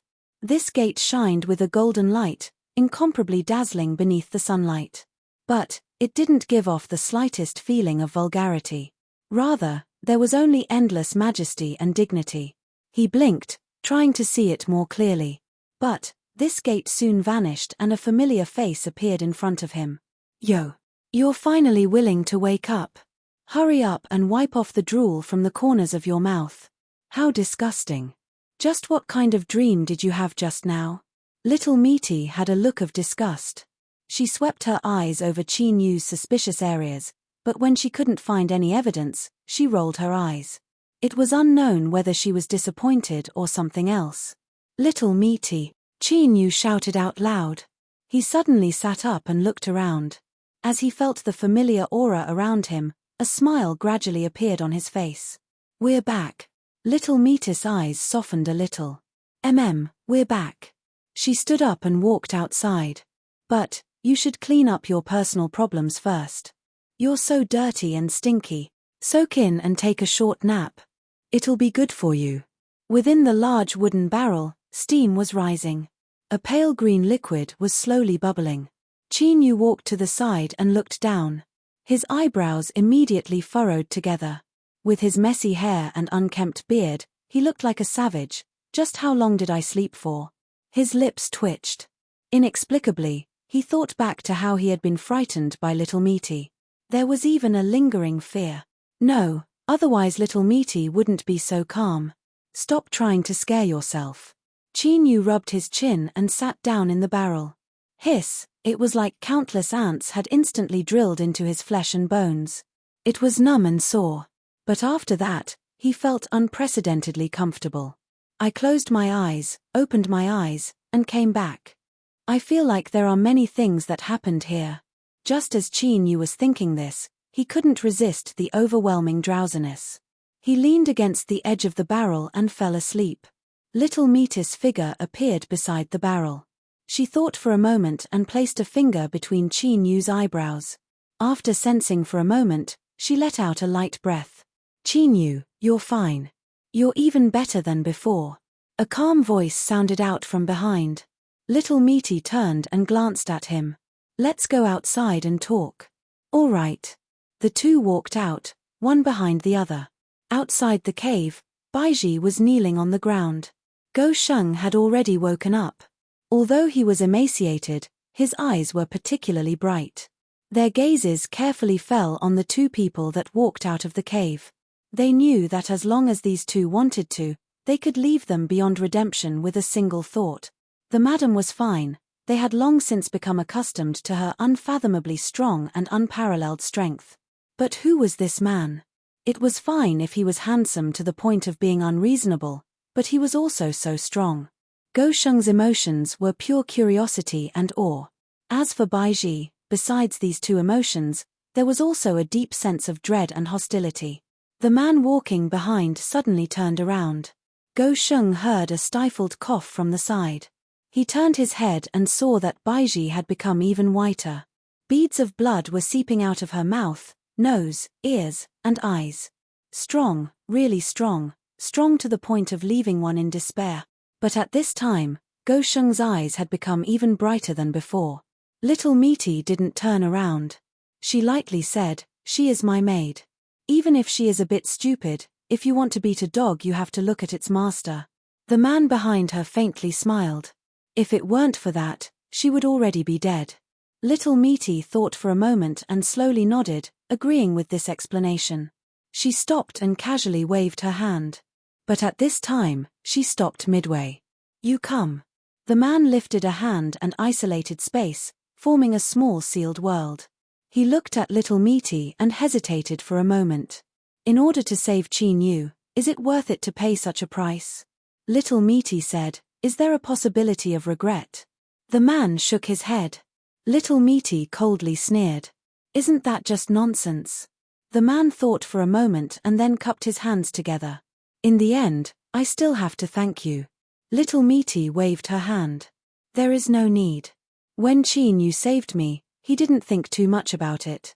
She paused for a moment and then said, There are some things he will definitely ask you. Just tell him as we agreed. The man nodded. All right. Little Meaty looked at him. I find it a bit strange that you would actually agree to help and expose yourself to him. You and I both know the risks involved in this matter, so can you give me an explanation? The man was silent for a moment. Then, he faintly smiled. The explanation is that I feel that I should save you. When it comes to things like intuition, you have to believe in it. Moreover, the current situation isn't as dangerous as you say it is. For the two of us to stand here and speak, that is the best evidence. Humph. Little Meaty coldly sneered. He only has scruples in his heart. If there is a chance in the future, he definitely won't be lenient. The man didn't deny this. His expression was faint. Then don't give him a chance. Moreover, besides you and me, Chinyu has other cards in his hand. As he spoke to her, there was a thoughtful look on his face.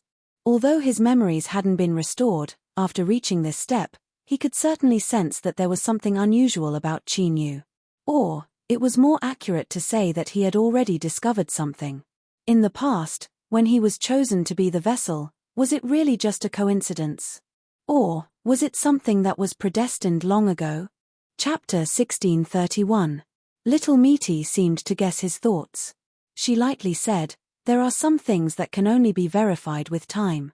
Thinking too much about it is useless. The man thought for a moment. He cupped his hands together and bowed. I understand. He stood up and said, your current state is similar to the other one. As for the one who hasn't been unsealed yet, I think we should wait and see. Little Meaty said, that's what I think too. She looked back in the direction of the cave. Chinyu has woken up. You can go now. Remember not to speak too much. The man faintly smiled. Okay. He turned around. This time, Baiji lowered her head, not daring to reveal the least bit of disrespect. In the wooden barrel, Chinyu woke up. He felt his entire body brimming with energy and his condition was at an unprecedented peak.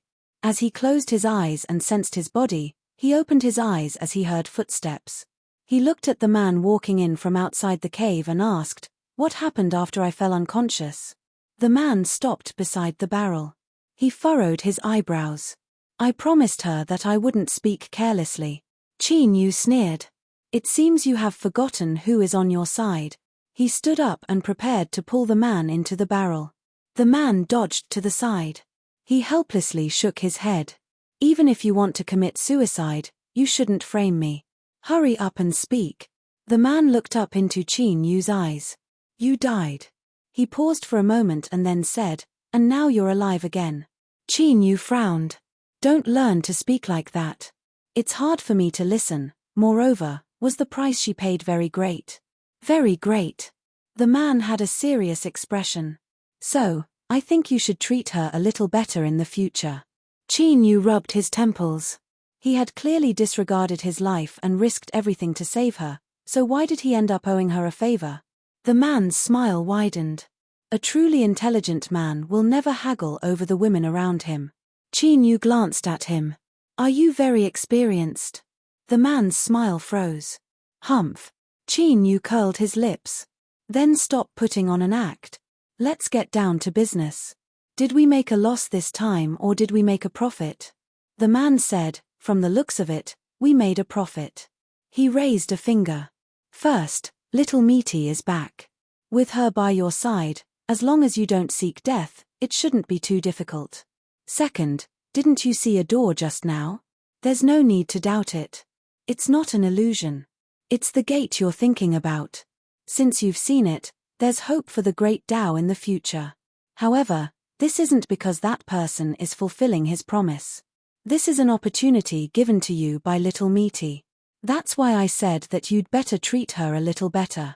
Thirdly, the Berserker Sovereign has fallen. The human cultivators have already confirmed this, so you don't have to worry about being hunted down anymore. You can relax a little. Chinyu glanced at him. Tell me about the losses. The man nodded and put up another finger. First, I've been exposed. This matter will definitely have hidden dangers, but it'll be fine in the short term. Secondly, Little Meaty had lost something, so her future abilities would be slightly reduced. Thirdly, the Berserker sovereign is dead. But this matter is still fake, and your identity has already been discovered. He looked at Qin Yu, his eyes earnest. 30 years. You only have 30 years.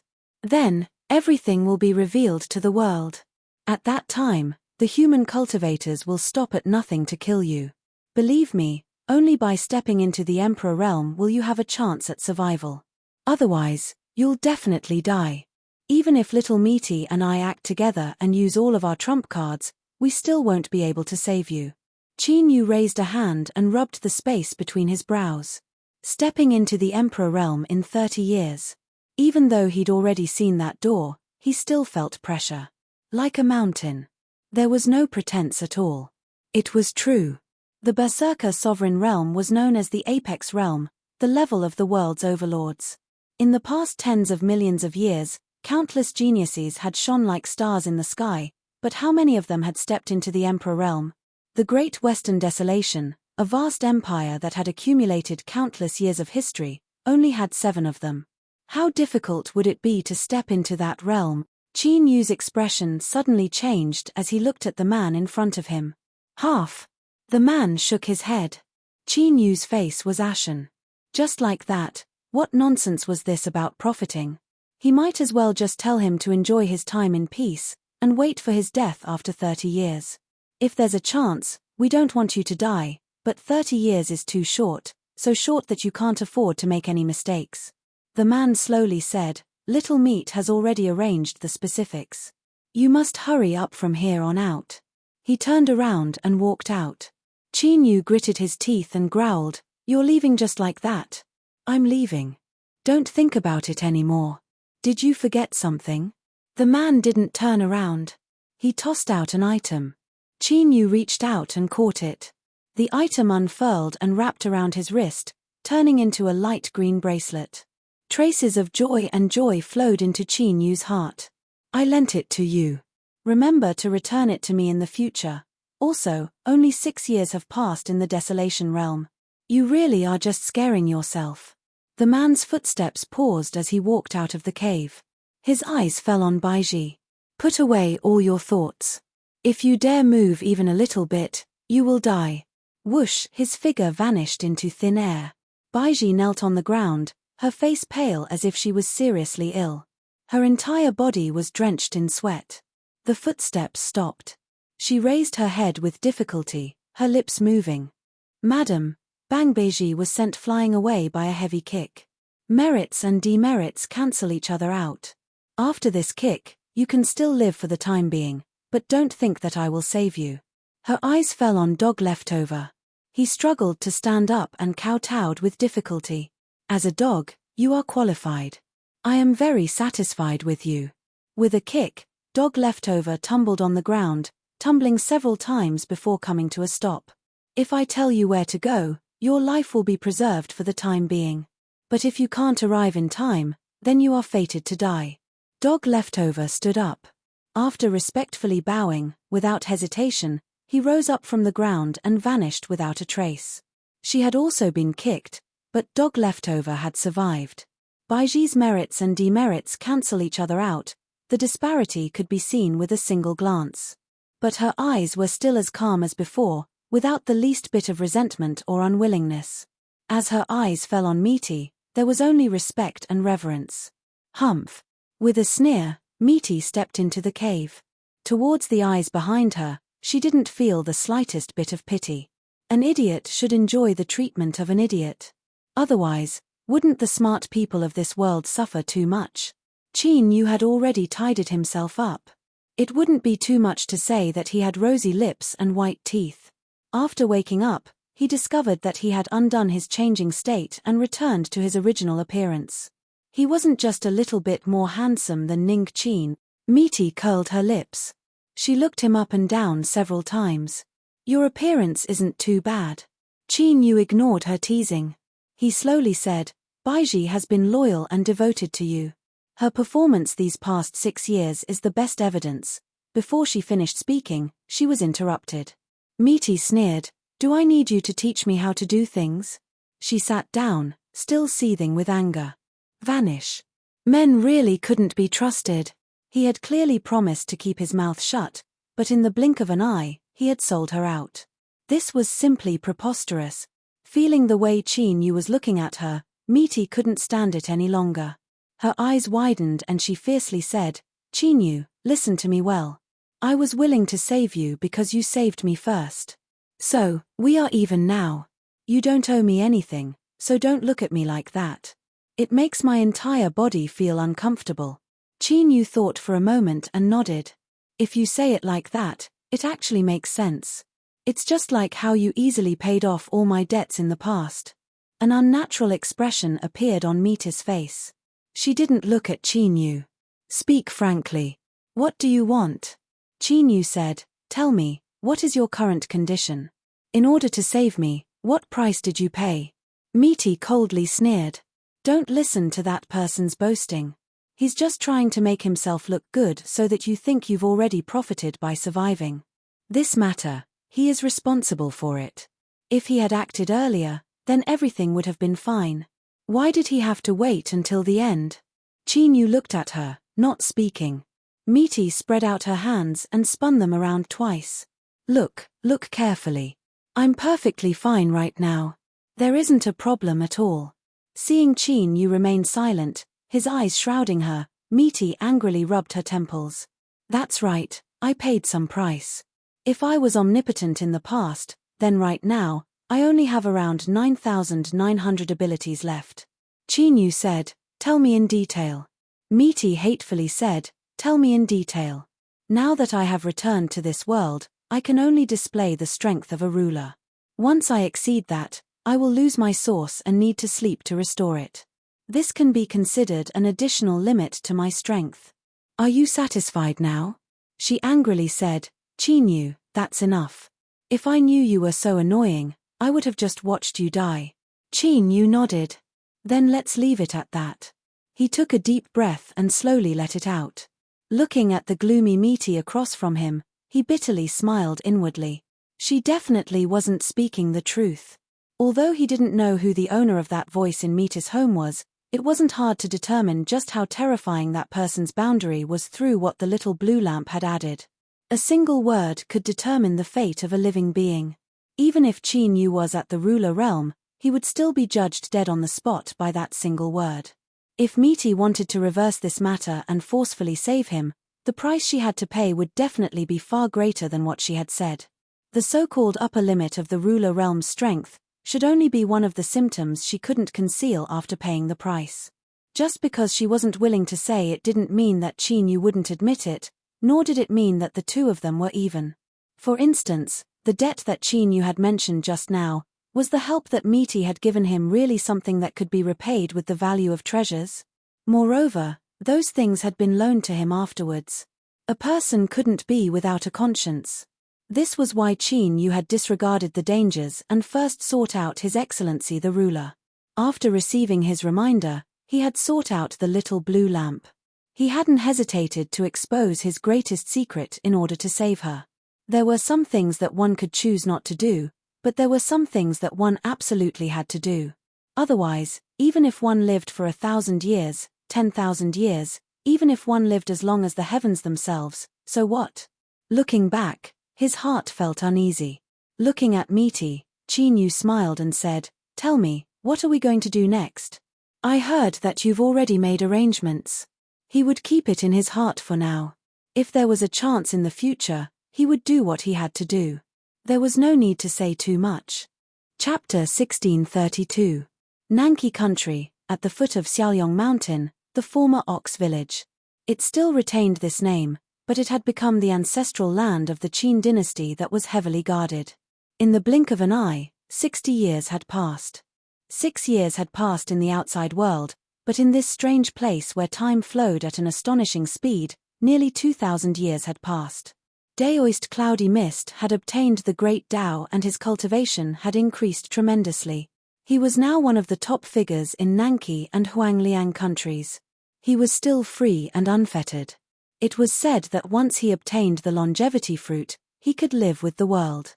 The Qin family that was protected by his bloodline rose with the tide. The family's power continued to grow. Finally, 200 years ago, they established a country and became the third country in the world after Nanqi and Huangliang countries, the Great Qin. It was rumored that after the Qin dynasty was established, the founding Qin emperor moved the graves of the two ancestors who were the foundation of the family into the emperor's mausoleum to stabilize the destiny of the Qin dynasty. Daoist cloudy mist appeared in the Qin palace. No one knew what he said to the Qin emperor, but this matter was dropped. The Qin dynasty designated an area of 800 miles around Xiaoyong Mountain as the ancestral land of the Great Qin dynasty. The imperial court sent a large number of soldiers to guard it. After 200 years, the Qin dynasty grew stronger day by day. The weather was good, the country was prosperous, and the people were at peace. The ancestors' protection naturally contributed to this. The Qin emperor set out a month ago, leaving the imperial capital to patrol the world. He arrived at the ancestral land yesterday. He would fast and bathe for 3 days before personally paying his respects to the ancestors. The heavily guarded surroundings of Xiaoyong Mountain were now even more heavily guarded, attracting the attention of all the people in the world. The Qin dynasty had been in power for 200 years, and the Qin emperor was now in his 4th generation. The current emperor was called Qin Xuanzong. He was a dignified middle-aged man in his 50s. At this moment, he was wearing a white robe.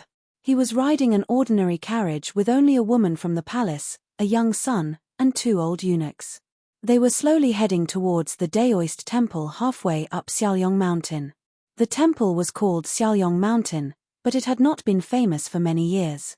Only those who had read the secret records of the royal family could discover the close relationship between this Daoist temple and the Great Qin Empire. Every emperor would return to the ancestral land to pay respects to the ancestors 3 to 5 years before they were crowned the crown prince. This was also the reason for today's trip. The 2 eunuchs had been in the palace for a long time and were absolutely trustworthy. One drove the carriage while the other closed his eyes to rest. Inside the carriage, the noblewoman in the palace, who obviously already knew something, couldn't help but feel nervous. She grabbed her son's hand, intending to remind him of something. However, she was afraid that if she said too much, she would make a mistake and lose her usual grace. Qin Xuanzong smiled. He didn't care. When he followed his father to the Qingliang temple, his mother was even more nervous than imperial concubine Shu. The succession of the throne could not be decided by the Qin emperor alone. It seemed like a scandal of the imperial family, but in reality, it was a secret that the Qin clan accepted wholeheartedly. Although there were records of how their ancestors formed the celestial destiny, nothing in the world could withstand the erosion of time, not to mention the small ox village at the foot of the mountain.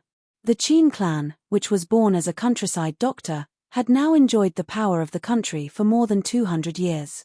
The difference between them was more than just the difference between heaven and earth. No matter how great the favor was, there would always be a time when it was used up. And whether or not they had the support of the top immortals on the mountain, the Qin Empire would naturally be in a different situation. All they could do was maintain enough respect and try their best to increase their karmic ties with the immortals on the mountain peak. There was no need to say more about the crown prince, and this was also a heavy karma. So regarding the matter of the emperor's inheritance, it was necessary to ask the old Daoist in the Qingliang temple who had been cultivating in seclusion. Within the Qin clan, anyone with a discerning eye was sincerely convinced by the brilliant plan that the founding emperor had come up with in the past.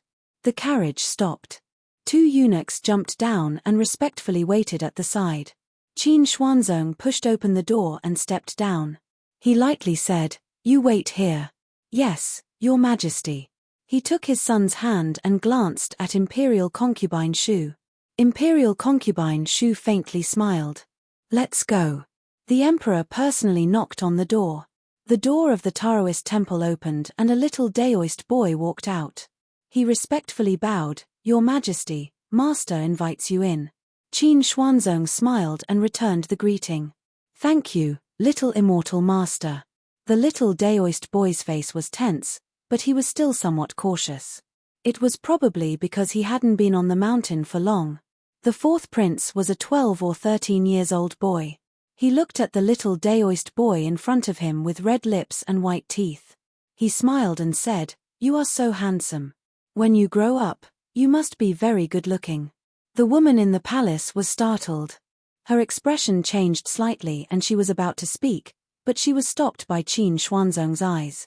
The little Daoist boy's face was slightly red, but he wasn't angry. He whispered, "You are also very good-looking." Qin Xuanzong laughed out loud. After entering the temple, the Taoists in the Qingliang temple received an order to stay in their rooms and not go out. The little Daoist boy led the way and brought the 3 people of the imperial family to the backyard where the master was in seclusion. "Master, His Majesty is here. Come in." He pushed the door open and entered. The little Daoist boy walked to the side and slightly lowered his eyes, looking like a calm adult. The 4th prince found this very interesting. His lips curled up into a smile as he quietly sized up everything in the room. He didn't know the truth of today's trip. He only thought that his father brought him to see an immortal master who was on good terms with the imperial family. Qin Xuanzong looked at the room.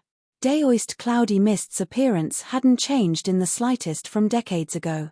He suppressed his surging and complex emotions and cupped his hands. "Qin Cheng, I brought my concubine, Shu, and my son, Qin Song, to visit the old immortal." He didn't have much etiquette, but his tone was very respectful. The 4th prince was startled and hurriedly followed his father and bowed. Over the years, he had seen many immortal masters on the mountain. Some of them were very famous in the 3 countries.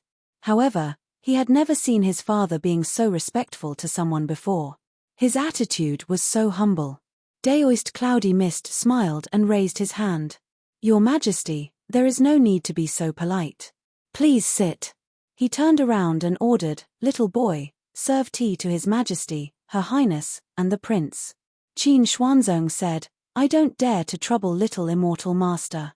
Qin Song, go and pour tea for the old immortal." His eyes were obscure and deep. If he didn't truly like Qin Xuanzong, he wouldn't have gone against the opinions of the masses and chosen the 4th prince, the son of a concubine. He brought him all the way to Qingliang Mountain because he had high hopes for him. Qin Song took a deep breath. "Yes, Imperial Father." He took 2 steps forward and bowed. "Old immortal master, Qin Song doesn't understand the etiquette of the mountain. If I offended you, please forgive me." He poured the tea until it was 80% full. He covered the cup and slowly returned to his original place. This simple matter caused beads of sweat to appear on the forehead of this 10-year-old noble. Daoist Cloudy Mist glanced at Qin Song, who had returned to his original place. He faintly smiled and picked up the teacup. Qin Xuanzong immediately revealed a smile. The eyes of the woman next to him reddened. She nearly cried on the spot. Qin Xuanzong bowed. "Old immortal master, please bestow me a name." At this moment, a word appeared in Daoist Cloudy Mist's mind. He smiled. Mu. 15 years later, Qin Xuanzong passed away. The 5th emperor of the Great Qin, Qin Muzong, inherited the throne. On the day that Emperor Mu of Qin ascended to the throne, outside the Ox village of the Qin dynasty, a young man appeared out of thin air in the graveyard of the Qin clan's ancestors.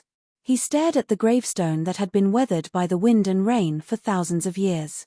6 years ago, Li Mu came here once.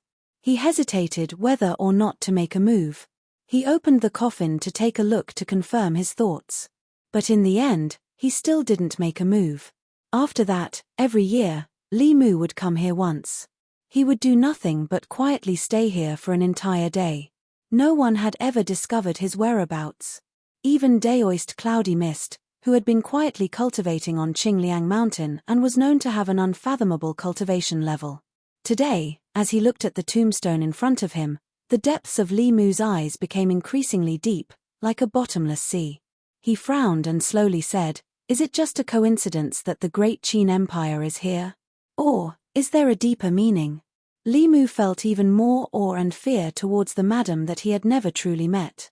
When her whereabouts were unknown, he didn't act rashly. Now that she had returned, Li Mu naturally wouldn't act again. He would look and look again. He never lacked patience. If he couldn't see clearly in this life, then he would wait for the next reincarnation. West Desolate Border Military, Mine Cave. Marquis Zhongwu Ning Qin's whereabouts were unknown.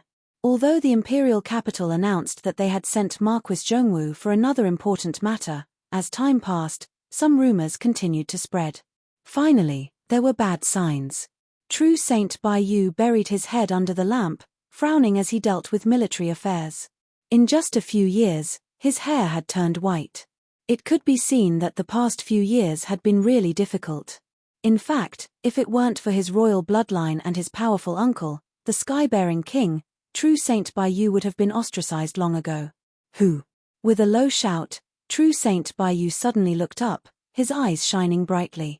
A figure walked out of the darkness. What came into view was a strange yet familiar face. It was as if he had seen it somewhere before. The other party didn't attack and instead appeared on his own initiative. True Saint Bai Yu took a deep breath and coldly said, "Who are you? How dare you trespass into an important place of the army? Don't you know that the military law is ruthless?" Qin Yu thought for a moment and slowly said, "Southwest Desolate Region, Broken World, East Sea, Wanliu." Across from him, True Saint Bai Yu's eyes widened. "It's you." His joy faded and he asked, "What did I say that day?" A strange expression appeared on Qin Yu's face. "You called me Brother Wanliu, said you wanted to kill the enemy side by side with me, and you seemed to have a good impression of me." True Saint Bai Yu was overjoyed. "It's really you. I knew that we would meet again in the future after we parted ways in the past." He strode over and patted Qin Yu's shoulder. "When I returned to the West Desolate, I tried to find you, but I didn't get any news. You are if it's not convenient to say, then forget it. You and I don't need to care about our identities." Qin Yu was a bit dazed. He looked at the excited True Saint Bai Yu and thought, "Those white hair at your temples are fake, right? How come you haven't made any progress in the past few years? Or could it be that I really am your nemesis? As soon as we met, did your brain cramp?" Qin Yu took a deep breath and rubbed his face. His voice changed a bit. "Bai Yu, take a good look at who I am." Sure, the face in front of him changed. With the crackling of bones and muscles, the one who appeared in front of him was the Marquis Ning Qin who had been missing for 6 years. True Saint Bai Yu sucked in a breath of cold air. His eyes widened and his fingers trembled, unable to speak. Qin Yu was a bit worried that he would faint in the next moment. You, why you?" Qin Yu coughed. "I can explain this matter." An hour later, the dreaming True Saint Bai Yu sat in a chair in a daze. Then, he lifted his hand and slapped himself across the face. "Pa, it hurts." His eyes brightened. "It's true, it's all true. Ha ha ha, no wonder I always felt that the Marquis was pleasing to the eye and that I felt close to him from the bottom of my heart. So he is Brother Wanliu. My, Bai Yu's, judgment of people is as accurate as ever and incomparably powerful." Chapter 1633. The reason Qin Yu revealed his identity to True Saint Bai Yu wasn't because he couldn't transform back, but because of the Western Wasteland. What he needed to do next required great support from the Western Wasteland. He had to erase the unknown fear and wariness in the Western Wasteland Great Emperor's heart. Thinking about it, Qin Yu changing his appearance and impersonating the Dark Ruler to enter the desolate region might have some flaws. With Qin Yu's current status and importance in the Western Wasteland, revealing his identity shouldn't be too risky. Rather than being suspected by the Western Wasteland in the future and failing at the last step, he might as well take the initiative to clear the mines now. At worst, he could just abandon his identity as Marquis Loyal Marshal. As the little blue lamp had warned him before he left, 30 years was an incomparably short period of time. There was no room for mistakes.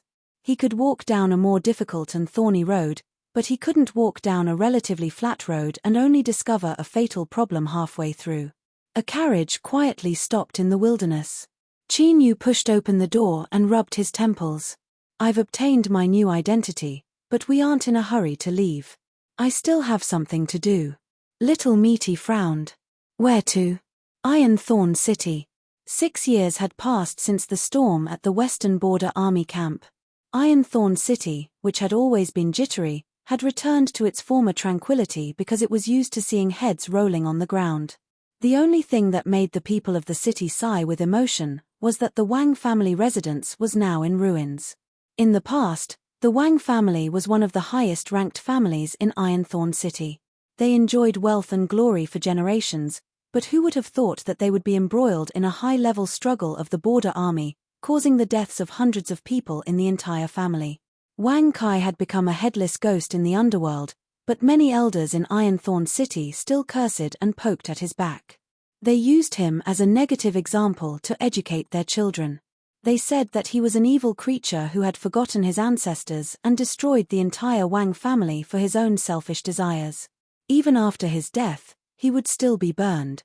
Another change wasn't too conspicuous. The black iron wine was still being sold, but from the brewing workshop to the retail store, everything had changed. That charming woman who had provoked countless men in the city and caused them to suffer from the evil hands of her family's yakshas was now missing. Many of the men who were still drinking the black iron wine couldn't help but sigh when they thought about it. Without that woman to accompany the wine, they couldn't help but feel refreshed when they drank. Some people said that the woman married a young man who came to the border to make a living. He was tall and strong, and one could tell at a glance that he was the kind of person who could cause trouble. He also had a few taels of silver in his hands. Thus, he was raised in the courtyard and rarely showed his face in public. This made many talkative border town women snort disdainfully. They said that no matter how they looked at it, that lascivious hussy didn't have a happy life, and that such a plausible rumor could never be trusted. On this day, a carriage stopped outside the shop that sold black iron wine. The reason why it attracted everyone's attention was because the driver was a woman. Most of the people in the borderlands were ferocious, so it wasn't rare for a woman to drive a carriage. However, the woman in front of him was dressed in a white robe. Although only her eyes were exposed, they still couldn't conceal her fiery charm. There were burning gazes, but no one dared to act recklessly. The borderlands of the Empire had never been peaceful, and it was normal for people to die. As long as it didn't cause too much of a commotion, the soldiers didn't like to meddle in other people's business. The woman's carriage looked travel-worn. Since it could smoothly arrive at Ironthorn City, it in itself was a kind of invisible deterrence. The carriage stopped, and the door opened. A young man walked out.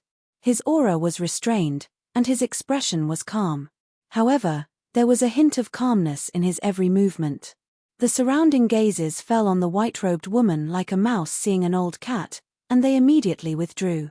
It wasn't a good thing to say, but it was an essential skill to make a living in the borderlands.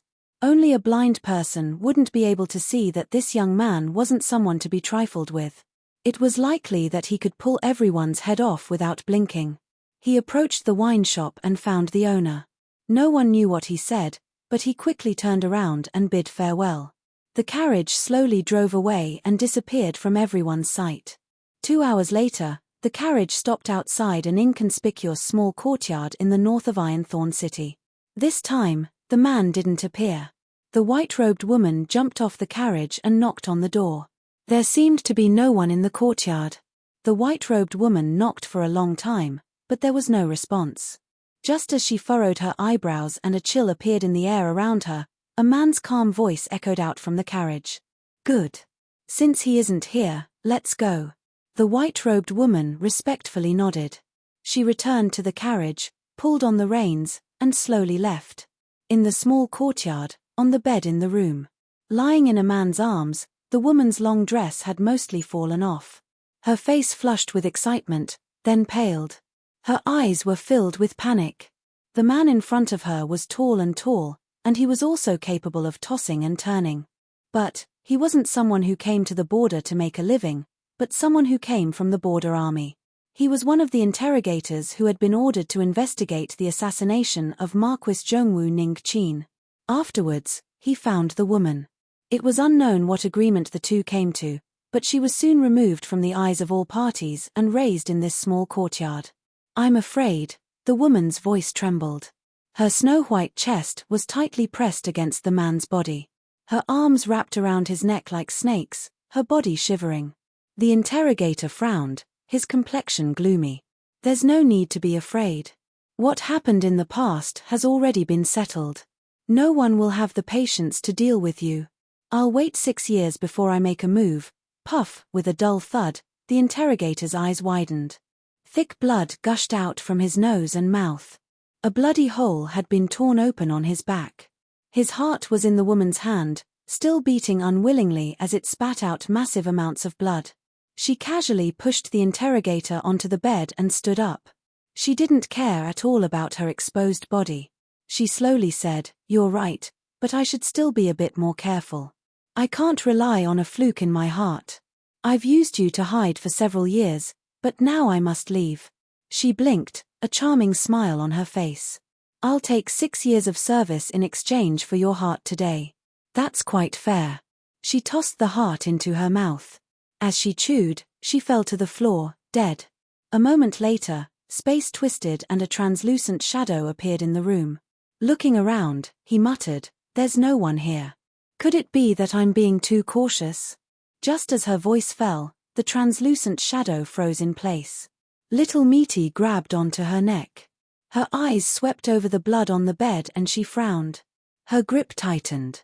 "Kill it." Qin Yu's voice echoed in her ears. Without hesitation, Little Meaty clenched her fingers. With a dull puff, a high-quality yin spirit was extinguished. Sure, Little Meaty's figure vanished. She returned to the carriage that had already left Ironthorn City. As she carefully wiped her hands with gauze, she frowned. Qin Yu smiled apologetically. "I've troubled you. After all, you were the most suitable person to deal with this matter. Those who are more capable do more work." Was this praise? Little Meaty rolled her eyes. "Stop. I don't want to touch this sort of dirty work in the future. I still find it disgusting." Qin Yu smiled. He didn't argue with her any further. He lightly said, "Now, I have an approximate idea of Wu Tongqian's background. The commander of the Western Border Army, the one who controlled 40% of the Empire's border armies, the one who truly deserved to be called a superboss of the military, was actually one of them." "How interesting." A sharp light burst out from deep within Qin Yu's eyes. He had wasted precious time going to Ironthorn City and deliberately alerting the enemy. Of course, it wasn't because he was bored. Between him and the Western Wilds, they were simply using each other. No matter what happened, there would always be some harvests in the future once this matter was revealed. Heaven-pulling sect. Within the borders of the Western Wilds, the influence of sects declined with each passing day. They had fallen to the top of the ruling class. Although this was an indisputable fact, this didn't mean that the cultivators within the sects lived difficult lives. In fact, compared to the vast number of living beings beneath the heavens, the cultivators of these sects were absolutely superior. As for the famous heaven-pulling sect in the northwestern region of the empire, because their ancestor was a half-emperor daoist heaven-pulling daoist. Even though he had long since decayed and died, the connections and foundation he left behind still made the heaven-pulling sect a cut above the rest. In recent years, the heaven-pulling sect's ancestral hall had been incomparably excited because they had found a peerless jade. After several years of cultivation, there was no doubt that their foresight had been proven. The entire sect viewed this person as a treasure and had high hopes for him. It was said that 2 years ago, when the sect leader was drunk, he had boasted that within 100 years, the heaven-pulling sect would have a peak ruler. He had even said that he would be able to cross the threshold of the Emperor realm within 200 years. Once this was achieved, the heaven-pulling sect would be able to restore the status and glory of their ancestors. They would then be able to ascend to the heavens in a single step and replace the position of the demonic sect. They would become the new leader of all the sects in the world. They might even be able to reverse the current situation where the sect's influence was declining like the setting sun, and lead the sects and factions back to the top of the ruling class. At that time, all the sects and factions in the world would owe great karma to the heaven-pulling sect. This was all to ensure that the sect's legacy could be passed down for tens of thousands of years. 6 years was enough for a 12-year-old youth to become an elegant young master, not to mention that Qin Yu hadn't grown crooked in the slightest. Now, he stood on the mountain peak in his white robes, fluttering in the wind like an immortal. It was as if he were a true immortal who had descended to this world.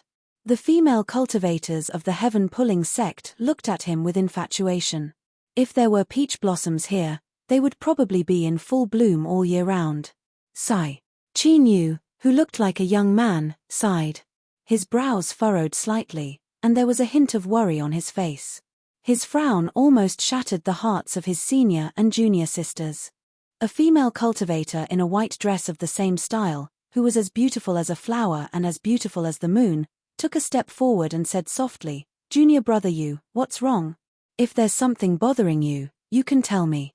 Maybe I can help you solve your problems." Qin Yu faintly smiled. He turned around and said, "I see how enchanting the Green Mountains are. It's just that autumn is gradually approaching and there will be a day when the mountains will wither and turn yellow. I feel a bit emotional." The senior sister in the white dress smiled. "How difficult can that be?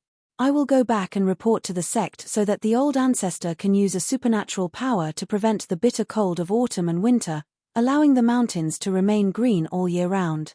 Qin Yu shook his head. "Thank you for your good intentions, senior sister, but life and death are the principles of the heavenly Tao. How can I easily interfere with it?" He shook his head again, helplessness on his face. "What will come will come. How can I hide from it?" As he finished speaking, Qin Yu revealed a smile. He cupped his hands towards his senior and junior sisters and took a step forward. "I have a guest who has arrived. I will be leaving first." His figure flew far away, like a white rainbow disappearing in the blink of an eye. The women behind him were even more dazzled, and they wanted to pull him into their arms and cherish him. After several breaths of time, the white rainbow came to a stop and rolled to the ground. Qin Yu, overflowing with the aura of an immortal, knelt on the ground with a thud and respectfully kowtowed.